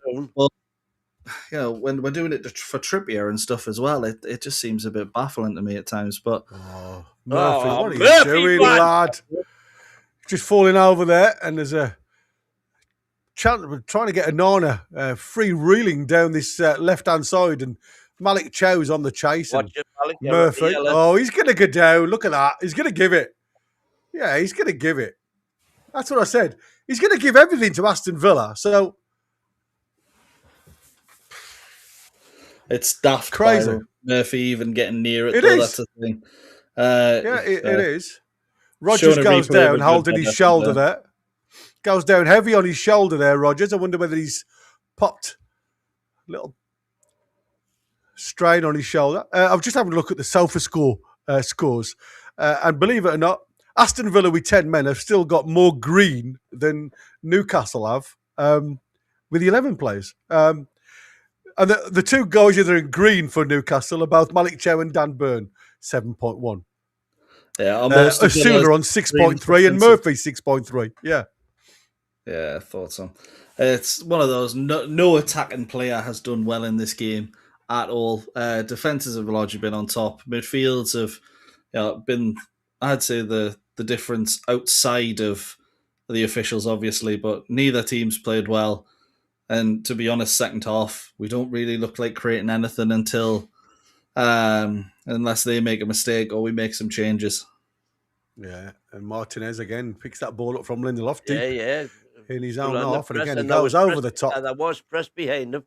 Yeah, there's a ball over the top there for Ramsdale to just Good pick ball. up. Now and you've got Green plays in the front ball. of you. Go. Yeah, he's got another 10 green shirts there if he Oh, wants to play it. no, man. Lewis.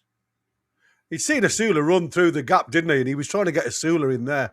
Barnes picks the ball up now. Tonali now goes square. Ramsey picks the ball up about 25 to 30 yards outside the box. Trippier now on the right-hand side. Plays the ball along the floor back inside towards Tonali.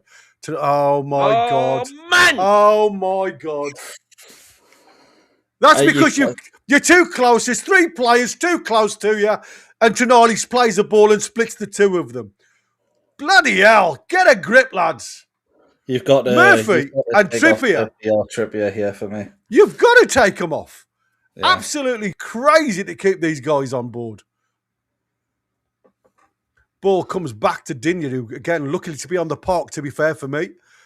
Ball, again, won back by Murphy. Well done. Gives it to Trippier. Plays it down to Chow on the halfway line, a square to Lewis Hall. Lewis Hall now. All the play now in the Aston Villa half. Harvey Barnes now comes back on the inside, plays it along the floor to Voltemade, who hasn't had the opportunity to turn. He gives a good ball out to Trippier on the right-hand side now. Trippier plays it inside, and Digne. And this is what? This is another VAR handball. What?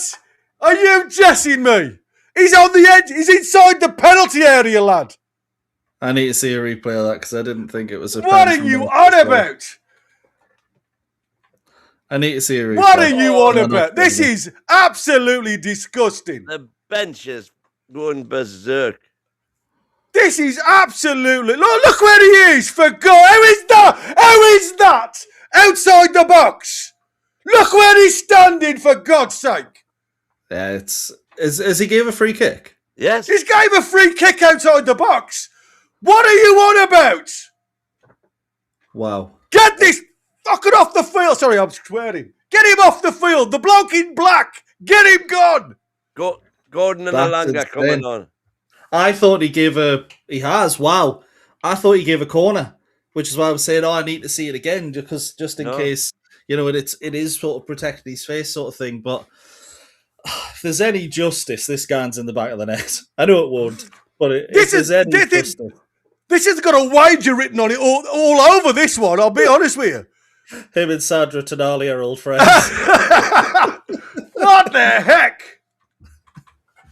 I seriously, I have never seen officiating as poor as this, as long as I've been watching football. This is Paqueta's accumulator. They're all in a WhatsApp together. Ball in from Trippier in towards the edge of the box. Oh, it's pumped out. Tonali! Yes! Yes! Justice is served. Tonali from outside the box. I was half expecting the offside flag to go up then. When everybody was at the edge of the 18-yard box. It comes out to Tonali. Get in, me lad! Sandro Tonali doesn't care about your accumulator or your bet builder. He just wants to put Newcastle back into it, and that is exactly what he has done. It looks like it's deflected, but it's a shot from outside the box. It's caused some issues. Martinez just ends up on his bottom. We'll see here. Does that get deflected? Oh, it does get massive deflection from Douglas Luiz. Yeah, I mean, it was going in the corner anyway, but it run foots. That's what happens when you shoot. Well, that's what happens when you cheat as well, mate, to be fair. That's justice. And can I just say, before we go any further, and this is with all my heart, I apologise for swearing. I know we're on radio now, and I shouldn't swear. I got excited. I got really angry, because that, to me, is just cheating. I hate cheaters. Completely hate cheaters. And that, to me, is criminal. Newcastle making changes. We've got Anthony Gordon coming on. Oh, aye, but so are Aston Villa. Well, 1-1 at Villa Park. Back with Lindelof. And again, Gordon's gone into the centre forward and Alanga's on the right hand side. So it's like I say, it's exactly the same with the Sula off now and Murphy off. So this should be a little bit better. Oh, referee, get a grip, lad. He's had a ridiculous performance so far, and it's not even the major decisions either. It's not just our fouls; it's some for Villa as well. I think he's got almost every decision except from the red card wrong. Unreal, mate. Even got the red card wrong, didn't he? Well, he got that one right. He got the other one wrong, didn't he? Oh, got the other one. Oh, I mean the two red. The one that was a red. Yeah, it was definitely a red. Oh my God. Honestly, I have never seen as bad of officiating as this one. Tammy Abrams is coming off. Emi Buendia coming on as well. I mean, that was clearly offside. I mean, their goal. I mean, they should have had a red card, a penalty against them, and it is just criminal, mate. Red card and another penalty. Well, that's now 1, 2, 3, 4 penalties, of which two absolutely certain. Michael's saying that the journalists around the country are saying that Bonds should have been also a penalty. Yeah, so that's 3 out of 4. Well, the one with his dangled leg, when Lewis Halls is definitely, like you said, if that was seen again, he would have definitely been questioned about going to. That's the one for me, 100%. I thought Bonds was, Michael at the time thought it wasn't, but consensus appears to be on my side. Yeah, I mean, he's definitely left his foot, didn't you, now with the ball control. I mean, the whole point is... Well done, Kieran Trippier. It's just utterly ridiculous, man. If there's any justice, Newcastle will go on to win it in normal time and not need the extra half an hour. Wins, 89th minute goal is going to come. It's just going to be the one that wins. The winner. Instead. Either decider. I mean, I've never seen officiate. I mean, how far in that box was he? If he was on the line, I could understand it. Oh no, he was a meter inside it. It's crazy. Yeah, it's mental. Again, and by the way, a meter inside both, because it was right in the corner, but he was a meter inside from if you imagine the corner flag and the circle to draw there being a meter long, he was inside that. Yeah, put it this way, I didn't think it could be a free kick at all. I thought what he was deciding is corner or penalty, and he gave the corner, and I thought, oh, you know what, I can sort of understand it, but to give the handball and get it wrong, based on position, is horrendous. Yeah, here we go again now, Newcastle. Go down the left, he has a space again. Now this time, go down the wing, use him. Ball with Harvey Barnes now from Lewis Hall. Again, Hall goes on the inside, Barnes comes again on the inside, Tonali goes on the outside, and again a misunderstanding from Newcastle, but Newcastle win it back. Tonali again, trying to square it. I mean, he's trying to thread a ball through to Harvey Barnes. Just again there. Man. Yeah, just get a shot at goal. He acted like he was going to, didn't he? And then he saw the defender sort of twist a little bit and thought he could play it through. The pass, unfortunately, went straight to the defender, and Newcastle now have a throw. Lewis Hall, now with this long throw, potentially anyway, long throw. Big DB on the edge of the corner of the 6-yard box to aim at, which he again goes over the top of him. And Chow gets on the end of that, and again it's just hoofed. Well, Asula's gone. Yeah, Trippier. Now and Ollie Watkins. Oh my God. Ollie Watkins there on the shoulder of Trippier. Literally last man Trippier, who goes down. He was under so much pressure. Right. I mean, it was a foul. It was a foul. Yeah. Oh, well done. Elanga through to Ramsey. Ramsey on towards the penalty area. It's coming to Anthony Gordon. Oh! Just past the post. It's a corner to Newcastle off that slight deflection that took it just the other side of the post. Oh, it's coming. It is coming. It's a great little effort across the floor. Does it actually get touch, a deflection. It's a slight one, if anything. It might be what takes it wide. But it's a good little effort from Anthony Gordon. Alanga doing brilliantly as well to get the ball in into the box. So both substitutes looking dangerous. Michael, did you not see that deflection off that water bottle? I did. Exactly. It's a Villa water bottle. It's a corner. Anyway. Oh well, I thought they had 12. Oh, Dan here Burn. Here we go. He's been shot. The claret is coming out. Look at that. Look at that. Pushing the chest. He goes down like he's been clotheslined.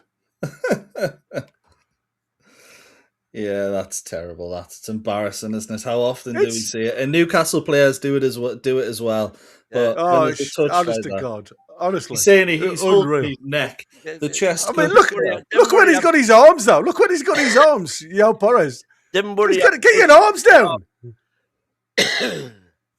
How can he go against the attacker and not the defender?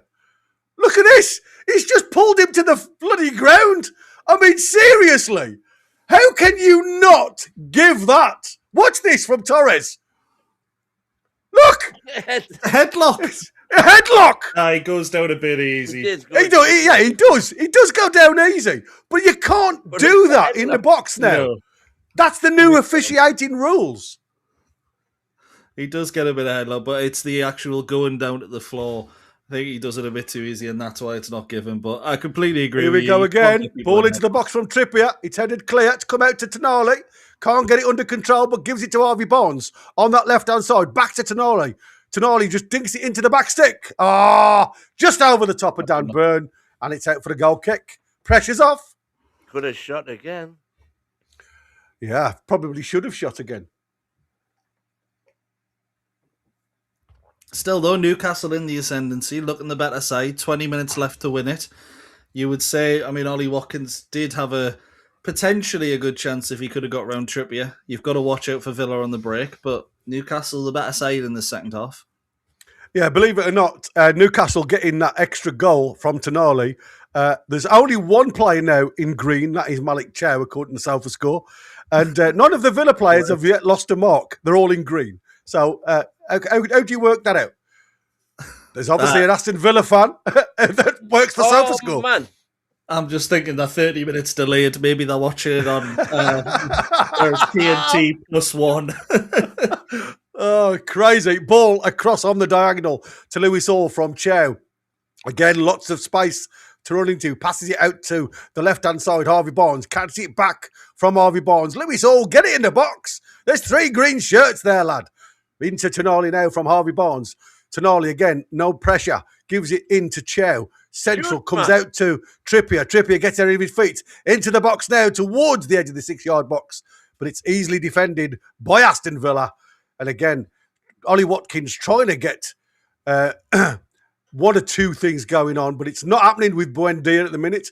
Not really had a chance to get out of the ball. Lewis Hall again for Newcastle. Down that left-hand side now with Harvey Barnes.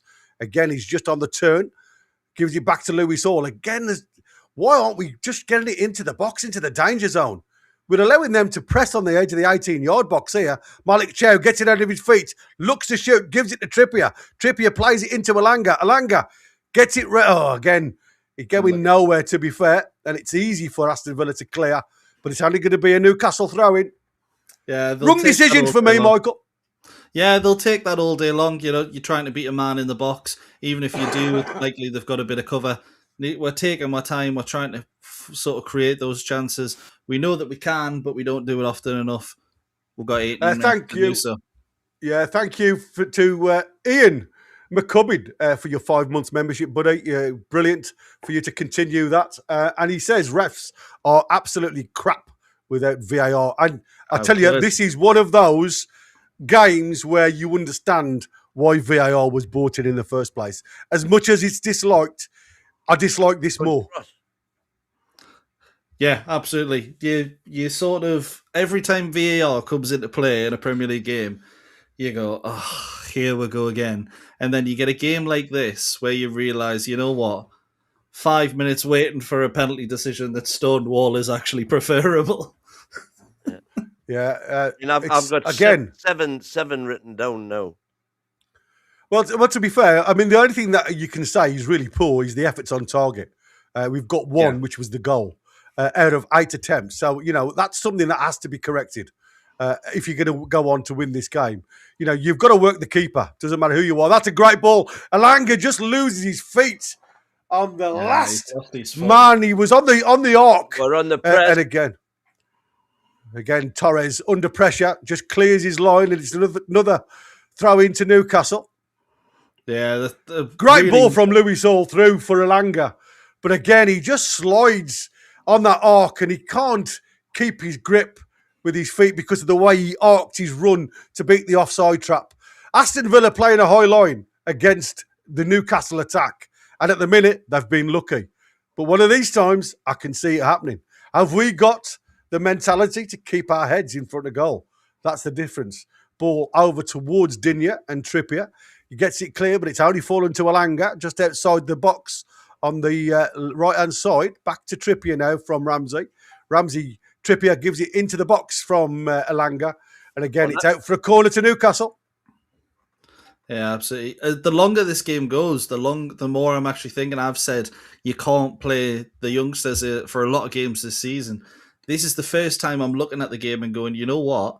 From what we saw in pre-season, this is actually one that might suit Park Sung-soo because he is a bit trickier. He is going to create a little bit of space with that trickery. And even if it doesn't do anything, it might Villa put just glancing header from Harvey Barnes. Yeah, Dan Burn keeps it in play.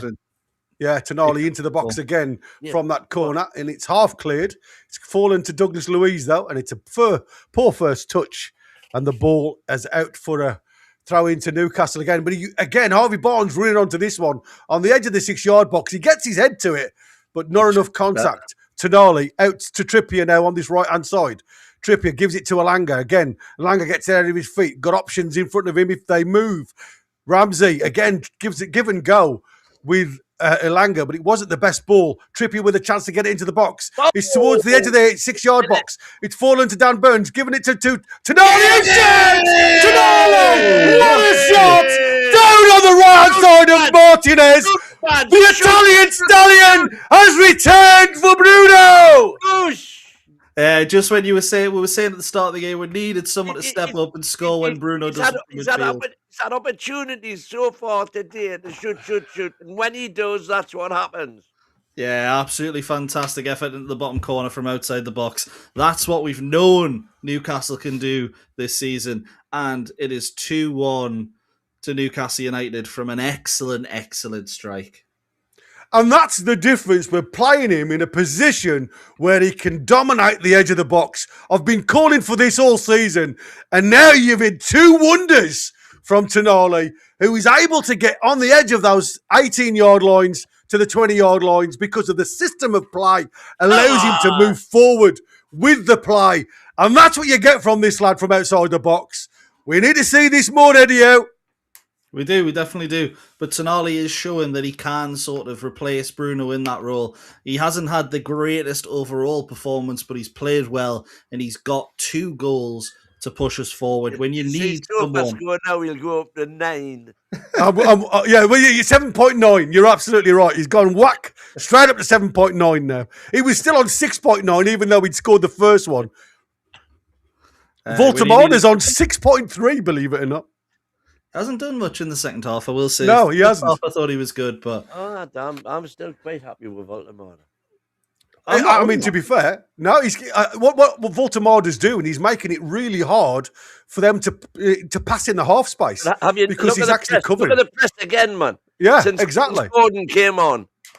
Digne again plays it down, but it's rushed and the ball's come back to Voltemada on the half turn. Voltemada gets it round 3 players, plays it out to Lewis Hall now. Lewis Hall on the edge of the box, plays it in towards Voltemada. It's headed clear this time by Pau Torres. It's a corner to Newcastle. This could be 6. Beautiful. But I'll have 3. You know what? I hate cheats, and for me, when you cheat like this referee, if you can go and hammer these bastards, buggers, swines. Then take a chance. Not only do you then come out of it with really good mental approach into the next game, but it actually gives them one up. You know, this is what you get for playing right. Ball into the box. It's a poor corner kick, terrible. To be fair. Didn't really get picked up by... Oh, there's a chance here in the break. 3-on-3. There's a ball over the top, but it's a poor ball for Aston Villa. And again, it's easy for Ramsdale to throw out to Alanga. Alanga now running on the halfway line. Again, not many green shirts with him at the minute. Alanga trying to take Dina on. But Dina, again, with the press from Alanga, takes him right into the corner. And it's a throw into Newcastle. Come on! Well done, Alanga. Yeah, it is one of those. I mean, Joe Willock coming on now, actually. For Ramsey, yeah. I'm happy with Ramsey's performance, actually. It's been a little bit of a different game to what he's usually had to do. Newcastle look like they're going... I mean, Tyndall's just said a 3. I imagine that's a 4-3-3 maybe, with maybe Voltamada coming deeper, but that we'll have to see how it goes. It's going to change, though, with us taking the league, isn't it? Yeah, absolutely. All the lads there with the black and white clapping Ramsey off as he comes off the field for Joe Willock. And like I say, it looks like Newcastle are going to 3 in the midfield just to try and block anything. And Ramsey's getting a bit of applause from a lot of the Aston Villa He's getting a bit of grief as well, though, wasn't he? Yeah, I mean, to be fair, like I say, they didn't want to get rid of him. Ball over the top trying to get in Willock there, but he was offside, so he took no part of that one. Ball is just hoofed cleared, and Tonali just shoulder barges one of the claret shirts. And again, Watkins trying to feed into Sancho, and the ball gets played from Dan Burn into Lewis Hall, who again just slows play down with Tonali and Dan Burn. They haven't got to go chasing this game, boys. You know, you're in control now against 10 players. Control it. Anthony Gordon gets the ball from Lewis Hall, goes marauding down that left-hand side, but again, decides to come back, keep hold of the ball. Okay. That's okay. Of course it is. Absolutely okay. I love this. Let Aston Villa run. Yeah, that's it. That's the ball. Tonali there just gives the ball, fizzes the ball back to Dan Burn, who gives it to Trippier. Now, Malik Chow on this right-hand side gives it to Alanga. Alanga comes inside now onto his, I don't know what foot he is, Alanga, because sometimes it doesn't look like he's got any feet. Ball eventually comes through to Voltamada.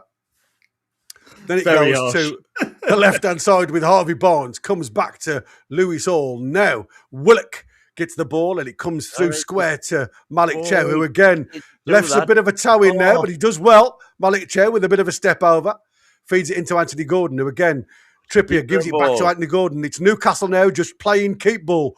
Ooh! Ole! Ooh! Ole! Ooh! Ole! There we go, now with Willock. Yeah, ooh! Ole! Willock pays it back to Bird. Ooh! Ole! Ole! Hey. Right, someone give the ball away, please. And it's up to Willock on that left-hand side again. On the inside left, he's got Alanga, who's playing on the inside left with Willock. And again, it's deflected from Buendia for another. I think is that a corner or a throw-in? It's a throw-in. Yeah. Deep in that left-hand side, close to the corner flag. Again, Newcastle, it is this time that are delaying the taking of the throw-in, which is great to see. Absolutely. Give it to them back. Anything you can do, we can do better. Indeed. Twice over. 83rd minute, it's Aston Villa 1, Newcastle 2 at Villa Park. Yeah, Tonali with a brace. Come on, lads.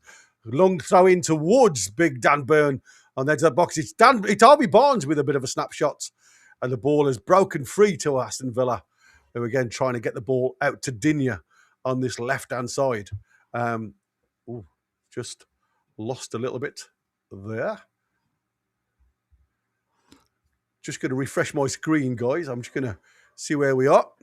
Yeah, I think the what I mentioned just before when it was half-time, there isn't a way that Eddie Howe could feasibly lose this game would be on the blame. I will say if Villa do end up coming back into it, I think a lot of people will end up blaming Howe for it, and I'm not sure how, my terminology meant there, but it is one of those where at this point it's pretty unforgivable if you don't win. It is, but like I say, you know, Maatsen has got the ball at the minute for Villa, and like I said, there ain't no harm in giving Villa a bit of ball in and around the box. What we can't afford to do is what we've just done there, is allow them to shoot from 20 yards, you know what I mean, to get a shot at goal. If you're gonna defend that deep, then you've got to get players to body rather than allow the shot. So, it is a gamble. And this is what I said. Eddie Howe doesn't say he wants this. It's just something that the players do. But surely now, as a coach, you should be saying to them, get out. You shouldn't be in there. Get out. And that's something I don't see from Eddie Howe enough. Yeah, absolutely. Dan Burn, they're absolutely furious at Nick Voltemada and Anthony Elanga, by the way. Jadon Sancho got a curler away a bit too early, and Burn let them know wasn't happy. Yeah, ball flicked on there, and it's fallen to Elanga, who gets his toe on it. Harvey Barnes on the chase, but again, it's flicked by Maatsen towards the Newcastle penalty area. And again, half cleared, and Sancho now picks this ball up. But again, it's big Voltemada who stops the play from Aston Villa. But again, he's able to play it into Maatsen on this left-hand side, or the inside left position. Digne in now. And again, it's just Buendia and Digne down this left-hand side, gets it into the box. And again, look how much space. If he's able to bring it down, you're too far away. Get hold of him. Ball out to the Digne again, who plays the ball into Buendia down this left-hand side. Buendia again tries to get a drive-in block in, but it's blocked by Tonali, the Italian stallion. And it's out for a corner for Newcastle. First part, a really bad time that Newcastle have had, pressure-wise, in the second half, but within the 85th minute. Yeah, absolutely. Super chat in there from Ian McCubbin as well. Once again, mate, thank you very much. For being a 5-month member as well. Cheers, dude. Don't forget, people, smash the likes. Subscribe if you haven't already. Ball comes in towards the back stick, and again, where's that gone to? Trippier kicks it out for another corner. What the heck, man? You went to hook it clear up the pitch, and he ends up hooking it back over his own goal line. He's got his boots on the wrong feet. He must have. On? I think he's got bloody wow. Murphy's boots on. I don't know anybody else's. Ball goes short, and again it's Aston Villa trying to ask questions. Now drive towards the byline. There's a little bit of trickery there, but it's played back to Digne, who plays it in towards the 6-yard box, headed off clear, and now Torres and Tonali. Again, it's Lindelof trying to play the ball into the box. But again, it's a poor touch. And it's out of play from Digne. Trying to find Ollie Watkins. Yeah, we've got to do better on the ball, haven't we? We've got to have a bit more control of the game. Just replaying the efforts. Yeah, it's only the last 3 or 4 minutes that Villa have done anything at all. Another super chat in there from Thanks, Ian. Cheers, Ian, bud. Saying, love the commentary. If you do as well, slap the like button, as has already been mentioned. We appreciate every little bit you can do to help the channel. Thank you. I only do this because I love you guys out there in viewerland. I mean, I would rather be sat in my chair, comfortable and shouting at the television. But I'm doing it because I love you. I love you all. Smash the likes, subscribe, and don't forget to become a member if you haven't already. Ball goes long. It's Dan Burn who throws it out to Trippier, who plays it all the way back to Ramsdale. And again, there's a bit of a half press. Ramsdale, under a bit of pressure from Aston Villa, manages to get it out of Trippier. Trippier down the line to Elanga again. It was Willock who's trying to get it under pressure. But again, it's Aston Villa who win the ball back, and it's Ollie Watkins. Go on, son, run. Get into that. Get into him. Ball now. There's a chance for Newcastle to run at Aston Villa. Elanga now picks this ball up towards the halfway line. He's got Harvey Barnes to the left of him. Anthony Gordon in front of him. He gives it to Harvey Barnes, but his first touch isn't great. Keeps it in play. Plays it. Again. Not good enough, to be fair, from Harvey Barnes there. But the ball's been played to Willock. Now it's Voltemada! Yes! Voltemada! Get in! That's what I want to see. The first goal he's got since Christmas. Well done, lad. That's what I want to see. Happy birthday to you. Did I miss something? Yeah. You missed the goal. Oh, what's going on? Was it a good goal?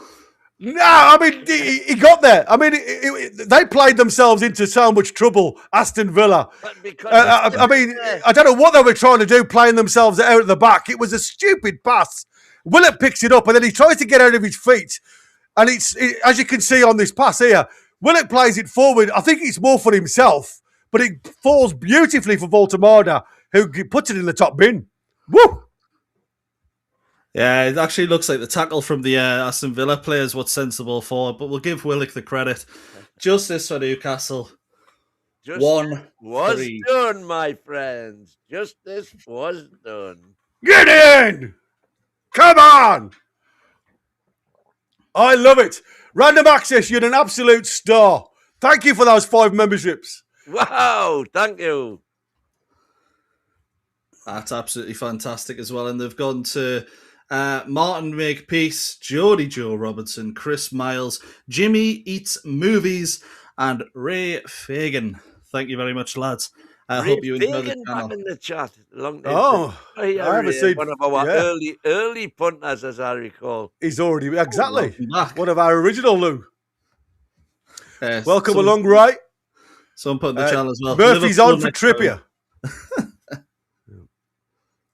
Alex Murphy's on, believe it or not. Well, that figures. Lewis Hall has come to right back, and Alex Murphy's left back. Buendia for Aston Villa.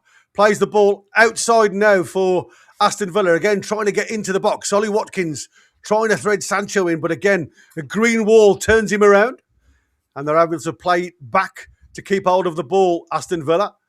Again, there's a little bit of a mazy run there and a thread ball in towards Buendia.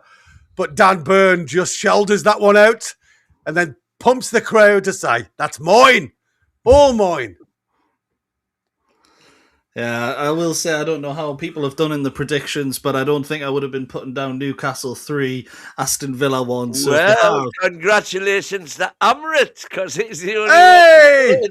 Oh, have the confidence, and it comes round. Well, it was a last-minute change. Well, I'm saying last minute, half an hour to go. When he saw that, when he saw the lineups, he changed his prediction. Love it. Yeah. And you know, it's really crazy because I said I felt as though we were going to get something from this, but I didn't expect the game to have been played out the way it has. With the decisions going our way, this could have been 4 or 5. Imagine those decisions. This is 6 note. Yeah, absolutely. I would say, I mean, you know, it's like I said, oh, there we go. See ya. Ta-da. They're all off. They're all off. They're all going for that kebab. They just want everybody to see the new seats. Empty seats. And I must admit, can I just say, the reasons why there's more people got the shirts off in the Midlands is because it's 3 degrees warmer down here, boys. Oh, that makes all the difference. Might as well have a barbecue. Oh, I love it. I love it. I would have been there. Honestly, I would have been there. It guts me now. The officials are off the hook, says Steve Waldo. Well, I don't think they are, mate, because I tell you something now. This needs a demotion in my eyes. A massive demotion. If I was going to teach him a lesson, he'd be playing League One. He'd be refereeing League One, not even Championship. That's what he deserves. And probably even that's too good for him. Put him in charge of Kyle's next game in the National League. Yeah, exactly. Exactly. I am literally just refreshing, gentlemen. Yeah, so if you want to. Jordan down with another super chat in there as well. This is a sexy NUFC mojo well and truly back. Now, I'm not 100% agreeing that, but it is a thank you, Jordy Dan. Something we've seen recently. Thank you very much. You know, sometimes when you're literally facing what we face today with this officiating, to see the lads come through this, you know what I mean? I think this is well done to them because it would have been so easy to have, for their heads have dropped with our season so far. You know, with that type of officiating against us, you'd have quite easily just said, you know what, that's it, we're done. You know what I mean? But they've carried on. They've battled really hard. Yeah, absolutely. And just for those wondering, the next round of the FA Cup draw will be happening on Monday. So we've got a little bit of time to look at other teams before we get Liverpool, Arsenal and Manchester City in the next round, because that, as you mentioned, Eddie Howe's luck, that seems to be what happens. But pray for a Mansfield or something like that. Well, that's the one, isn't it? Just get something. I wouldn't say easy because, like I said, we don't want banana skins, and we certainly don't want to get above ourselves thinking we can go out there and beat anybody. Nonsense. Give me easy. Just give me easy.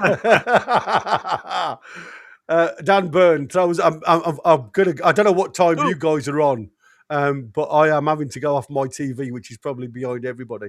It's all right, I can keep it going. Come on, then keep it going because I have gone frozen here. 93rd minute, Dini on the ball. Villa just playing it around the back. Newcastle pressing a little bit more. They've tried to play it out wide. It's a lovely header from Alex Murphy, to be fair, to keep the pressure on. It's gone back to Martinez, who has conceded 3 in one half. Not sure how many times that's happened to him during his career. But he hoofs it long towards Watkins, wins the header, but it's just a Newcastle body in midfield. Tonali knocks it off wide, but it's not gone anywhere, but he does well to win it back. Go on, son. 50-50 million midfield. It's gone out wide to Joe Willock. That's the corner. Can he get across in? It's out for a Newcastle corner, but they're not going to get the chance to take it because the full-time whistle has blown. Newcastle United have beaten Aston Villa by 3-1 in the FA Cup, while away form has been terrible this season. Back-to-back wins against Tottenham Hotspur, and now Aston Villa has us in a bit of a better position that we wouldn't have thought of. Win, how do you feel after that? Back-to-back away wins, by the way. Yeah, absolutely. You can argue Tottenham were crap. They'll be saying now Aston Villa were crap. Well, no, they weren't. We were excellent. And if it hadn't been for the referee, that would have been a rout. An absolute rout. 6-7-0. Comfortable. Yeah, so anybody tell me there's something the matter with the spirit or whatever in this team, go take a ride. Yeah, absolutely. An absolutely fantastic win. You know, some would have said throw the FA Cup because we didn't have much of a chance. I tell you what, we had a little bit more than a chance. We were the better team, and you know, we weren't as creative as maybe some would have liked, but a 3-1 win at Villa Park, where Aston Villa are notoriously difficult to beat. I know they had 10 men, but an excellent performance by Eddie Howe's men there. Yeah, I agree. I mean, it was lovely. Like I said, it was so much easier to have dropped your heads when things were just going against you. And when you started to play, I mean, obviously, playing against 12 men, then the linesman lets you in, and all of a sudden it's like 13 men. You're like, wow, hold on, the cards are getting stacked heavier and heavier. And Eddie Howe, bless him, kept his head, you know, on that sideline, even though he questioned multiple decisions that were given by the officials.